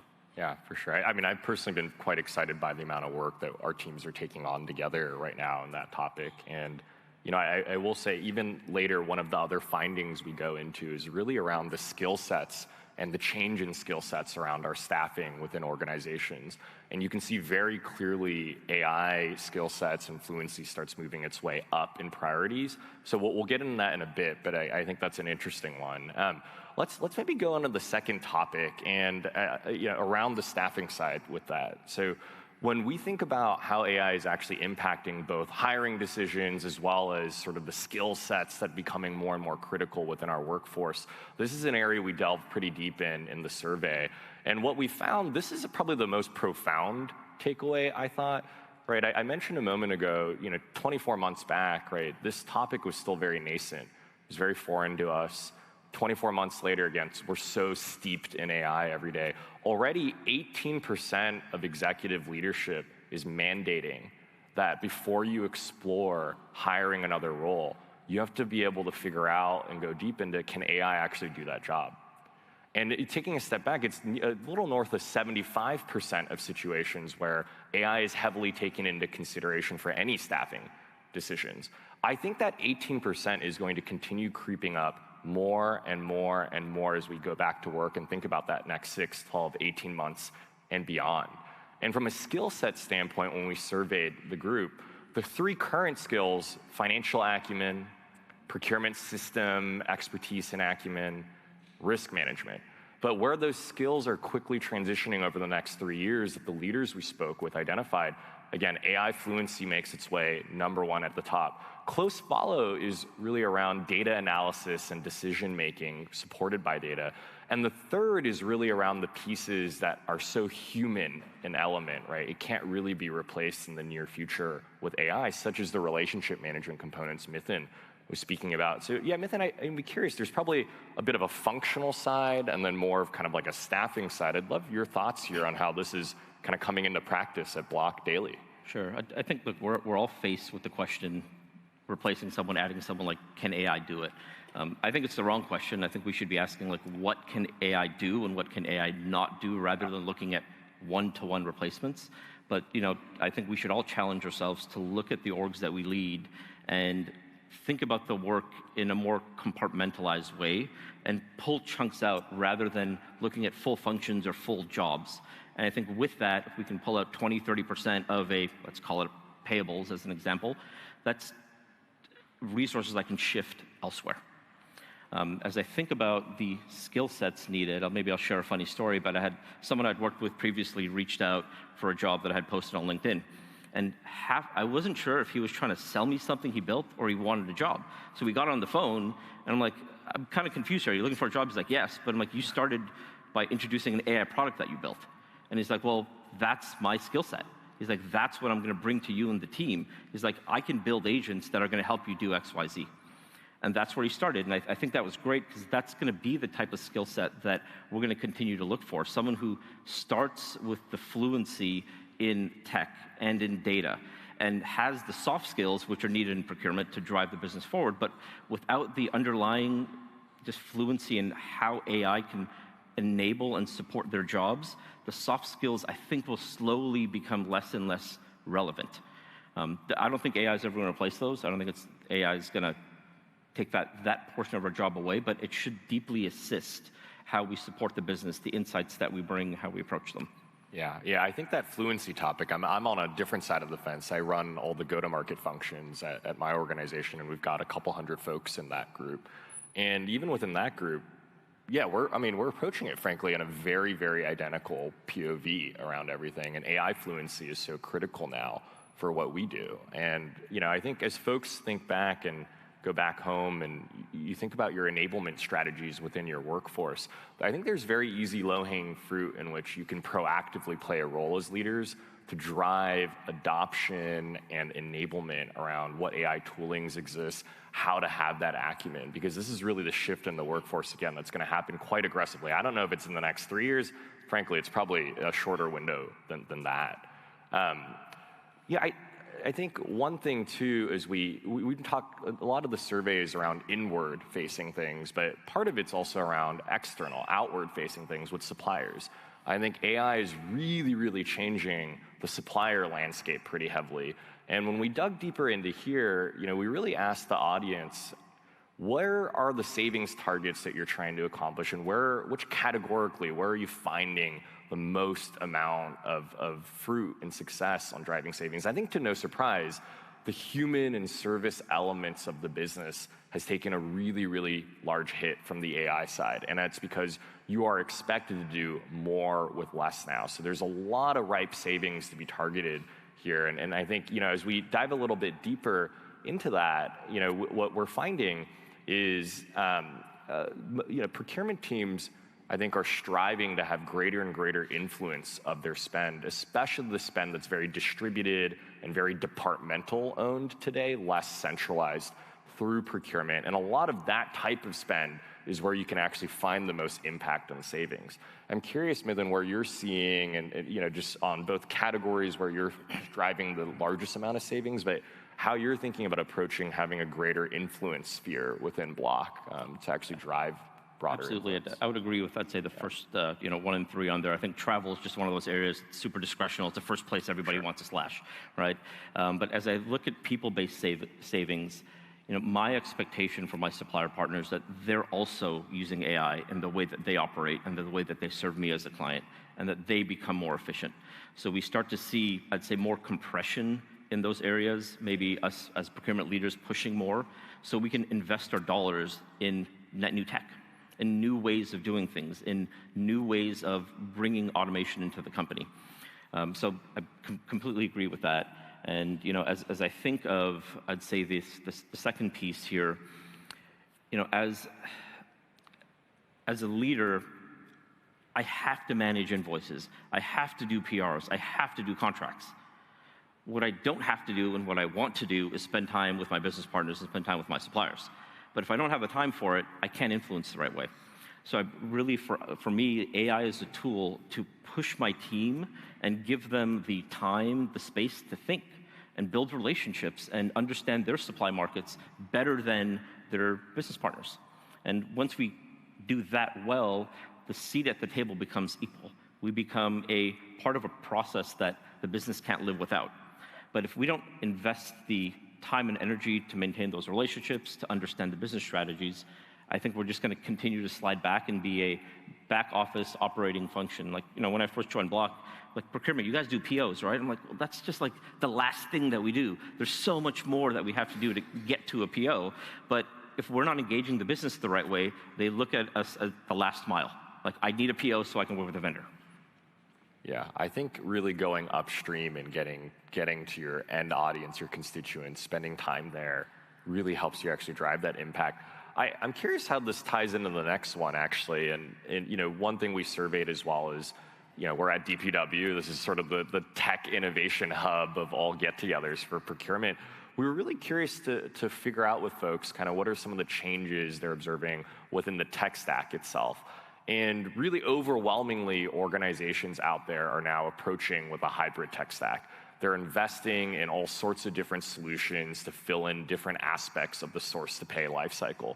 They're not going for a single suite type of solution anymore. And we've seen this trend, I think, happening now for some number of years. I think, frankly, DPW is a testament to that and all the entrepreneurship and innovation on both sides of the fence coming together. And I think about the technology toolings, and we dug into this a little bit more around what are the areas really procurement must evolve from a tooling and technology standpoint? And there were 3 really distinct findings within the survey. One is processes today are very complicated, right? You really have to make it more business friendly, lower the friction. 2, processes need to be connected across teams. Procurement has become an overwhelming, complex process that spans, again, across at least those 5 distinct disciplines that we surveyed: procurement, finance, IT, legal, risk, at a minimum and starting point. And the third is really trying to automate those processes with AI. I'm curious from a technology tooling standpoint, just having known you both at Block and Visa, you have a very forward and aggressive sort of invest in next generation technology mindset. Where are you seeing some of the operational advantages and types of technologies that have given you the ability to leapfrog ahead? Sure. I'm deeply focused on doing 2 things and doing them equally as well. One is, how do I enable the business? That's agility, that's value, risk mitigation. We're regulated. The other side is, how do I offer the business an experience that is frictionless as possible? And I think with all the rapid changes in technology, with the opportunity for any one of us to build, we don't need to be coders. We can build, or build through natural language.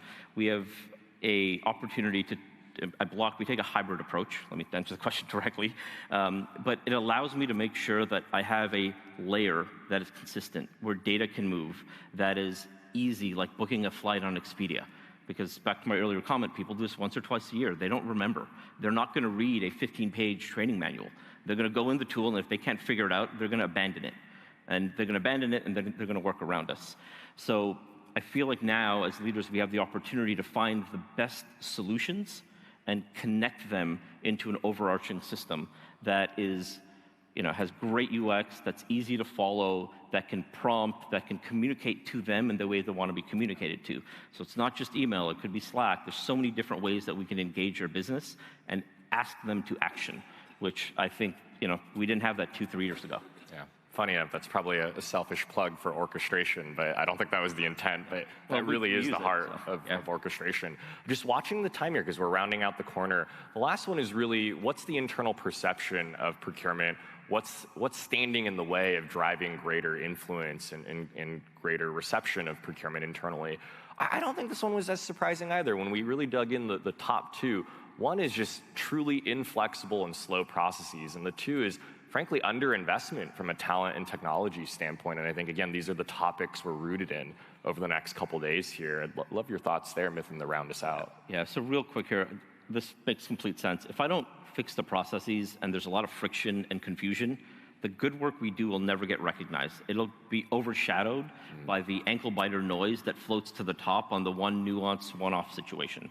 So, for us, getting the processes right opens the door for us to play a more strategic role and drive value for our business. Yeah.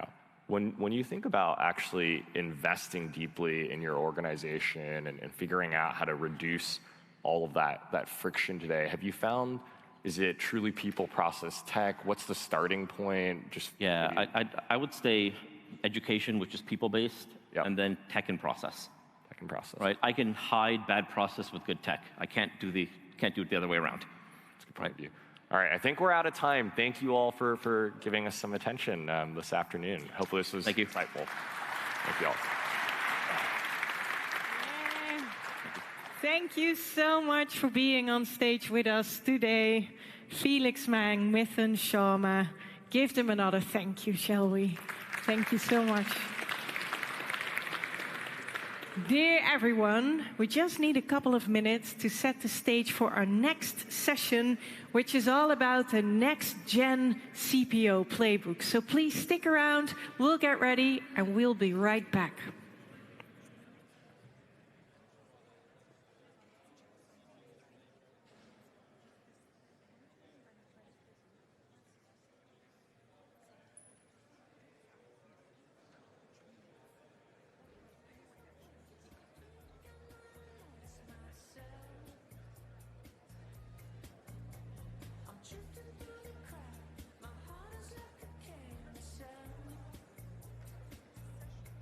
Some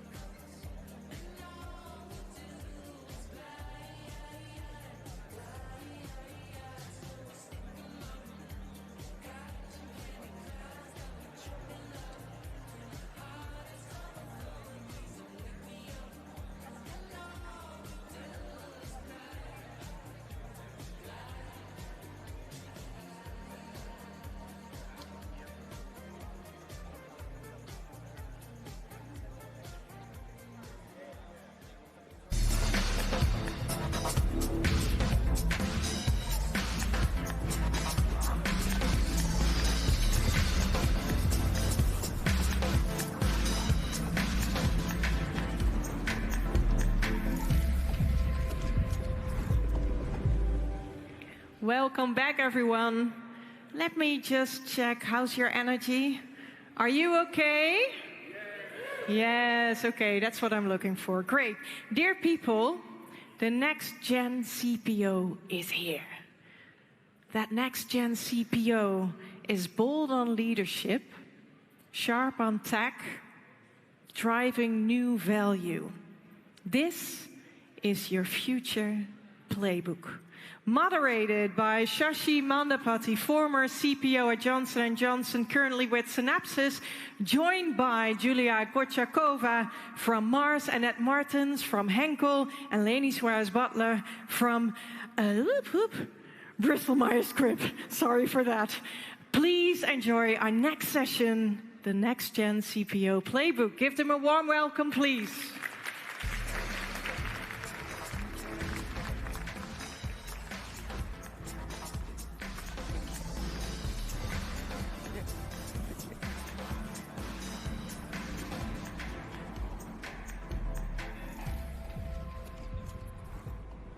Hello, everyone. It's my absolute honor to be with the the sharpest brains in procurement today.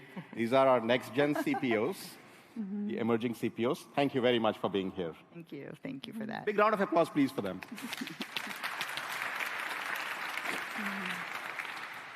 Look, what we're going to talk about are the forces that are shaping the world that we are living in within procurement right now, the forces that will shape us.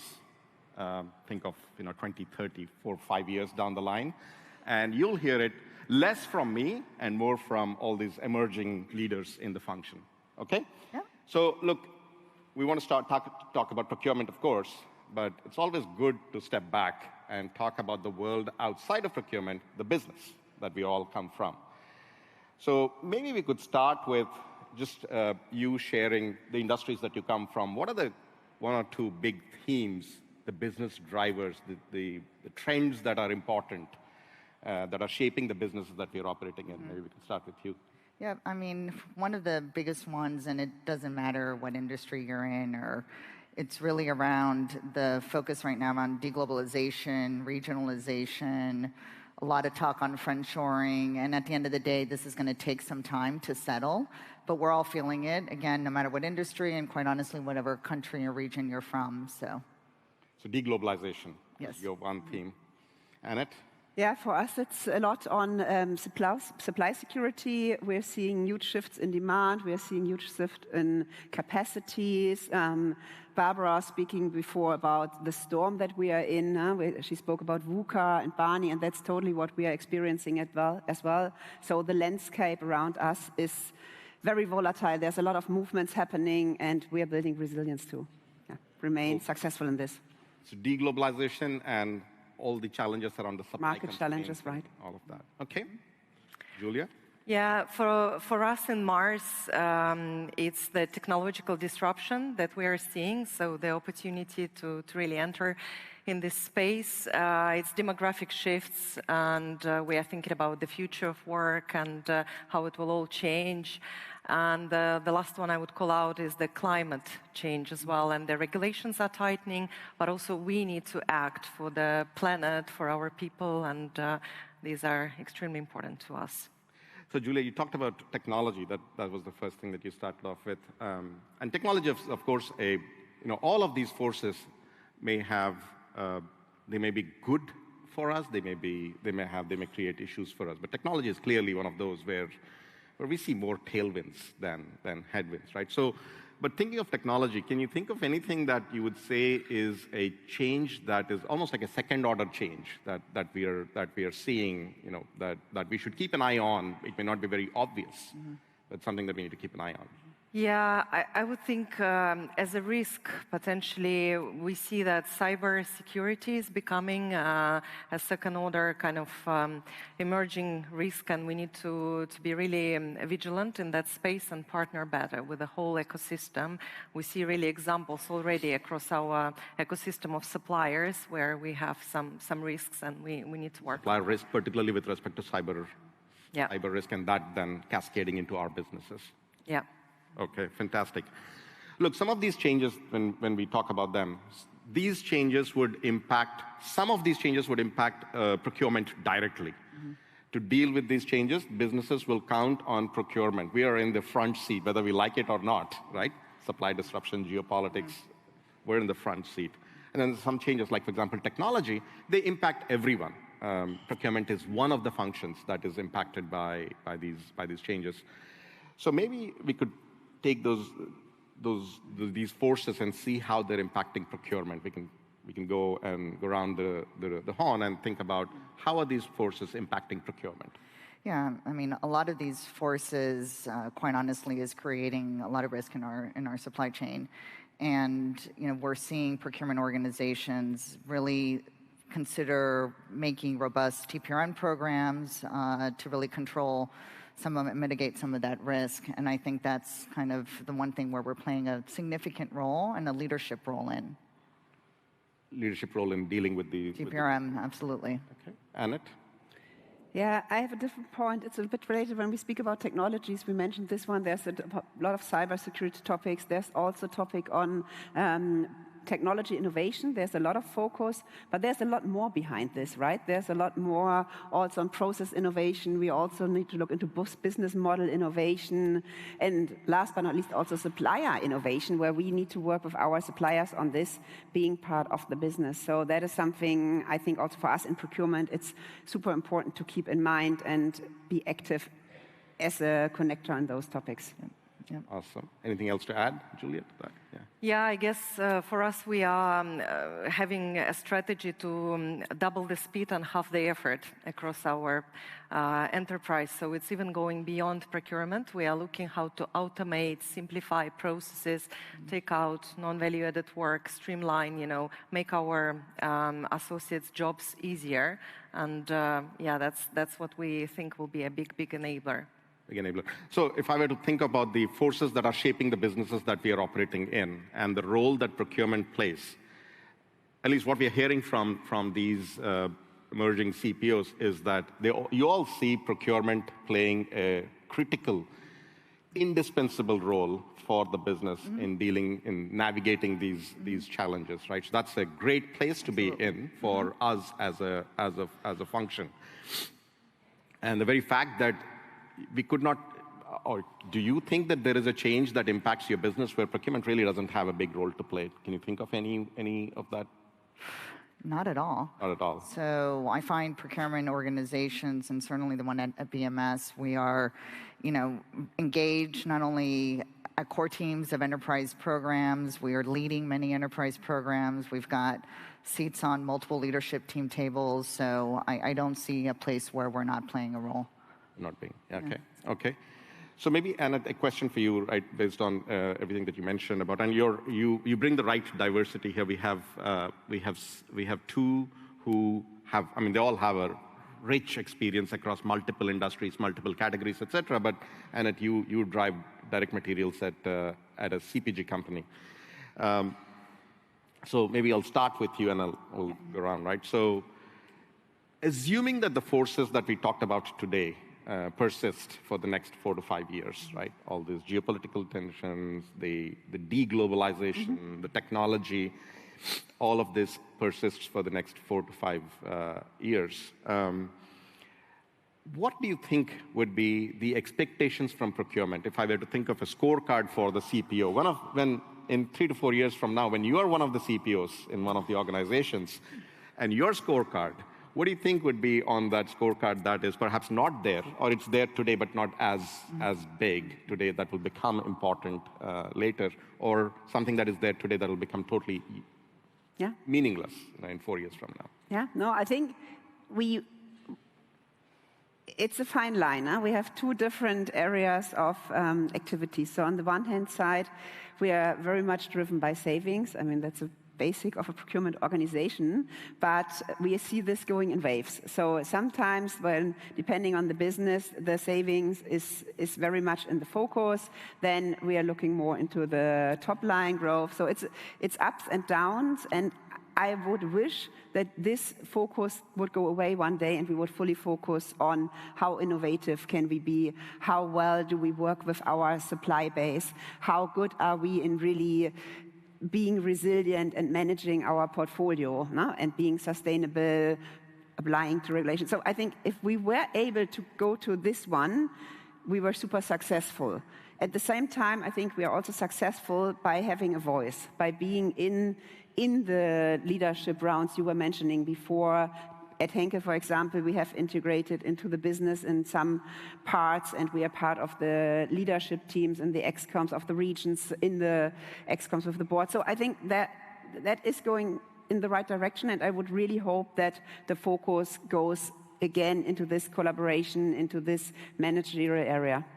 Yeah. Focus on, okay. Julia, anything from your side? Yeah, I would add probably build on this, holistic value creation. I would love for us to be more, business thinkers, along with our, leaders across the other functions, contribute actually maybe on even acquisitions and mergers more in the future when I think of the next few years, and really be co-creating the enterprise strategies as one of the key contributor to the table. Contributor to the enterprise strategies. Yeah. Actually, Annette, one of the points that you made earlier, which is very, very critical to, I think, the way you framed even the answer to this question, is that procurement is, of course, is and will continue to be a big contributor to the P&L of any company through our work that we do on cost savings, etc. I don't think there's anything wrong with that. I mean, that's absolutely if that's what the business needs, we have to deliver that.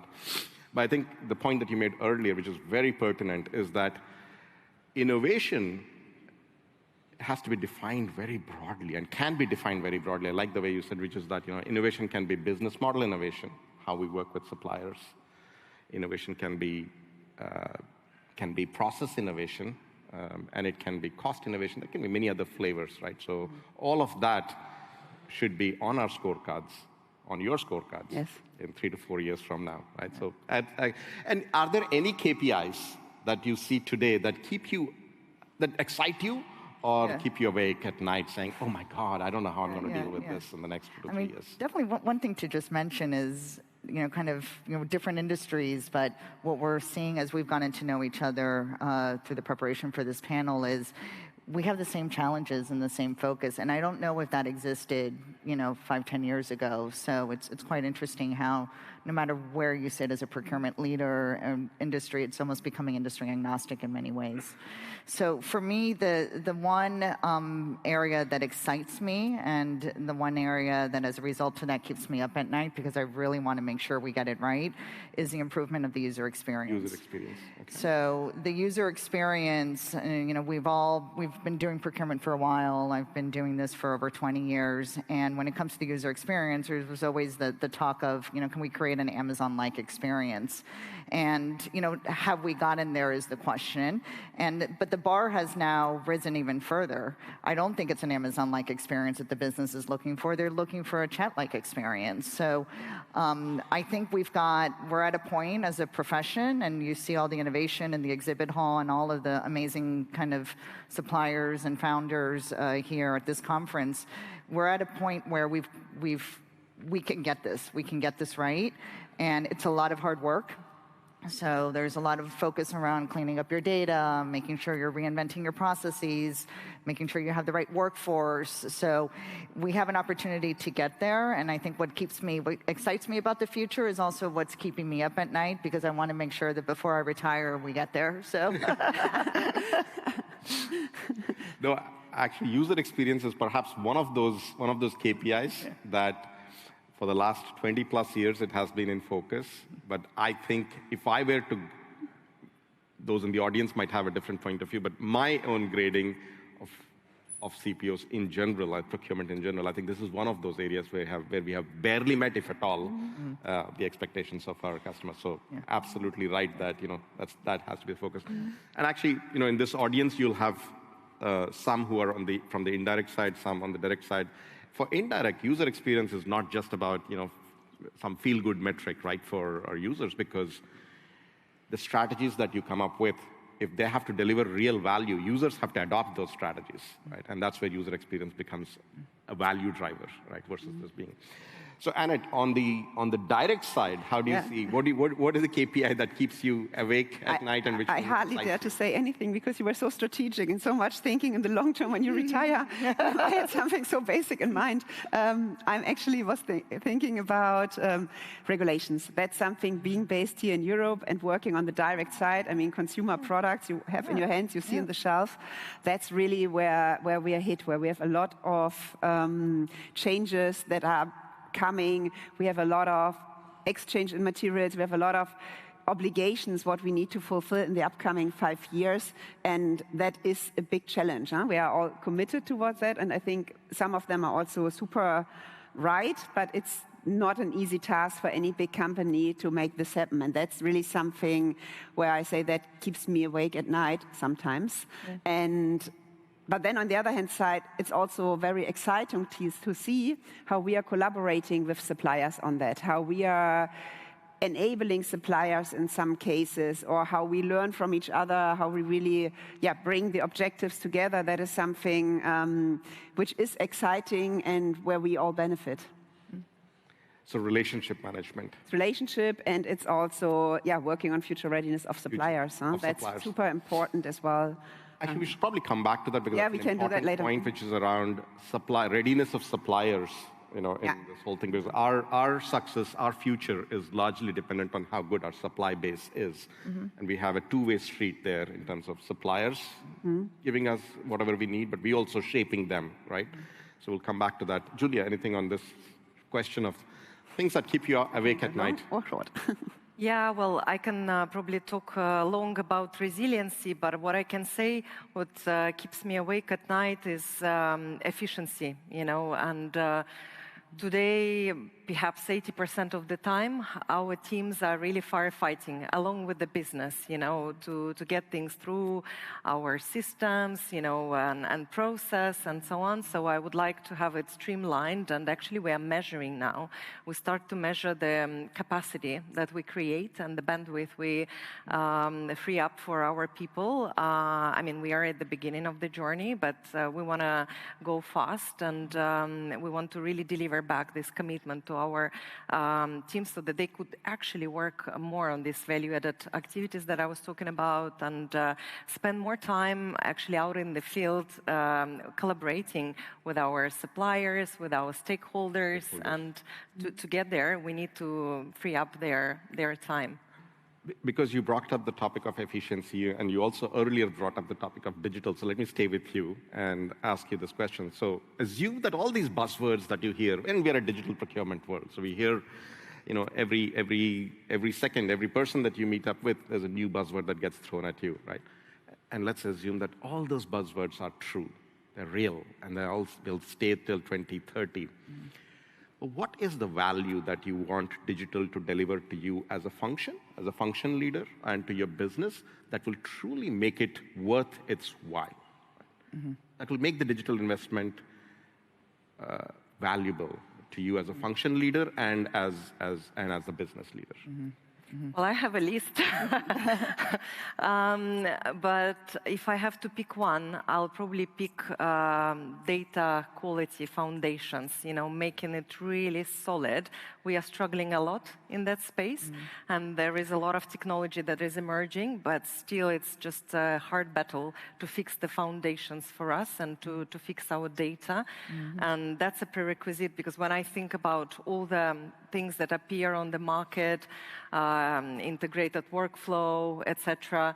I mean, it's already there. It's starting to be. But if you have garbage in, you will have garbage out, right? So we need to have the data right.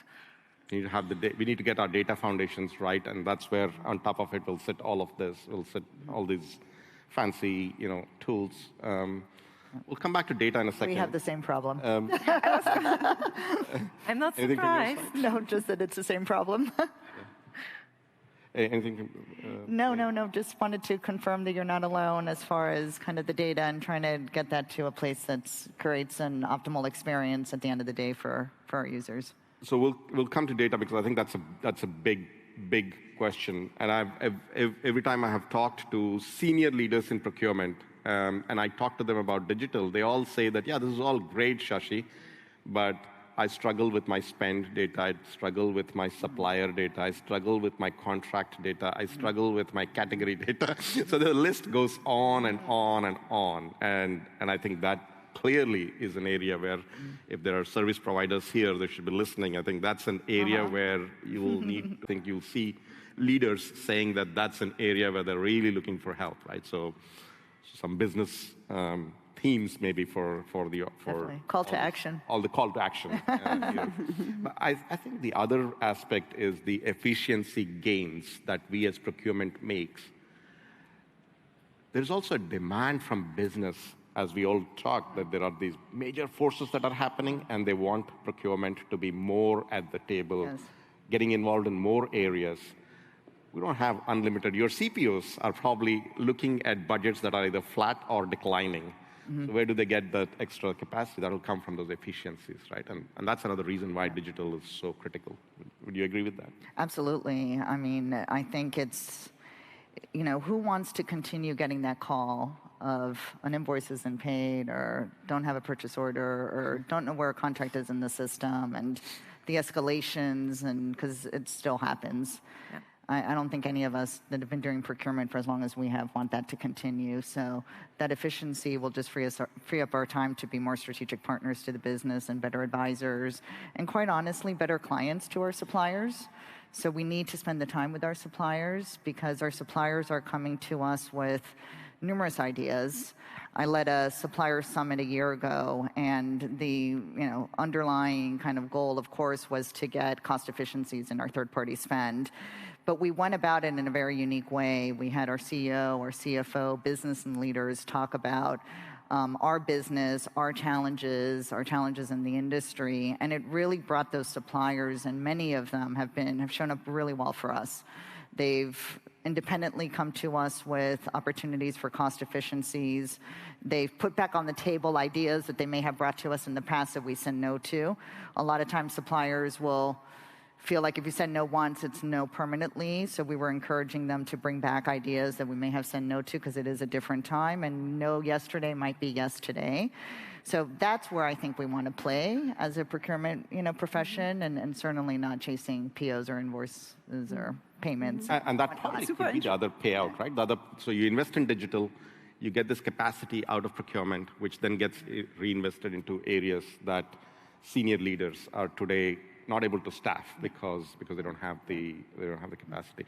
Actually, and one of the other themes that comes in my conversations with senior procurement leaders, particularly those who are supporting supply chains, right, is integration. So they bring up data, and the second thing, and once we've passed the data discussion, they talk about, hey, but Shashi, all these tools are working in silos. Yeah. When are they going to connect with plan? When are they going to connect with manufacturing? So could you speak a little bit to the integration side of it? Yeah, absolutely. But let me make one comment before, because it's also connected to integration, because what you said was super interesting. When having more time for our suppliers, we did something interesting where we were building ecosystems with suppliers which work in the same chain, which work on the same product in the end in different parts. And when we all got together, we built an ecosystem, and we were holistically looking into where can we optimize, how can we get better pricing, what can we do in terms to change our products with still serving the customer needs. So that is something super successful. And then coming to the integration, because doing this, you also need to be integrated. You need to be speaking to your supply chain. You need to be able to understand what is happening in a plant before. Otherwise, how would you be able to judge if the supplier is a great idea or not? So it's a knowledge, and it's also a system integration. So if you do not anticipate years in advance how the business will develop, then you will very likely not have the right capacities in place on the supplier side as well as in the plant. So that is something where we need to get the system support, but we also need to get the good understanding from the business side on where are their strategic priorities, where are the areas of development, and then us translating into what does that really mean. So there is great potential. I think we are moving forward. The master database is getting better, not being great. But this is really a lever where I think we can do a lot more and be a lot more successful. Now, actually, just in this discussion, while this was not planned this way, it just struck me that, when you think about, and for many of the service providers who are probably in the room, if you were to think of selling to a large organization like a Henkel or a BMS or Mars, I mean, there are three essential requirements that perhaps you may have overlooked. I think the first one, which we touched very briefly, was around security, right? I mean, any solution that does not meet the security requirements of these large enterprises will not even make the first cut, right? So that's the first part. The second is the ability to deal with the data complexity that many of these organizations have, because without that, it will just become a point solution that looks good, but doesn't deliver the real value. And the third is the ability to integrate across multiple, because all of these companies come with a very, very diverse and very complex landscape, and therefore the ability to integrate with other areas, right? So it's a good insight just from this discussion.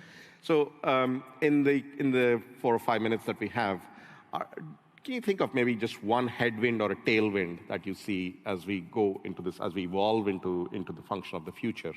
What do you think is holding us back, and what is it that is accelerating us? We can go, anyone.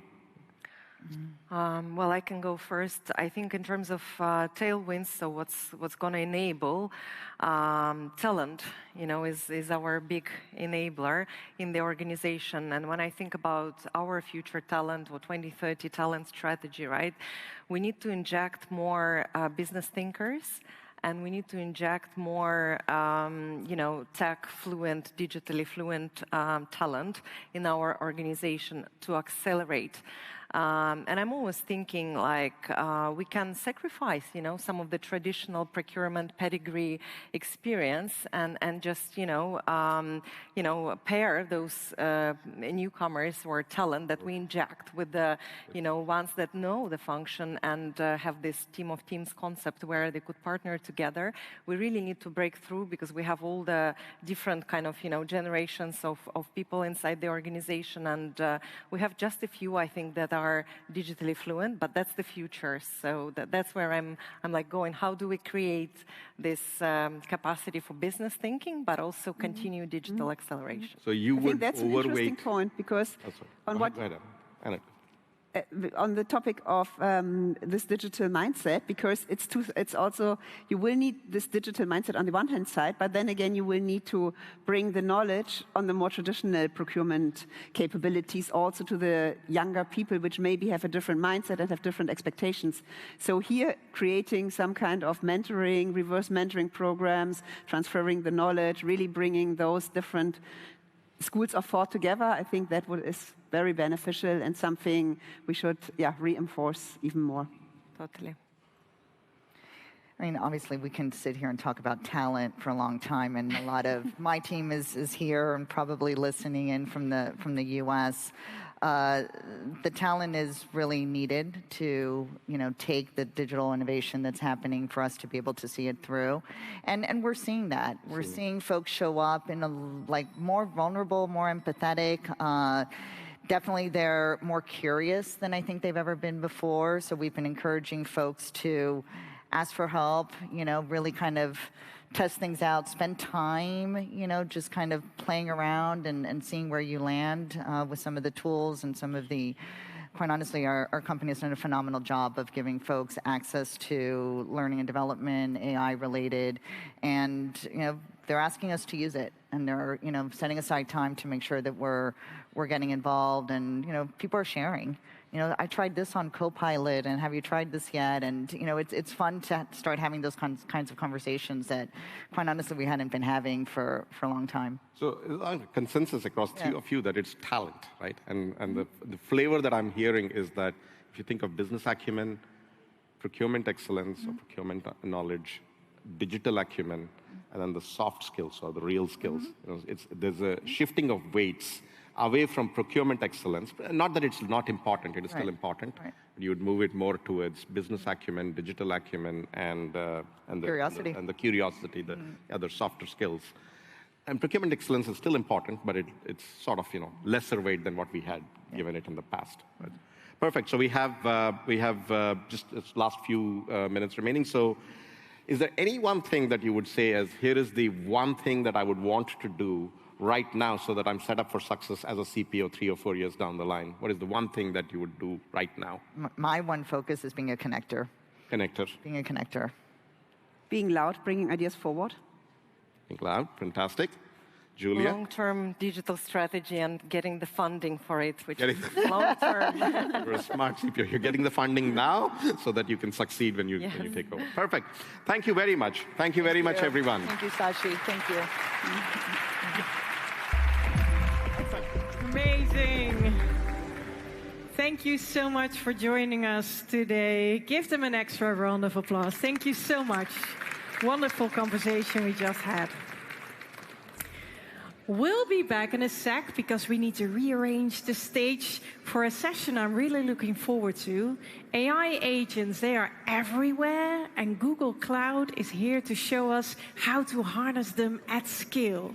We'll be right back for that.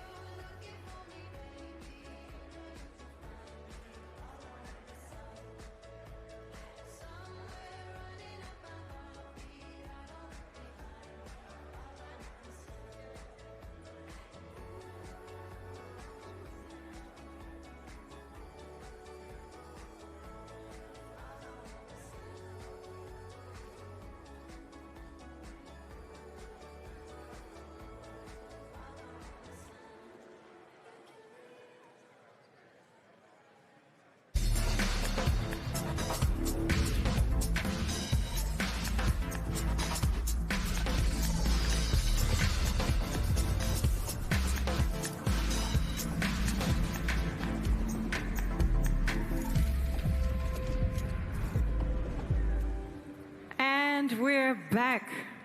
AI agents seem to be everywhere, or at least everyone is talking about them. And they're not just tools, they are becoming collaborators. So how do we connect and scale this new ecosystem? Google Cloud will take us inside their AI agent marketplace, a blueprint for unlocking scalable innovation. Please join me in welcoming an amazing speaker to the stage. Dai Vu, Managing Director of Cloud Marketplace at Google Cloud. Please give it up for Dai. And the stage is yours. All right, thank you, Vivian. So good afternoon, everyone. And very honored to be with you today. And as Vivian mentioned, my name is Dai, and I've been at Google for about 11 years, and I've been in this specific role for 4 years. And my team's mission over the last few years has been to accelerate customer digital transformation by redefining how business software is bought and sold. But we are at a pivotal moment now because the ultimate prize is no longer automation via software, it's autonomy via agents. And we're clearly moving to a model where we're shifting where software is just assisting people to more of these digital intelligence systems that can own end-to-end workflows and operate autonomously. So it isn't just putting AI to work, which is the theme for this week. It is seeing the birth of the AI agent economy. So what I'd like to do for this session is to give you an inside look into what we've been doing with Google Cloud Marketplace and how it's rapidly becoming the single trusted control panel for customers to find, acquire, govern, scale this autonomous AI agent workforce. So when we talk about the AI agent economy, what we're talking about is this new economic reality where you have complex cognitive work performed autonomously by a network of specialized digital systems. And the biggest impact that we see is the opportunity to own end-to-end workflows. And that basically means you have to own the trigger and then take the final action. Now, for agents to do this, they need to have a couple core capabilities. First, they need to be able to decompose a goal. You give it a high-level strategic goal, it needs to break that down into a sequence of actionable steps. It needs to coordinate and orchestrate, play like a project manager, where effectively they have to interact with organizations, other systems, or even other agents. Think of multi-agent systems. They also need to adapt in real time. So if they hit an obstacle or a barrier, they need to be able to reason and replan on the fly, leveraging their memory and capabilities. And of course, they need to be able to close the loop, make sure the process is complete, and make sure that everything is updated, whether it be updated in the systems and making sure you have a clear track record or a trail of the actions that it took. So for example, you wouldn't ask an agent to complete a very specific task like draft a contract. You would ask it to buy a product in a category, and that agent should own the sourcing, the negotiation, the purchase order, and the final payment. So that's owning that workflow end to end.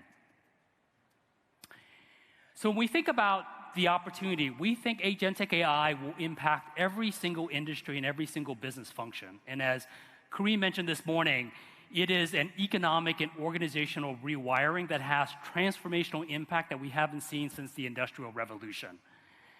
And now to think what it looks like, what does it mean when you take a workflow and move it from a human operator to a set of agents? So let's go through a couple of examples, right? Think of software development, where you have groups of agents that can write the functional spec, generate the code, do the automated testing, and then handle the end-to-end deployment.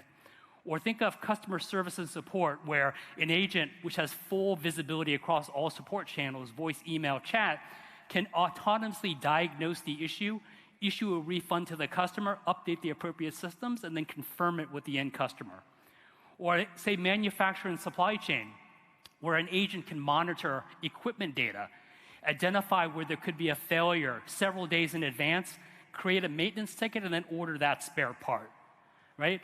So the opportunity we see here is across all industry and functions, but where it's going to have the most likely near-term and profound impact is those functions in industries that have very high transactional data and high data density, because you give it a continuous feedback loop for these AI systems to basically learn and adapt. So as you look about bringing autonomous AI agents in your organization, you are undoubtedly looking at buy versus build, where there's a lot of custom development that's happening. But over time, as the market gets mature, we're going to see a model where you're going to start to procure agents like you do software. So what does that mean exactly? Because if you look at the history, the decades of what we've done, we have perfected the art of software procurement and management, where we negotiate licenses, we track seats, we monitor uptime, but managing and procuring and managing a digital workforce is going to be fundamentally different. Well, for one, you're going to be procuring a capability or an outcome, not a set of tools. So with software, you're buying a license or procuring a license for a fixed set of features. But with agents, you're driving a business outcome. So our SLAs and contracts need to take a look at things not so much on like uptime, but more around like business outcomes. And what about data? I mean, data is, the agent's only going to be effective in terms of the data it has access to. So now, when we think about giving access to agents, we need to have a very high level of governance around data access, around provable data lineage, and also make sure we demand transparency around how those agents use the data to make decisions. And what about liability? Right? If an agent makes a mistake, takes an action, costs the company millions of dollars, our traditional frameworks don't really apply here. So we need to think about liability and indemnification frameworks that take into account this new agentic AI model and make sure that we have appropriate guardrails, especially if you need human in the loop in terms of checkpoints and guardrails.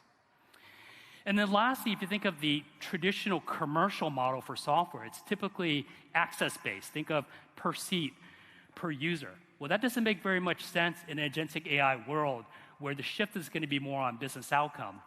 So think of, like in the customer service example, it might be per ticket processed or per ticket resolved, or in the marketing world, per qualified lead generated. And of course, our financial systems need to be able to account for this value-based consumption model. So when we think about it, think about how we've evolved from software to AI tools and now to AI agents, right? And fundamentally what happens is as you go across, you're seeing that the nature of the work and the value you've created is fundamentally changing. So if you look at traditionally decades of using tools like ERP or spreadsheets, these are great tools and powerful tools, but they're fundamentally inert because they require human input, human to analyze the output, and determine the next step. They're basically augmenting human execution. Then came along a few years ago, copilots, right? Offered by a lot of these software incumbents and providers. And what they're doing is providing some productivity improvements, but you still require a human prompt, right? It generates content, suggests code, and the human is still responsible for that end-to-end workflow orchestration. Which is why we have a model now with AI and agents, is you're thinking of how do we shift from a model where we're providing tools to help a human perform a job better, to delegating an entire strategic function to intelligent systems that can operate autonomously. Now, when you think about shifting this model of procuring software to procuring a digital workforce, it fundamentally changes the role of procurement. I think you're going to shift to a model where it's less focused on things like cost control and SLAs to how do we manage the consequence of autonomous actions. So this is a very powerful capability, but it brings a whole set of risks. So I won't go through these in detail, but let's highlight some of the things here, right? One is around governance and risk. I mentioned before about liability. How do we ensure that we have explainable AI and make sure we have an audit trail for these agents to be able to determine what actions they took and what was the rationale of why they took that action? Also around how do we safeguard against algorithmic bias, which is amplified by historical data. Security and data privacy. Agents require deep and trusted access to very sensitive data like financial records and contracts. And of course, this opens a huge surface area in terms of security. So how do we ensure there isn't shadow AI or leakage of data? And we also need to make sure that we have security policies to protect the agents themselves, because they could be the victim of malicious attacks, prompt injection, where they can drive some unauthorized autonomous action. And what about vendor lock-in? When you think about learned intelligence, the cost to switch a vendor where they're basically building their optimization based on your proprietary data, based on your transaction data, the cost to switch could be very costly and disruptive. So how do we make sure we have protections in place if the vendor fails or they fail to deliver? And then lastly, data and integration readiness, right? That's the foundation for the agentic AI in the enterprise, and making sure that across all your systems you have clean and harmonized data. And it's also what I consider orchestration ready, which basically means that it has APIs, data connectors to allow those agents to access that data in a very clean way. Now, addressing all of these risks requires a central nervous system. So think of having a trusted, secure, and governed ecosystem where you can find, manage, and deploy a new workforce. And so when we think about the enterprise controls that we've built into Marketplace over the last few years, we give you the foundation really to manage this transition. So we're moving beyond the model where you're managing individual software licenses to how you can orchestrate an entire compliant workforce of AI agents. So my vision is to make sure that Marketplace becomes that control panel for you in the agent economy. Now, for those who aren't familiar with Marketplace, it is broadly adopted by the enterprise. In fact, earlier this year, our CEO publicly disclosed that customers are procuring billions of dollars of solutions of software through our cloud marketplace. And we actually commissioned a study with IDC that was published earlier this year, which just basically shows the tangible and immediate benefits of B2B cloud marketplaces with third-party software, where we see very specific benefits around faster purchasing cycle times, faster deployment cycle times, and then finance and compliance teams' productivity gains. Now, if you're familiar, the biggest driver around cloud marketplace was around this cloud commit. So customers are making larger cloud commits. They get favorable discounting. They get access to incentives like credits and migration funds. And the ability to draw down marketplace spend against that commit, de-risk that committed spend. But you also have benefits around things like consolidated billing. So instead of having hundreds of billing relationships with different vendors, you get a consolidated billing, additional line items on your monthly cloud invoice. And of course, on the purchasing side, you're creating pre-vetted security and compliance for a lot of these vendors. You have standard contracting templates. You have pre-approved budgets. And then on the technical side, you have fully validated solutions that work in the Google Cloud environment. And so you are able to get faster time to value for your end users. And then as you bring a lot of that spend online, you get all the benefits of advanced billing and cost management and FinOps tools that you typically use in a cloud environment for these solutions as well. So I want to touch briefly on this digital storefront that we've created. So think of it as the centralized place to search, discover, try, and buy a broad range of solutions. Now, historically, the solutions have been mostly tied to cloud migrations like security and data and analytics, but we have expanded the diversity of solutions in the past couple years. So one, we have commercial data sets from vendors like Dun & Bradstreet and Equifax. We have business applications from Workday and ServiceNow. And then we have professional services as a formal solution type that you can procure as well. And all these things we're doing is it's really reducing the time to basically research, vet, and review these vendors, and giving customers the ability to have this one-stop shopping experience to allow them to filter, find, and compare thousands of solutions. One new introduction we had about a year ago was the AI agent marketplace. So we currently have greater than 1,800 listings on the marketplace, and in that category, and the ability for customers to find these solutions that might be aligned to vertical, use case, platform affinities as well. Now, so the imperative is very clear that you need to scale or support the adoption of agentic AI in your organization, but without a plan, you're going to face spiraling chaos called AI agent sprawl, and this creates a lot of security, compliance, and hidden cost risk.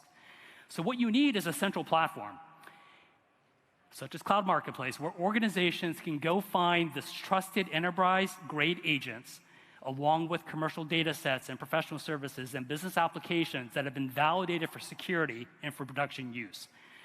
And the ability to bring this at a central governance level gives you a lot of advantages, right? You'll be able to have a centralized registry for every agent. You want to be able to track who owns it, what does it do, and what data does it have access to. You want to mitigate security risk by enforcing policies like security access and standardization of deployments. And of course, you want to have a very comprehensive observability because you want to be able to track and log every single action that the agent makes for legal and compliance purposes. And this centralized model also helps you scale in a very efficient way because as you grow, you can minimize the duplicative efforts that are deployed across organizations. And you can also manage some of the cost sprawl because some of the value-based pricing, it's not predictable that we typically see, but if you can track real-time cost monitoring for every agent instance, it helps you build some of these capabilities. Let me talk briefly about a lot of the governance capabilities that we provided. I mentioned before that Marketplace acts as this initial vetting authority to de-risk the buying process. And so we have capabilities like Private Marketplace, which allows an organizational administrators to curate what solutions are available, including AI agents, to the end customer. We have very granular access controls in terms of who is allowed to buy, who's allowed to view. And then you combine that with some of the advanced FinOps and cost management capabilities, it brings together this really governed, data-driven financial operations platform that's really a necessity for the AI agent economy. Now, we've made a lot of investments over the last couple years to shift from this digital storefront to this governed platform to manage this digital AI workforce. But you'll continue to see innovation in this area. So what are some of the things we're going to invest in? One is around we're going to be launching a semantic-based search. So imagine where traditional marketplaces are more focused on product listings that are static. We need to focus on business outcomes and drive recommendations to the customer. So a customer should be able to search, hey, I want to optimize my sales processes, and we should recommend those agents or collections of agents that will address those business problems. We need one-click orchestration. So when an agent is provisioned into the environment, you need to be able to make sure it has the right permissions and the right data access. And this includes multi-agent orchestrations, which will be required to operate and execute these complex workflows. Then we need to provide much more quality signals in your environment. So imagine a world where you have thousands or tens of thousands of these commercial agents in your environment. You need quality signals around what's the data lineage, what type of interoperability standards does it support, what type of validation has it achieved. Because agents should not be a black box to you. You should have clear transparency as trust to ensure what agents should be deployed. And then lastly, what I would mention is that a lot of the explainability and auditing capabilities need to be sort of mandated as part of that process. And then the last thing I would say is we've also recently launched a payment protocol, an agent payment protocol. So as you give the capability for agents, they may go off and do purchases on their own. So the consolidated billing needs to incorporate and explain in a very auditable way all those microtransactions that happen on a single cloud bill. So I want to close by saying the AI agent economy is not coming, it's already here. And it's really transforming how work is done across all industries and all functions. And it's really an opportunity to elevate our role in the organization. So in some ways, we need to shift the model to be from a less of a gatekeeper to something that's more of a governor and orchestrator of this new digital workforce, because it's coming. And those companies that are able to master this, and to be clear, this is a very complex risk and commercial landscape we're dealing with, they will be more well-positioned to win in this AI agent economy. So my hope today is to energize you, to think that with a clearer vision that agents are coming, commercial agents, and with the right platform and the right governance model, they can be your biggest source of strength. So I would encourage you to continue this conversation and learn more about Google Cloud Marketplace, and our Gemini platform. And for folks who are here tomorrow, we are hosting an after drinks event at 4:30. It's actually at the DPW headquarters, which I believe is right down the street. And so it's a great opportunity to further discuss some of these interesting developments, ask questions, or just network with your fellow employees. So I hope to see you there. So as I mentioned, this is one of the most exciting times in technology, and I really want to work with you to capture this opportunity together. Thank you.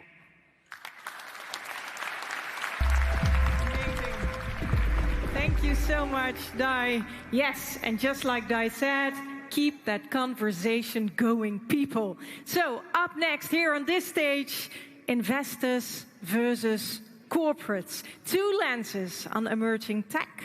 One conversation we're about to have in a couple of minutes' time.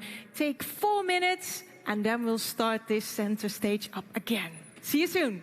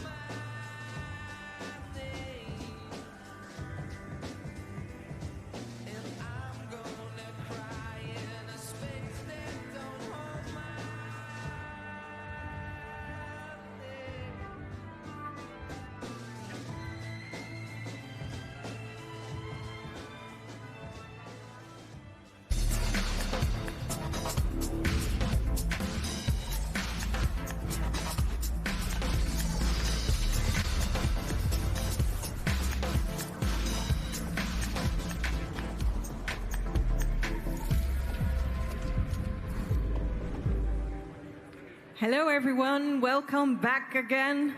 Are you ready for another amazing session?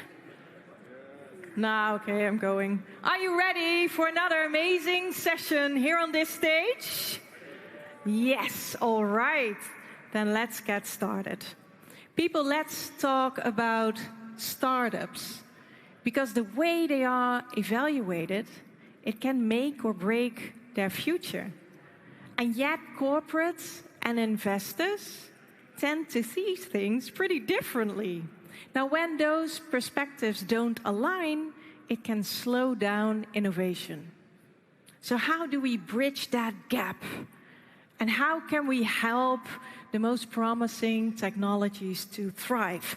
That is what our next conversation is all about, moderated by the amazing Shruti Tunatori, partner at Iconic, and joined by Klaus Stabitzer from Siemens, Noe Callan, Salesforce Ventures, Thomas Dostal-Freire from Miro, and Natalie Loberboim, Mano. Please give them a very warm welcome. Over to you, Shruti.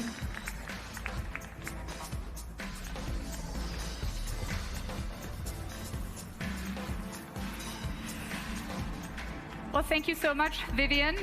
Fantastic to be here at DPW. Such incredible energy. In my book, definitely the hippest and trendiest procurement and supply chain conference that I know of. Do we all agree? Incredible dialogue, and huge shout out to Matthias and the whole DPW team. Can we have a round of applause for them as well? We're really excited for the conversation that we're about to dive into. One of the big themes that has been running through a lot of the dialogue today has been around how some of the world's largest enterprises and business leaders can really seize the moment with AI and use this window of opportunity that seems to be very much a generational window to really try and transform business and really leapfrog to new levels of scale and success. But when you think about how much of the AI innovation landscape is really shaped by the startup ecosystem, by startups, by founders, and these builders and these teams that are really pushing the boundaries in so many ways, it then follows that the AI success formula for a lot of the world's largest enterprises really depends upon how effectively they can vet and select the right startup partners and how expertly they can navigate these very dynamic and sometimes complex partnerships with these fledgling organizations that are evolving in so many different ways. And for startups, on the other side of the table, the playbooks of how you engage, pitch, and really convince both enterprise customers as well as top-tier investors, those playbooks are really being turned upside down today, and the rules are changing very fast. And so with that background, we are going to have a really fun conversation, I think, comparing notes on how these two key kinds of capital allocators, financial investors on the one hand, and then business leaders at some of the world's largest enterprises, how they are thinking about investing capital as well as organizational energy and resources into the right kinds of startup partnerships and AI partnerships. And to opine on that, we have a pretty incredible lineup of leaders. We're joined by Klaus, who is Chief Procurement Officer and Head of Supply Chain at Siemens. He has been in that leadership role for well over a decade. His tenure at Siemens spans well over 25 years. And in his capacity, he oversees, I think, over 35 billion euros in annual procurement spend, really centered around the mission of infusing both resilience but also innovation into Siemens' supply chain. We also have with us Thomas, who is CIO and Head of Business Transformation at Miro, which also happens to be an iconic portfolio company and also a Salesforce Ventures company. And for those of you that may not be aware, although I'm guessing most of you are aware, Miro is very much a local success story. It was seeded and founded right here out of Amsterdam before becoming a global leader in the digital innovation workspace category.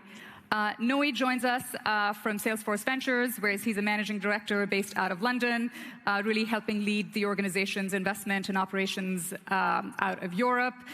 His team focuses on mid-stage investments in pretty much every aspect and every category of enterprise software. Some of the investments that Noe has helped drive include companies like Wiz, Sneak, 11 Labs, and of course, Miro. And last but certainly not the least, we have with us Natalie, who is a GM at PepsiCo Labs, which is PepsiCo's tech venturing innovation arm that is responsible for scouting and scaling startups across key business functions. You'll find, and I know this to be the case, that Natalie is very much a recognized voice on the best practices in tech venturing. So, without further ado, would love to dive into the question of what are the key points of convergence and divergence between large enterprises on the one hand and investors on the other when it comes to evaluating startups? And if it's okay, I'll start by posing this question to some of the enterprise leaders that we have here first. When you think about your complex needs as large global organizations, and you think about the dynamic profile of startups, what are some of the top evaluation criteria that you think about when you look to select startups? And how do you decide when to partner with a startup versus partnering with or making a bet on an existing incumbent? Klaus, I'll start with you if that's okay. Thank you. Thank you.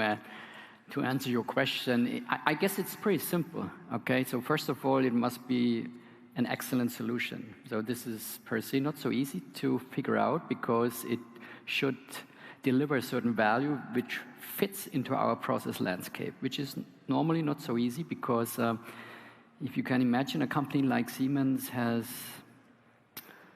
a very well-experienced process landscape. I'm not saying it's a brownfield, it's something which is really complex. And we got to make sure that new solutions are fitting perfectly into this kind of process landscape and technology landscape. And that needs, of course, a startup company who can be really aware of that complexity. And the second one is it should be, in a way, financially stable. So that means at least A-series. Otherwise, it could be painfully hard for us to work with these companies together because once we are together, then we have the obligation to really make it happen. And that's the second one. And of course, topics like SaaS ability or also able to fit into our AI strategy is a must. So these are the really rough 4 principles we take when we screen all these startups which are out there. I think for us, we're a smaller company and tech, so we just go faster.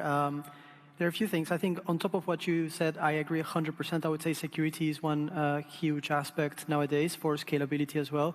Ultimately, we're building a partnership towards a business outcome. So we don't see it as implementing a tool. We see it as what is the problem you can solve for us? How can we revolutionize or transform how we operate? And then, because that is going to take time, how do we make sure that you are in the business for long? So it has to do with the standing perspective in the investment rounds, but also in the security part.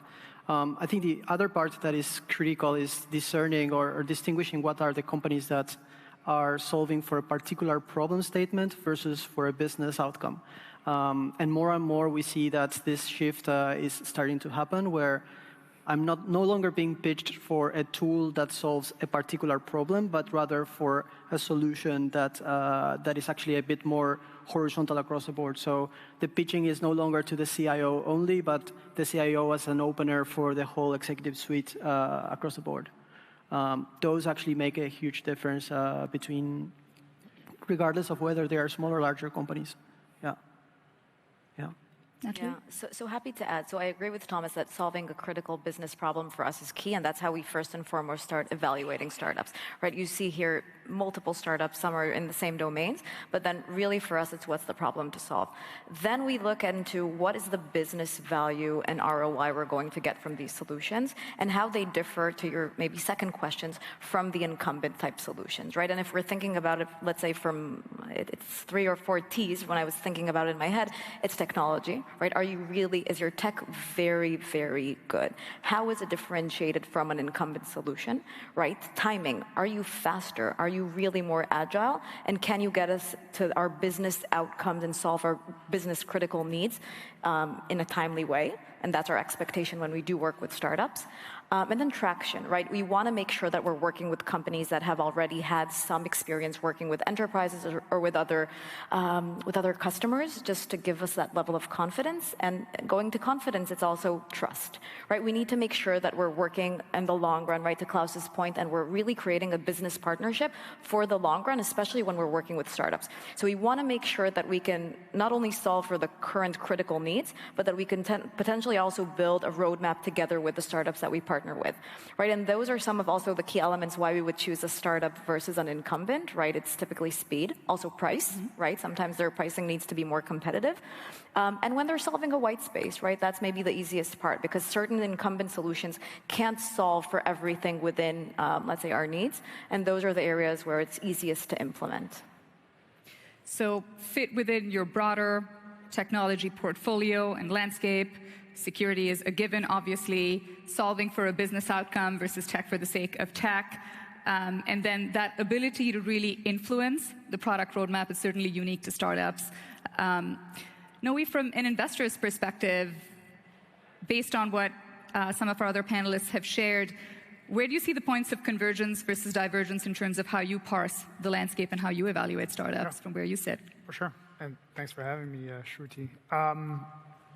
So a lot of points ring very true. And actually, the point about financial stability is something that we come across more often, where actually startups are reaching out to us. We're like, hey, I have this potential large contract with a massive enterprise buyer, but they're asking me about my runway, about my growth and traction. And for that, sometimes they actually need to raise more money. So that we've seen that happen more often recently. I'd say the other point that we have noticed, because we make a lot of introductions for our portfolio companies to enterprises, is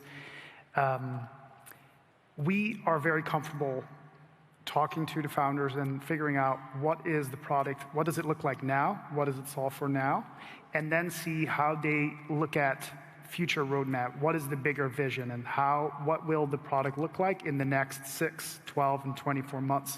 That vision to us is super important, and I often see that we're more comfortable taking that risk versus enterprise buyers. Now, on the trust point, I guess, credibility is what we are trying to figure out is, do you speak the language of your prospects, of your customers? So can you actually build that trust in your sales conversations? And we try to test that by putting them in a room together or on a Zoom call together with a potential buyer and seeing how that goes. We try to go deep on product demos. So we're trying to, I guess, really do the same things, but we also look ahead of like, hey, this is maybe a diamond in the rough, and we need to be in this company because there will be an outcome like in a few years' time. I think just one quick point on the looking ahead is critical, because something that happened last year and now is happening a bit less is many times we had startups pitching to us, and their whole product was probably a feature within an existing player. So the whole product was trying to solve something that, for example, Workday, the Salesforce of this world, was not solving for. And the question was, okay, I buy you now, but what is your roadmap in 2 years if the more established player already develops that as a feature set inside of their current capabilities? Because again, integrations is critical, and simplifying for the tech landscape is massive. So that, I think there is a bit of a shift already, but this is the exact same question we ask ourselves as well. Very often with startups, because of the confines of the laws of physics and finite resources and time and space, they often have to start out as a feature within a broader product, and then the test you have to sort of put them through is determining whether they have a vision and really the staying power to get past being a feature. And speaking of staying power, I think some of you in your commentary, you have sort of implicitly alluded to the question of defensibility.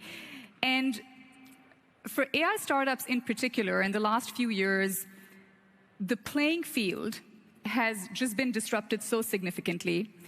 The bar for innovation and also the existential risks for startups are way higher by factors of 10, 20, 30x than what they were even maybe 4 or 5 years ago. Given that rapid pace of market disruption, how do you think about, assessing for the true defensibility and differentiation in a startup's product and in their business? Obviously, stage and amount of capital raised is one piece. The more money you have in the bank, the more you can defend your turf, live to fight another day. But what are some other elements of defensibility and differentiation that you think about, especially in a world where incumbents and the tech titans that really run the tech ecosystem are not sleepy? They're moving quite fast. How do you think about that and make a bet? I mean, what you mentioned, this financial stability is a brutally must. That's quite clear. On the other side, we also have to detect a little bit the strategic environment, because it's also sometimes not so easy if you are together with the startup and then all of a sudden the startup is taken over by somebody else.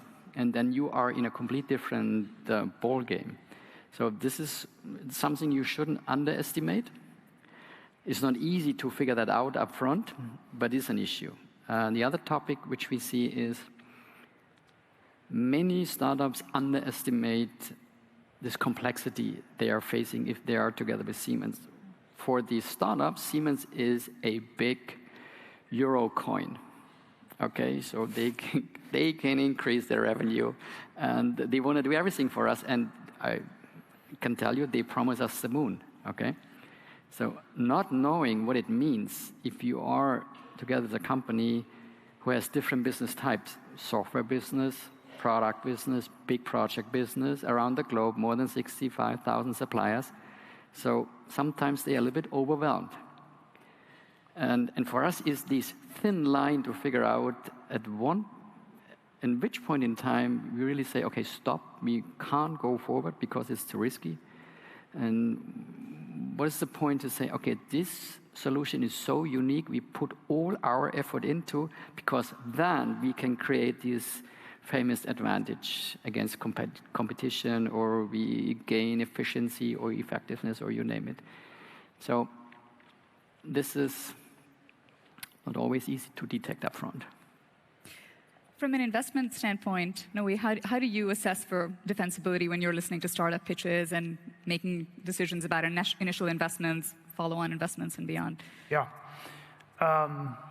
If you take it to the extreme, some people, when they're talking about AI, they say there is no moat anymore. It's all about distribution. So who gets to potential customers the first, who has an unfair advantage, maybe because of their network or just in terms of the media attention they get. And yes, in certain verticals within AI, this probably applies. I think OpenAI could be an example of that. But if we're talking, in this case, more about the supply chain, procurement processes, the tech stack, the distribution will get you, very, very far, yes. But you won't necessarily be the only game in town. It is about the complexity of understanding the workflows and being able to find a good starting point, your hook, basically, to get into an enterprise and then start building from there. And that's what we're really trying to look for. We've been actively investing in various vertical AI solutions, not yet in supply chain or procurement, even though we do have an investment that is kind of like pre-degenerative AI wave.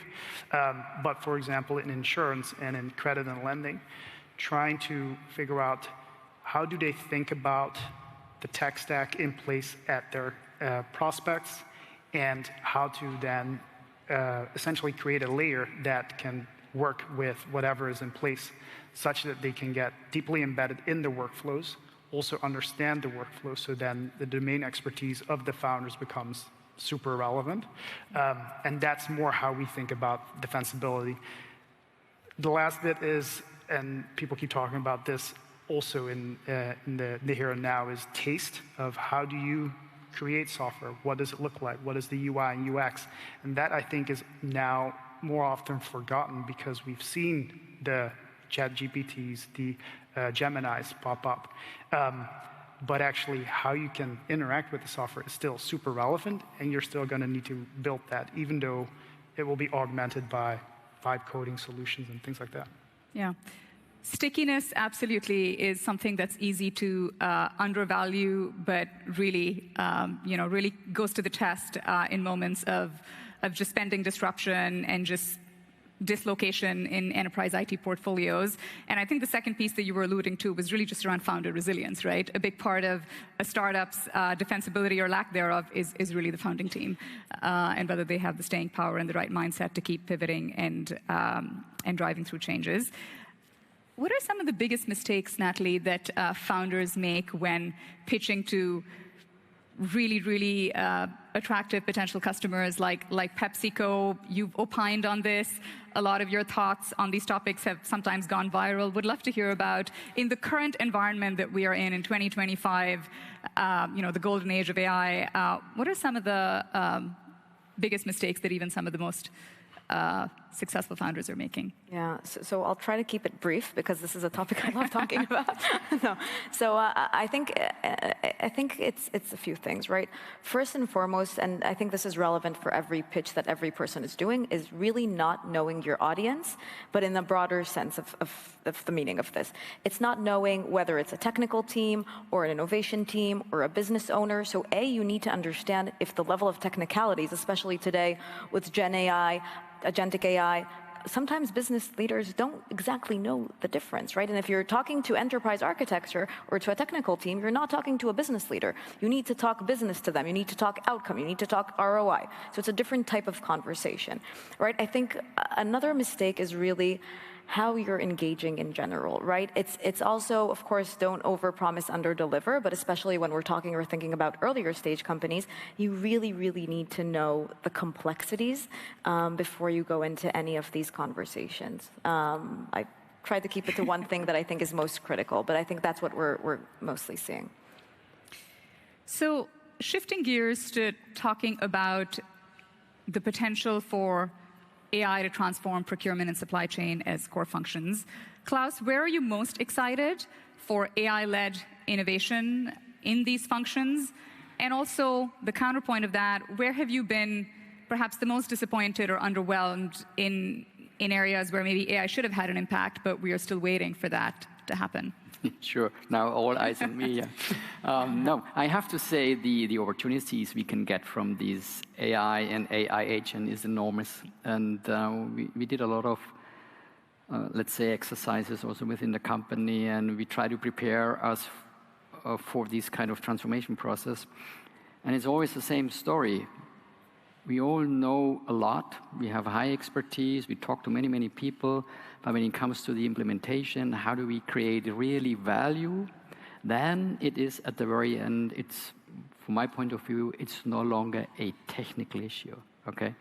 It's now more the question, how can you convince, how can you motivate your people to really go that transformation process? And in some cases, and we had the talk before, it reminds me a little bit of the situation of these famous, I call it the couch motor phenomenon.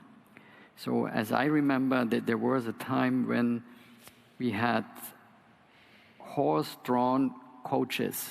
Yeah, that means you had these horses in front of the coach. And then all of a sudden, the motor was developed. And the early adoption was you put the motor into the coach instead of the horse. That led to the situation that the performance wasn't so good enough. So then people started to think about the construction of a car is completely different to a coach. So that reminds me a little bit of the situation we are doing at the moment. We are checking our existing processes and think about which pieces of the procurement process could be replaced. So that's this famous efficiency game. Without thinking about the bigger picture, is there anything we have to organize in principle differently? So I think this is, for us now, the biggest challenge. How can we change our processes, our platforms, on a higher, different level to really get the most out of this AI technology? Otherwise, we are just on the surface getting maybe 10 or 20%, or might it be 30% efficiency? And maybe some organizations feel great, but I believe it's not worth spending the effort. And this can only be done if you really fully understand the potential, and also when you have people who really take this journey. Tomas, Natalie, any other thoughts on where you see the greatest potential for AI to make a needle-moving impact in procurement? Yeah, I think we're already starting to see, right? I think for us, it's, and where I'm excited about in procurement specifically, it's where we're becoming a more proactive than reactive function. And I think when we have more analytics, when we're seeing new AI capabilities within supplier risk, or e-sourcing capabilities, or demand forecasting, those are areas when we're really shifting the abilities of our business to make better outcome decisions, and really create more productivity for the organization and become a true valued partner for the whole organization, and we're a big company. So that's where I see a shift that's very, very positive. I think for us, and probably for every company, data is still the underlying, I don't know if to say problem, but hurdle we need to go through, and that's something that we're still putting a lot of time and effort, and I would have wanted that portion, let's say, to be accelerated quickly. So that's maybe an area where I still see a lot of room for growth. And to Klaus's point, I think on the connecting threads, right? That's something that we still need to work on, whether it's between departments, whether it's as a whole, or whether it's in general with different solutions that we have. How are we breaking those silos and creating more of a platform within these AI solutions that we're implementing? Yeah, absolutely. Data continues to be a recurring theme, and I'm yet to meet the Fortune 500 company, or even the startup, for that matter, that believes it really has an amazing handle on its data regime. So absolutely an opportunity area. Yeah, no, I think the interesting thing is we are starting the fiscal year planning right now with our CFO, and the conversation is very interesting because we are moving into, first, the tech stack assessment, but then that also translates into the question is no longer, do we need this solution or this technology, but it's actually, do we need to do it ourselves versus can this be outsourced and automated or given to AI? So the discussion starts being a lot more indeed about this software, which is evolutionary versus revolutionary. Are we going to change what we do or just change a bit of how we do things? If the answer is it's going to just change how we do things in increments, it's not necessarily worth the investment. And the investment is not only financial. The other investment, which is huge, is the change management in the employees, right? Because you're bringing new ways of doing things, and that takes time. So we need to be very smart in that. And my CFO is constantly challenging, no longer in terms of what is it that this software does, but rather give me insights and intelligence in the whole stack and all the overlapping points where we could already outsource, automate. So it's a much more interesting conversation going forward in terms of procurement and overall fiscal planning for tech stack. Yeah. A lot has been said about agentic AI, obviously, in the dialogue and the sessions we've had today, and we've alluded to it a little bit in some of the commentary we've just had on the panel. I think one really interesting aspect of agentic AI and sort of the success drivers or lack thereof is really around sort of the change management piece that you were talking about. And Klaus, in a conversation we had a week ago, I thought it was fascinating, where you talked a little bit about sort of the mindset shift and the upskilling needs of the organization. And if you think about teaching a workforce really of any generational background, from millennials all the way through to folks that have been in the workforce for 40 plus years, the idea of working with an agentic set of colleagues is such a huge mindset shift for any generation, for any company type, let alone an established enterprise like Siemens with a 160-plus-year history. How are you thinking about readying the organization for an agentic future where they have to navigate between both human and agentic colleagues? First of all, I have to say we are at the very beginning, okay? So we are not experts in that regard. So we had an internal discussion and thought about how can we introduce an AI agent. So some people said, yeah, this is a technical issue, this is an algorithm, and the algorithm can do this and that and blah, blah, blah. And then we say, okay, why don't we think about an onboarding of an AI agent, like an onboarding of a real physical colleague. So imagine you have let's call it a normal colleague, yeah? So once the colleague comes the first time in the office, you say, okay, I introduce this colleague to this colleague, to this colleague, what are the do's and don'ts, and what are the interfaces, and blah, blah, blah. And then you had a certain onboarding plan, okay? So now, why don't we do the same for an AI agent? Because that probably would increase the acceptance in the organization so that the people feel in total onboarded. So they know there is somebody aside who helps me, hopefully, yeah, instead of there's a thread around some generic artificial stuff which is in the computer, you never know. So in other words, we try to personalize a little bit this idea of the AI agent. And again, we are right at the beginning, but I strongly believe this interaction between the humans and this artificial agent is so necessary. And somebody in the organization said, I guess it was our CEO, yeah, that was Roland, he said, altogether, we have a privilege. We are probably the one and only generation who worked without agents and now can work with agents. All the other generations will not have this experience working without agents. So it is on us to shape this kind of relationship. And again, for us, it's no longer a technical issue. It's the question, how do we deal with this new technology? How can we embrace it? How can we motivate the organization? It's fascinating, and obviously no playbooks, no prior journeys to draw from. So it'll be really fascinating to see how you navigate that. Shifting gears to talking a little bit more about ROI, the business value that you were alluding to earlier, Tomas.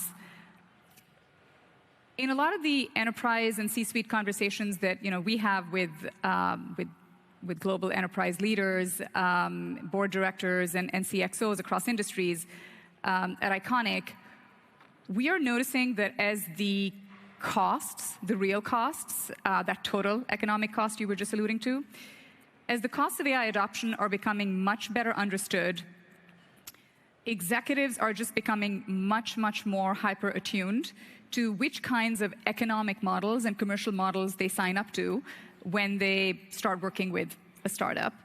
And I was curious, Natalie, I imagine you have a lot of frameworks that you look at PepsiCo as well, given what a mature organization you have for tech venturing and scouting.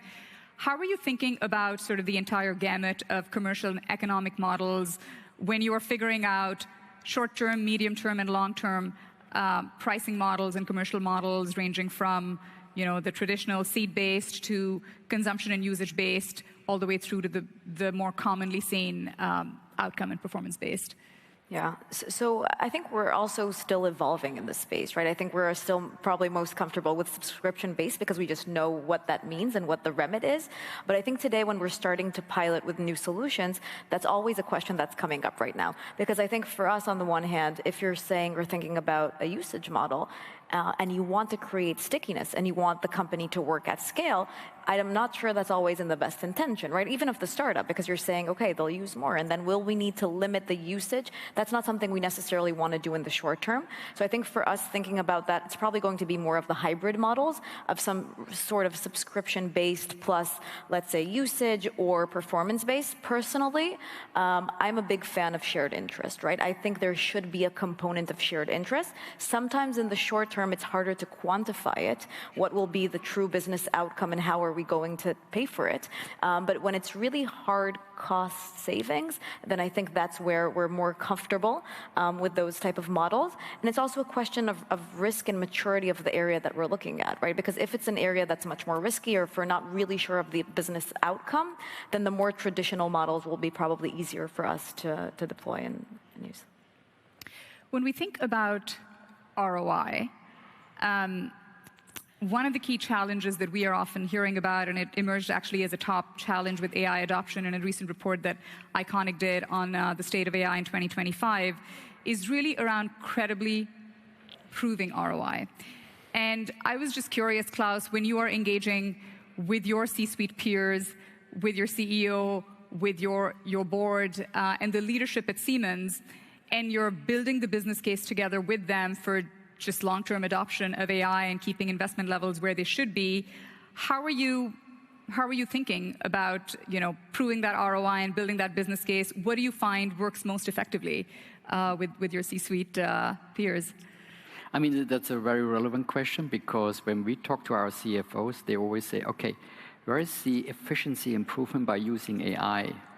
So I can imagine I attend one of some strategic meetings together with Amazon, and some of the Amazon CFOs said, using AI is a must-have bullet point in each and every budget phase. So how much money you spend for AI, what's the return? If we translate that in our terms, for us, it's not so easy to really figure out at the very beginning what is the hard fact saving, or what's the real durable ROI. So what we see is there any criteria where we can speed up our processes, where we can gain a higher transparency? And how can we really be more innovative in sense of finding new structures in our processes? And that leads me to the very crucial point. Any AI business case leads finally to the question, how good is your data quality in your database? And sometimes you build up let's say a business case on an assumption that your database is 100% clean, which is not. And you figure that out by implementing all the stuff. And then all of a sudden, your business case collapses. So this is what I said earlier. So when a startup comes into Siemens, and then they have some kind of imagination what it could be to work with these guys, but really understand the needs takes another few months. And then we can calculate the real business case. The only thing we know is doing nothing in sense of AI is not optional. We just want to limit the risk. So it's not the idea that we have a high efficiency in our processes and that gains another 20, 30% efficiency. This will not work, at least for the next few months, maybe for the next few years. Well, if you wouldn't mind looking into your crystal balls as we look to wrap, I see that that puts you in good humor, Natalie. But if you wouldn't mind looking into your crystal balls and just maybe sharing your top prediction for AI startup adoption in enterprises, or perhaps AI startup adoption in procurement and supply chain in particular. Natalie, if it's okay, I'll start with you. Yeah. So I'll try looking into my crystal ball. So I think I'll separate my answer, because I think the level of technology and the evolution that we're seeing is massive, right? Where we are today and where we're going to be in a year from now, it's a totally different world. But the question is on the enterprise readiness and where we're going to be in a year. that's maybe a different question, because I think technology is evolving so quickly. We're still catching up. I think for us, where we're starting to see much more adoption is still in the Gen AI and the conversational AI, when we're getting a lot of analytics from that. That's an area that we're now expanding quite dramatically in our organization. But we are also starting to see work with agentic AI, first on the personal productivity to also help inform and help educate the organization, but also in automating, let's say, the easier workflows that can then, and the next wave, and maybe that'll be the conversation for next year, will be also connected. So hopefully we'll get there.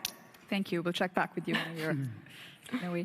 Building on Natalie's point, maybe a more like spicy take is we'll see a few companies work together in the next 12 months to adopt a supply chain procurement process workflow that doesn't require any human intervention. I think we will see a huge difference between the companies that are actually ready and willing to disrupt themselves and really partner with different startups to rethink their processes and their ways of operating versus those companies that remain conservative. There's going to be a huge difference between those that think of AI as a tool versus AI as a catalyst for transformation of the business. And that in a year from now, we will start seeing the differences in performance, for sure. Yeah, and maybe we are really probably the last generation who has the privilege to shape the relationship to AI agents, and we better be prepared and use it like hell. So that would be my wish and also my prediction how it works. Amazing. Well, that's a wrap. Thank you so much. Thank you. Thank you. Thank you. Thank you. Thank you. Give them an extra round of applause to our amazing speakers that we just had on stage. Klaus, Natalie, Thomas, Noe, and our wonderful moderator, Shruti. And with that, people, we are getting ready for our final session of day one of DPW Amsterdam 2025. And we're going to close things with a bang. Prepare for a powerful keynote on reimagining procurement in times of disruption. We see you back in about 3 minutes.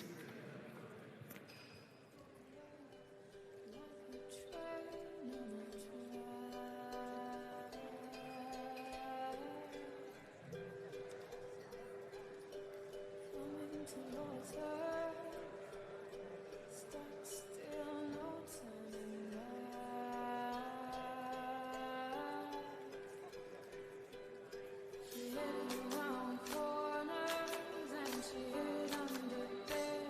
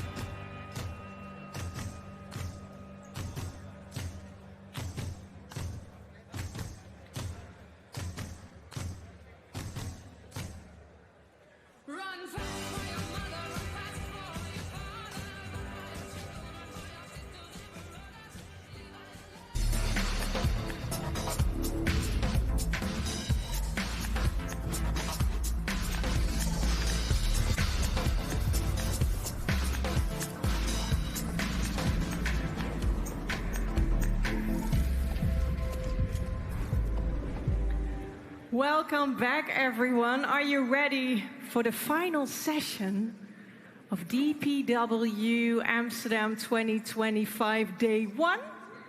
Are you ready? All right, okay, we should practice this. I'm going to tell you why later. So this is our final session, and we're going to end things with a bang, with something thought-provoking. Prepare to reimagine procurement. And let's turn today's challenges into an engine for innovation and growth. Now here's the secret that I need to share with you. He's not hearing it, he's backstage. So I had a conversation with the speaker that I'm about to announce just yet. And he told me that he's expecting a crowd that will be laughing, crying, screaming during his talk and giving him the most energetic welcome that we've ever heard. And I told him, yeah, they're gonna do that. So that's your task. I hope you can help me out with that. So please prepare to give me that most energetic welcome ever to our closing keynote speaker of day 1. Are you ready? Yeah? Okay, here it goes. Please welcome to the stage Mauro Enrique, Senior Partner at McKinsey & Company, and our closing keynote speaker. Here he is. Yes! The floor is yours. Thank you. I think it was good, isn't it? I didn't know I was on record. Luckily, you didn't tell everything that I told. Otherwise, it would have been a bit more embarrassing. And thank you also for giving us a media possibility and opportunity to have the last slot of 2.5 for 3 hours, right? No, 20 minutes.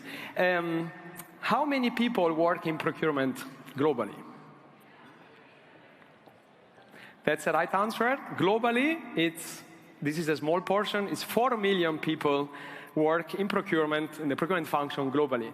And what I would like to explore with you in the next 20 minutes is how the life and the daily way of working of these 4 million people is going to change.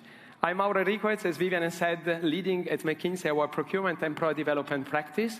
And I'm really, really excited to be today on stage. Not only because it's an amazing conference, I got a lot of ideas, a lot of energy, but also because I think this is an amazing time in which we are living. I think and I feel like I felt 20 years ago when I joined my first procurement job at Fiat. I was a supplier development engineer going out there applying Lean principles. So it felt extremely fresh, extremely new, and it was great to apply this new principle at that time at our supplier to achieve some cost savings. Now you may say, well, Mauro, yeah, that's probably true, but coming here today, and if I look at my agenda of the last couple of years, there were quite a lot of stuff happening around us. Unfortunately, there are wars out there in Europe. There is inflation coming back. We had the pandemic a long way ago, and there is quite a lot of stuff happening on the trade wars. And I had the same question coming here on stage, and therefore I went and contacted my colleagues on the McKinsey Global Institute. There is a think tank looking about macroeconomics and its developing. And they said, Mauro, don't worry. Actually, this happened many times already in the past. And these are signals that we are entering a new era, a new macroeconomic and geopolitical era. And I like a lot looking about the past and to learn a little bit from it.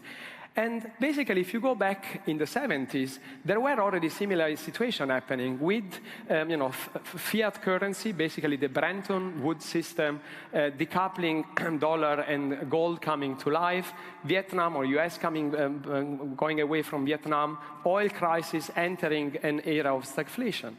And that happened again in the 90s, where basically with Maastricht, Europe was being built. The Berlin Wall came back, and that actually opened a lot of changes from a geopolitical point of view, with the USSR disintegrating, and with the Southern Tour, China opening for global economy. Now, if you take a step back and you think the last 20 years and what procurement has been doing and how procurement was capturing value, it was mostly driven by 2 major factors: globalization and advance of technology, in particular in some production area and digital area. These were, if you really synthesize, the two main areas of productivity that have drove and were, the symbol of the last 20 years. And that's where all of your teams have been working. And we think this is going to change. It's going to change in the next 10 to 20 years, and the changes start already today. And if you think as procurement has been working the last 20 years, we think this should be changing going forward. And again, that's what we want to reimagine today with you. So now, you may ask, what does it mean? We spent a lot of time in the last month talking to many of you, looking at example in the past, but also looking at example of leading company which are, innovative in what they are doing. And spoiler alert, this is not only about AI, so there are other elements which are as important as AI. And we came up with three main shifts, three major paradigm shifts that we think are going to be relevant and really changing the life of the 4 million buyers that I was referring to. Point number one, end-to-end valued entrepreneurship. We think that procurement should change the rule of the game in value creation. Point number two, we think that the areas or the venues for value generation will change, and new one will actually become more important than others. And we also think that this will require the operating model of procurement to completely change. Now, let's start and let's deep dive a bit deeper on the first point first. And what you see here is a picture of a plant of Ford in Brazil. It was called Fordlandia. And it's interesting to see that at that time, Ford, as well as other companies, were extremely vertically integrated. They were creating those industries. Ford in Brazil decided to build, by the way, it didn't go that well, but they started building a natural rubber plant. So everything was vertically integrated and was the way of creating value. Now, if you zoom forward and if you look at just a normal car today, 70% or even more of the cost of a car is externally supplied. You say, okay, Mauro, that's common knowledge. Now, what I would like to push as a thinking is this actually going to be true also in the future? So if I go back to our new macroeconomic era, what we do see already today is not only volatility in many, many markets, but we also see that the value pools, so where actually the money is being made across the value chain, is changing. So, and if you now reflect what you have been doing or your teams have been doing in the last days or weeks, how many times have you been reflecting how I do capture value pools upstreams, but also downstreams? So we think, therefore, that actually the way of approaching the market should dramatically change. Instead of just going there and thinking sourcing is the answer of everything, the question should be, should we deploy capital? Should we partner? Should we build new joint venture with supplier or competitors? Because the value pools are shifting. And we think that this is not only our idea, but if you zoom out, you see many companies doing already something like this. Not only the very famous example like Microsoft building nuclear reactors, by the way, developing them as well, but also IKEA in investing into sustainable forest, or BYD buying vessels for distributing cars. Why? It's an important value chain element to distribute and growth, but also there is hidden value pools there. So we think, therefore, and there is a bit of push, that you probably need to rethink the way you're approaching your market and basically change from procurement the shape of your company. And I think procurement is best positioned to do that more than actually many strategic departments out there. Now, second point, and it's a bit of a provocation, where I'm writing here, long-live cost avoidance. You say, oh, wait a second. Now, consultants have been coming to me and to my CEO and CFO saying cost avoidance is bad. We are going to say now cost avoidance is great. I love cost avoidance. Now, why? The provocation is simple. If you think that the markets are volatile and value pool are changing, I would actually be extremely happy if a buyer in my team would actually be increasing the price by 20% if he or she is securing supply and is actually doing better than the market. But most importantly, if this person is working with my sales department and my product development to think about how to change the portfolio and to pass this increase to my customer. This is clearly not possible in every industry, we do know, but it's more and more possible across industries and actually the reality. So long-lived cost avoidance also mean that the way of operating procurement, measuring the impact of procurement will change. And we think that we need to really go away from cost savings because it's a far too narrow way of looking at value. Now, many of you are probably thinking, yeah, I have also resilience, I have sustainability target, all true. But if I really truly look only at value generation, we think that margin management is going to be more important. How procurement can really influence the margin of a company, which means understanding the bill of material or the bill of services of your company, understanding the product portfolio. How many of you and your buyers are really thinking about that? And if we push that thinking even further, and I work quite a lot in private equity, you can also imagine that you should actually look at even another measure, which is enterprise value. This is the number of the day, 20 trillion, is a whopping 17% of the global GDP, and this is the enterprise value of all the 140 companies which are attending the DPW. By the way, this number has increased by 14% since the beginning of the year. Why I'm saying this, how many of you are incentivized really by enterprise value? And if you think you are controlling 70% of the supply chain, value pool are changing, and we are saying margin are more important than cost savings, this number becomes far, far more important. So how we incentivize procurement should definitely change because the value is elsewhere than only in cost savings. Now, the last point, if we think about value entrepreneurship, is resilience. Now, resilience, let's be honest, we saw Ford and their plant in Brazil is not a new topic. Still, if you look at resilient companies, so companies which are really consistent in applying resilience lever across not only procurement but also supply chain and manufacturing, they deliver 9 times more total return on shareholder. Basically, they are returning more value, 9 times quite a lot in the course of 10 years. And we see still many companies not doing that consistently. It's, by the way, it's actually pretty well researched. It's a normal human behavior. There is a lot of research showing that when something happens, 6 months people think about it, 12 months you start forgetting, after 18 months you go back to the old way of working. That's absolutely normal, but that's why it's so difficult. Now, second point, how the world of procurement is going to change. We think that the venue for value generation will change. Now, let's do a small exercise. And again, a small provocation. How many of you, please raise the hand, think that your procurement organization is better than the average? You're pretty shy. I would have expected higher. Now, you know this game. If you ask, are you a better driver than the average? Above all, if you ask male, the answer is, yeah, clear, I'm a better driver. And this is statistically impossible. Now, if we go beyond the provocation, if you truly believe you are actually doing better than your competition in your industry and your function, why are you actually not applying this value to these capabilities to extract value from volatility and extract value from it? What I mean is that many companies have started now using trading. I'm not saying financial hedging, I'm saying trading. So buying more than you need and reselling to competitors or other companies in different industries as one way of creating value. And if you look at some of the examples, some of the companies are here. Some have started doing from the beginning, many years ago, some are more recent. And if you look at the results of those companies, interesting to see that the value generation through trading is actually sometimes higher than other business units which have billions of capital blocked into manufacturing plant. So, and the most interesting thing that in many cases, actually is procurement the lead of this trading organization. So again, we are entering a new macroeconomic area. If we believe it's volatile, and if you believe you are better than your average, then you should think about trading capabilities and add them to your, to your set of capabilities. Now, let's go to the topic of the day, AI. Clearly, I think it's clear for everybody of you being here today that AI is there to stay, even if I've heard some people still thinking it's maybe a bubble, but it's a longer discussion.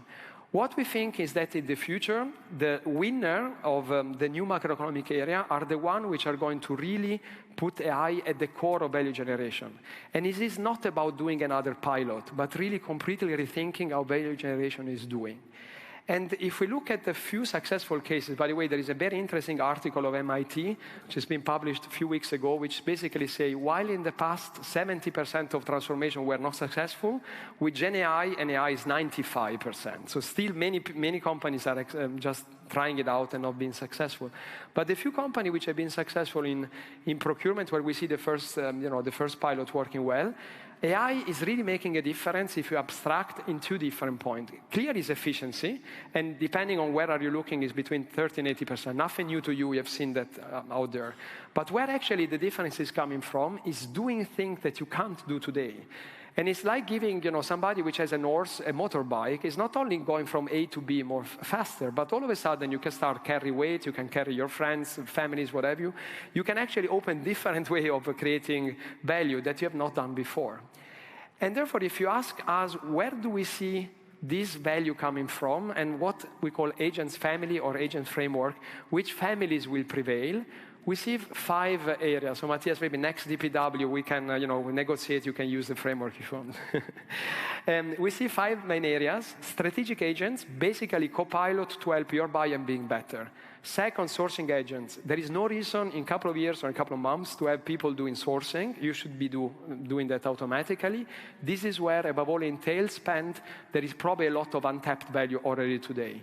Third, negotiation. Imagine you have Kralik and John Nash, inventor of game theory, together with you sitting at the table. That's what you need to have. There are solutions out there. And purchasing agents to take out all of the operational work.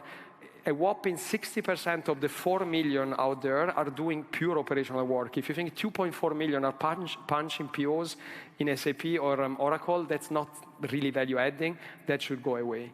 And last but not least, an area which is clearly a net new versus the past is value preservation. Now, everybody knows the concept of Maverick. Tapping value from Maverick spend is super difficult without AI. That's where we are going to see a lot of value.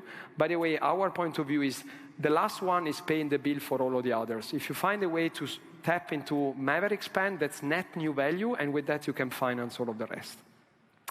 Now, you may say, and you may probably ask, but do you really believe it's going to happen? The short answer is yes. AI is a foundational capability like internet was in the 90s, and therefore is going to stay, is going to be there. Is there a bubble? I'm not going to answer. Maybe yes, maybe not. But we do think, and we've done a lot of research, that the value add is going to be enormous, 8 trillion, which is more than internet has added to the global economy. You may have seen, I didn't speak about sustainability. We truly believe still sustainability is there as a value creation. We do see a shift from pure, doing it because it's an hype, to focusing on smart and affordable sustainability, and above all, decarbonization.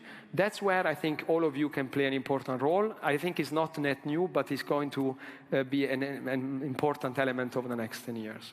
Now, if you look at all of these, including trading, changing through agents, and also thinking about value chain differently, it's clear that the operating model will be completely different. And we think that actually you need to really start procurement and redesign it from scratch. That's not me designing, but probably I could be doing that on a white paper, piece of paper.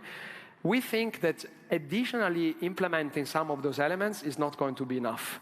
And without quoting who, but some of the clients we're working with, they basically are saying, I needed to change a lot of my process and technology, but also 70% of my people to make it happen. So that requires really changing completely procurement. And we see the future having almost 3 pillars. Point number 1, fully automatic procurement. There is no reason on earth that there's not going to be a large share of what you're doing fully automatic. By the way, there are very famous examples. If you look at what happened with the New York Stock Exchange, it has happened already. That was actually a selling organization with a lot of people. Now there is nobody, there are computers. Now that's going to happen. You need to force it. It's not going to happen by itself. Second, we think there is going to be what we call liquid core. We don't like the name agile because it's been overhyped.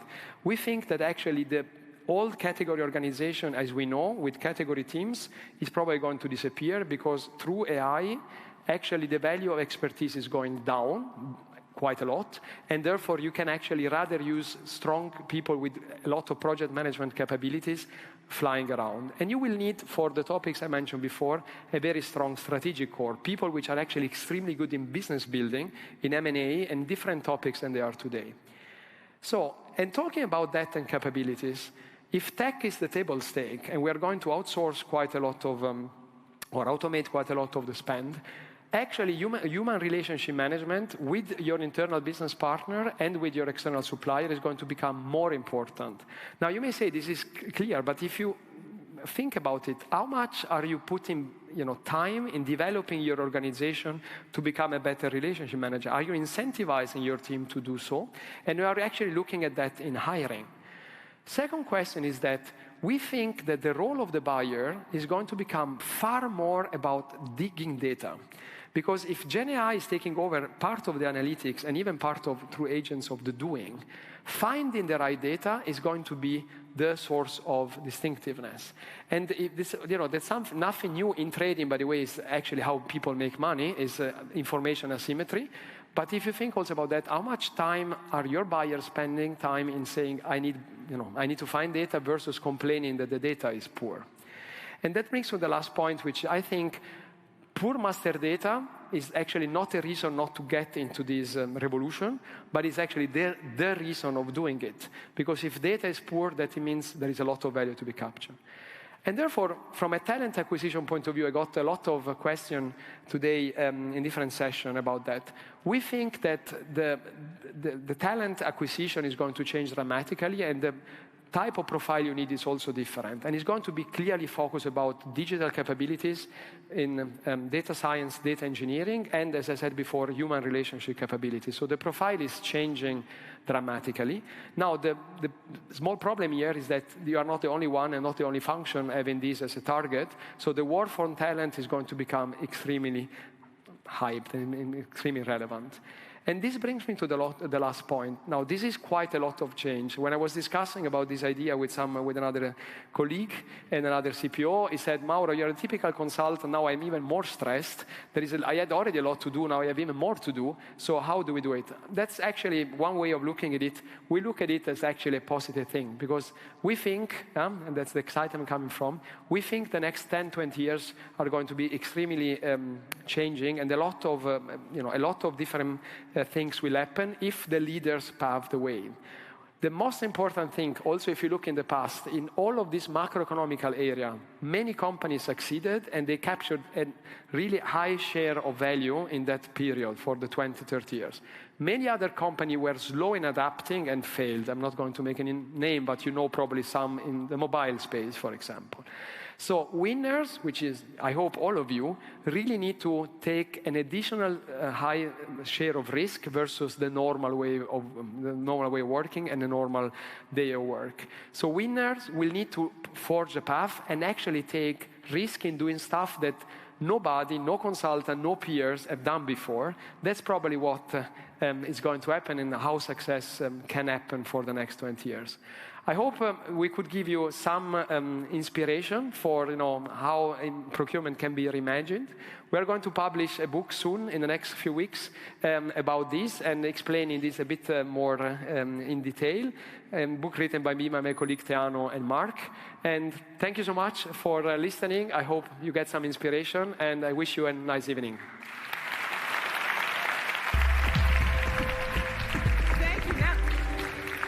Before you go, Mauro, tell me, did this amazing crowd live up to your expectation? Yeah, far more than I expected. It's really amazing. Really? So you did a fantastic job to pump them all up. So thank you. We'll give him one extra super energetic round of applause. Mauro Enriquez, please. Thank you. Thank you. But I think you earned even a larger applause, so we need to make sure that you also get one. Dear, I'm getting shy. Yeah, you see? Thank you. And with that amazing audience, this is the end of DPW Day 1, DPW Amsterdam 2025. Well, at least on this stage. Because, of course, the day is far from over yet. And please remember what Herman told us in the beginning when we opened the show. He said, you are DPW, right? So please join us for the official Expo Bash. It's happening over there until 8. It's a great opportunity to start up the conversation, to make amazing new connection, and to recharge for tomorrow, because tomorrow we will be back for day 2 of DPW Amsterdam 2025. Thank you so much, and I see you back here tomorrow morning.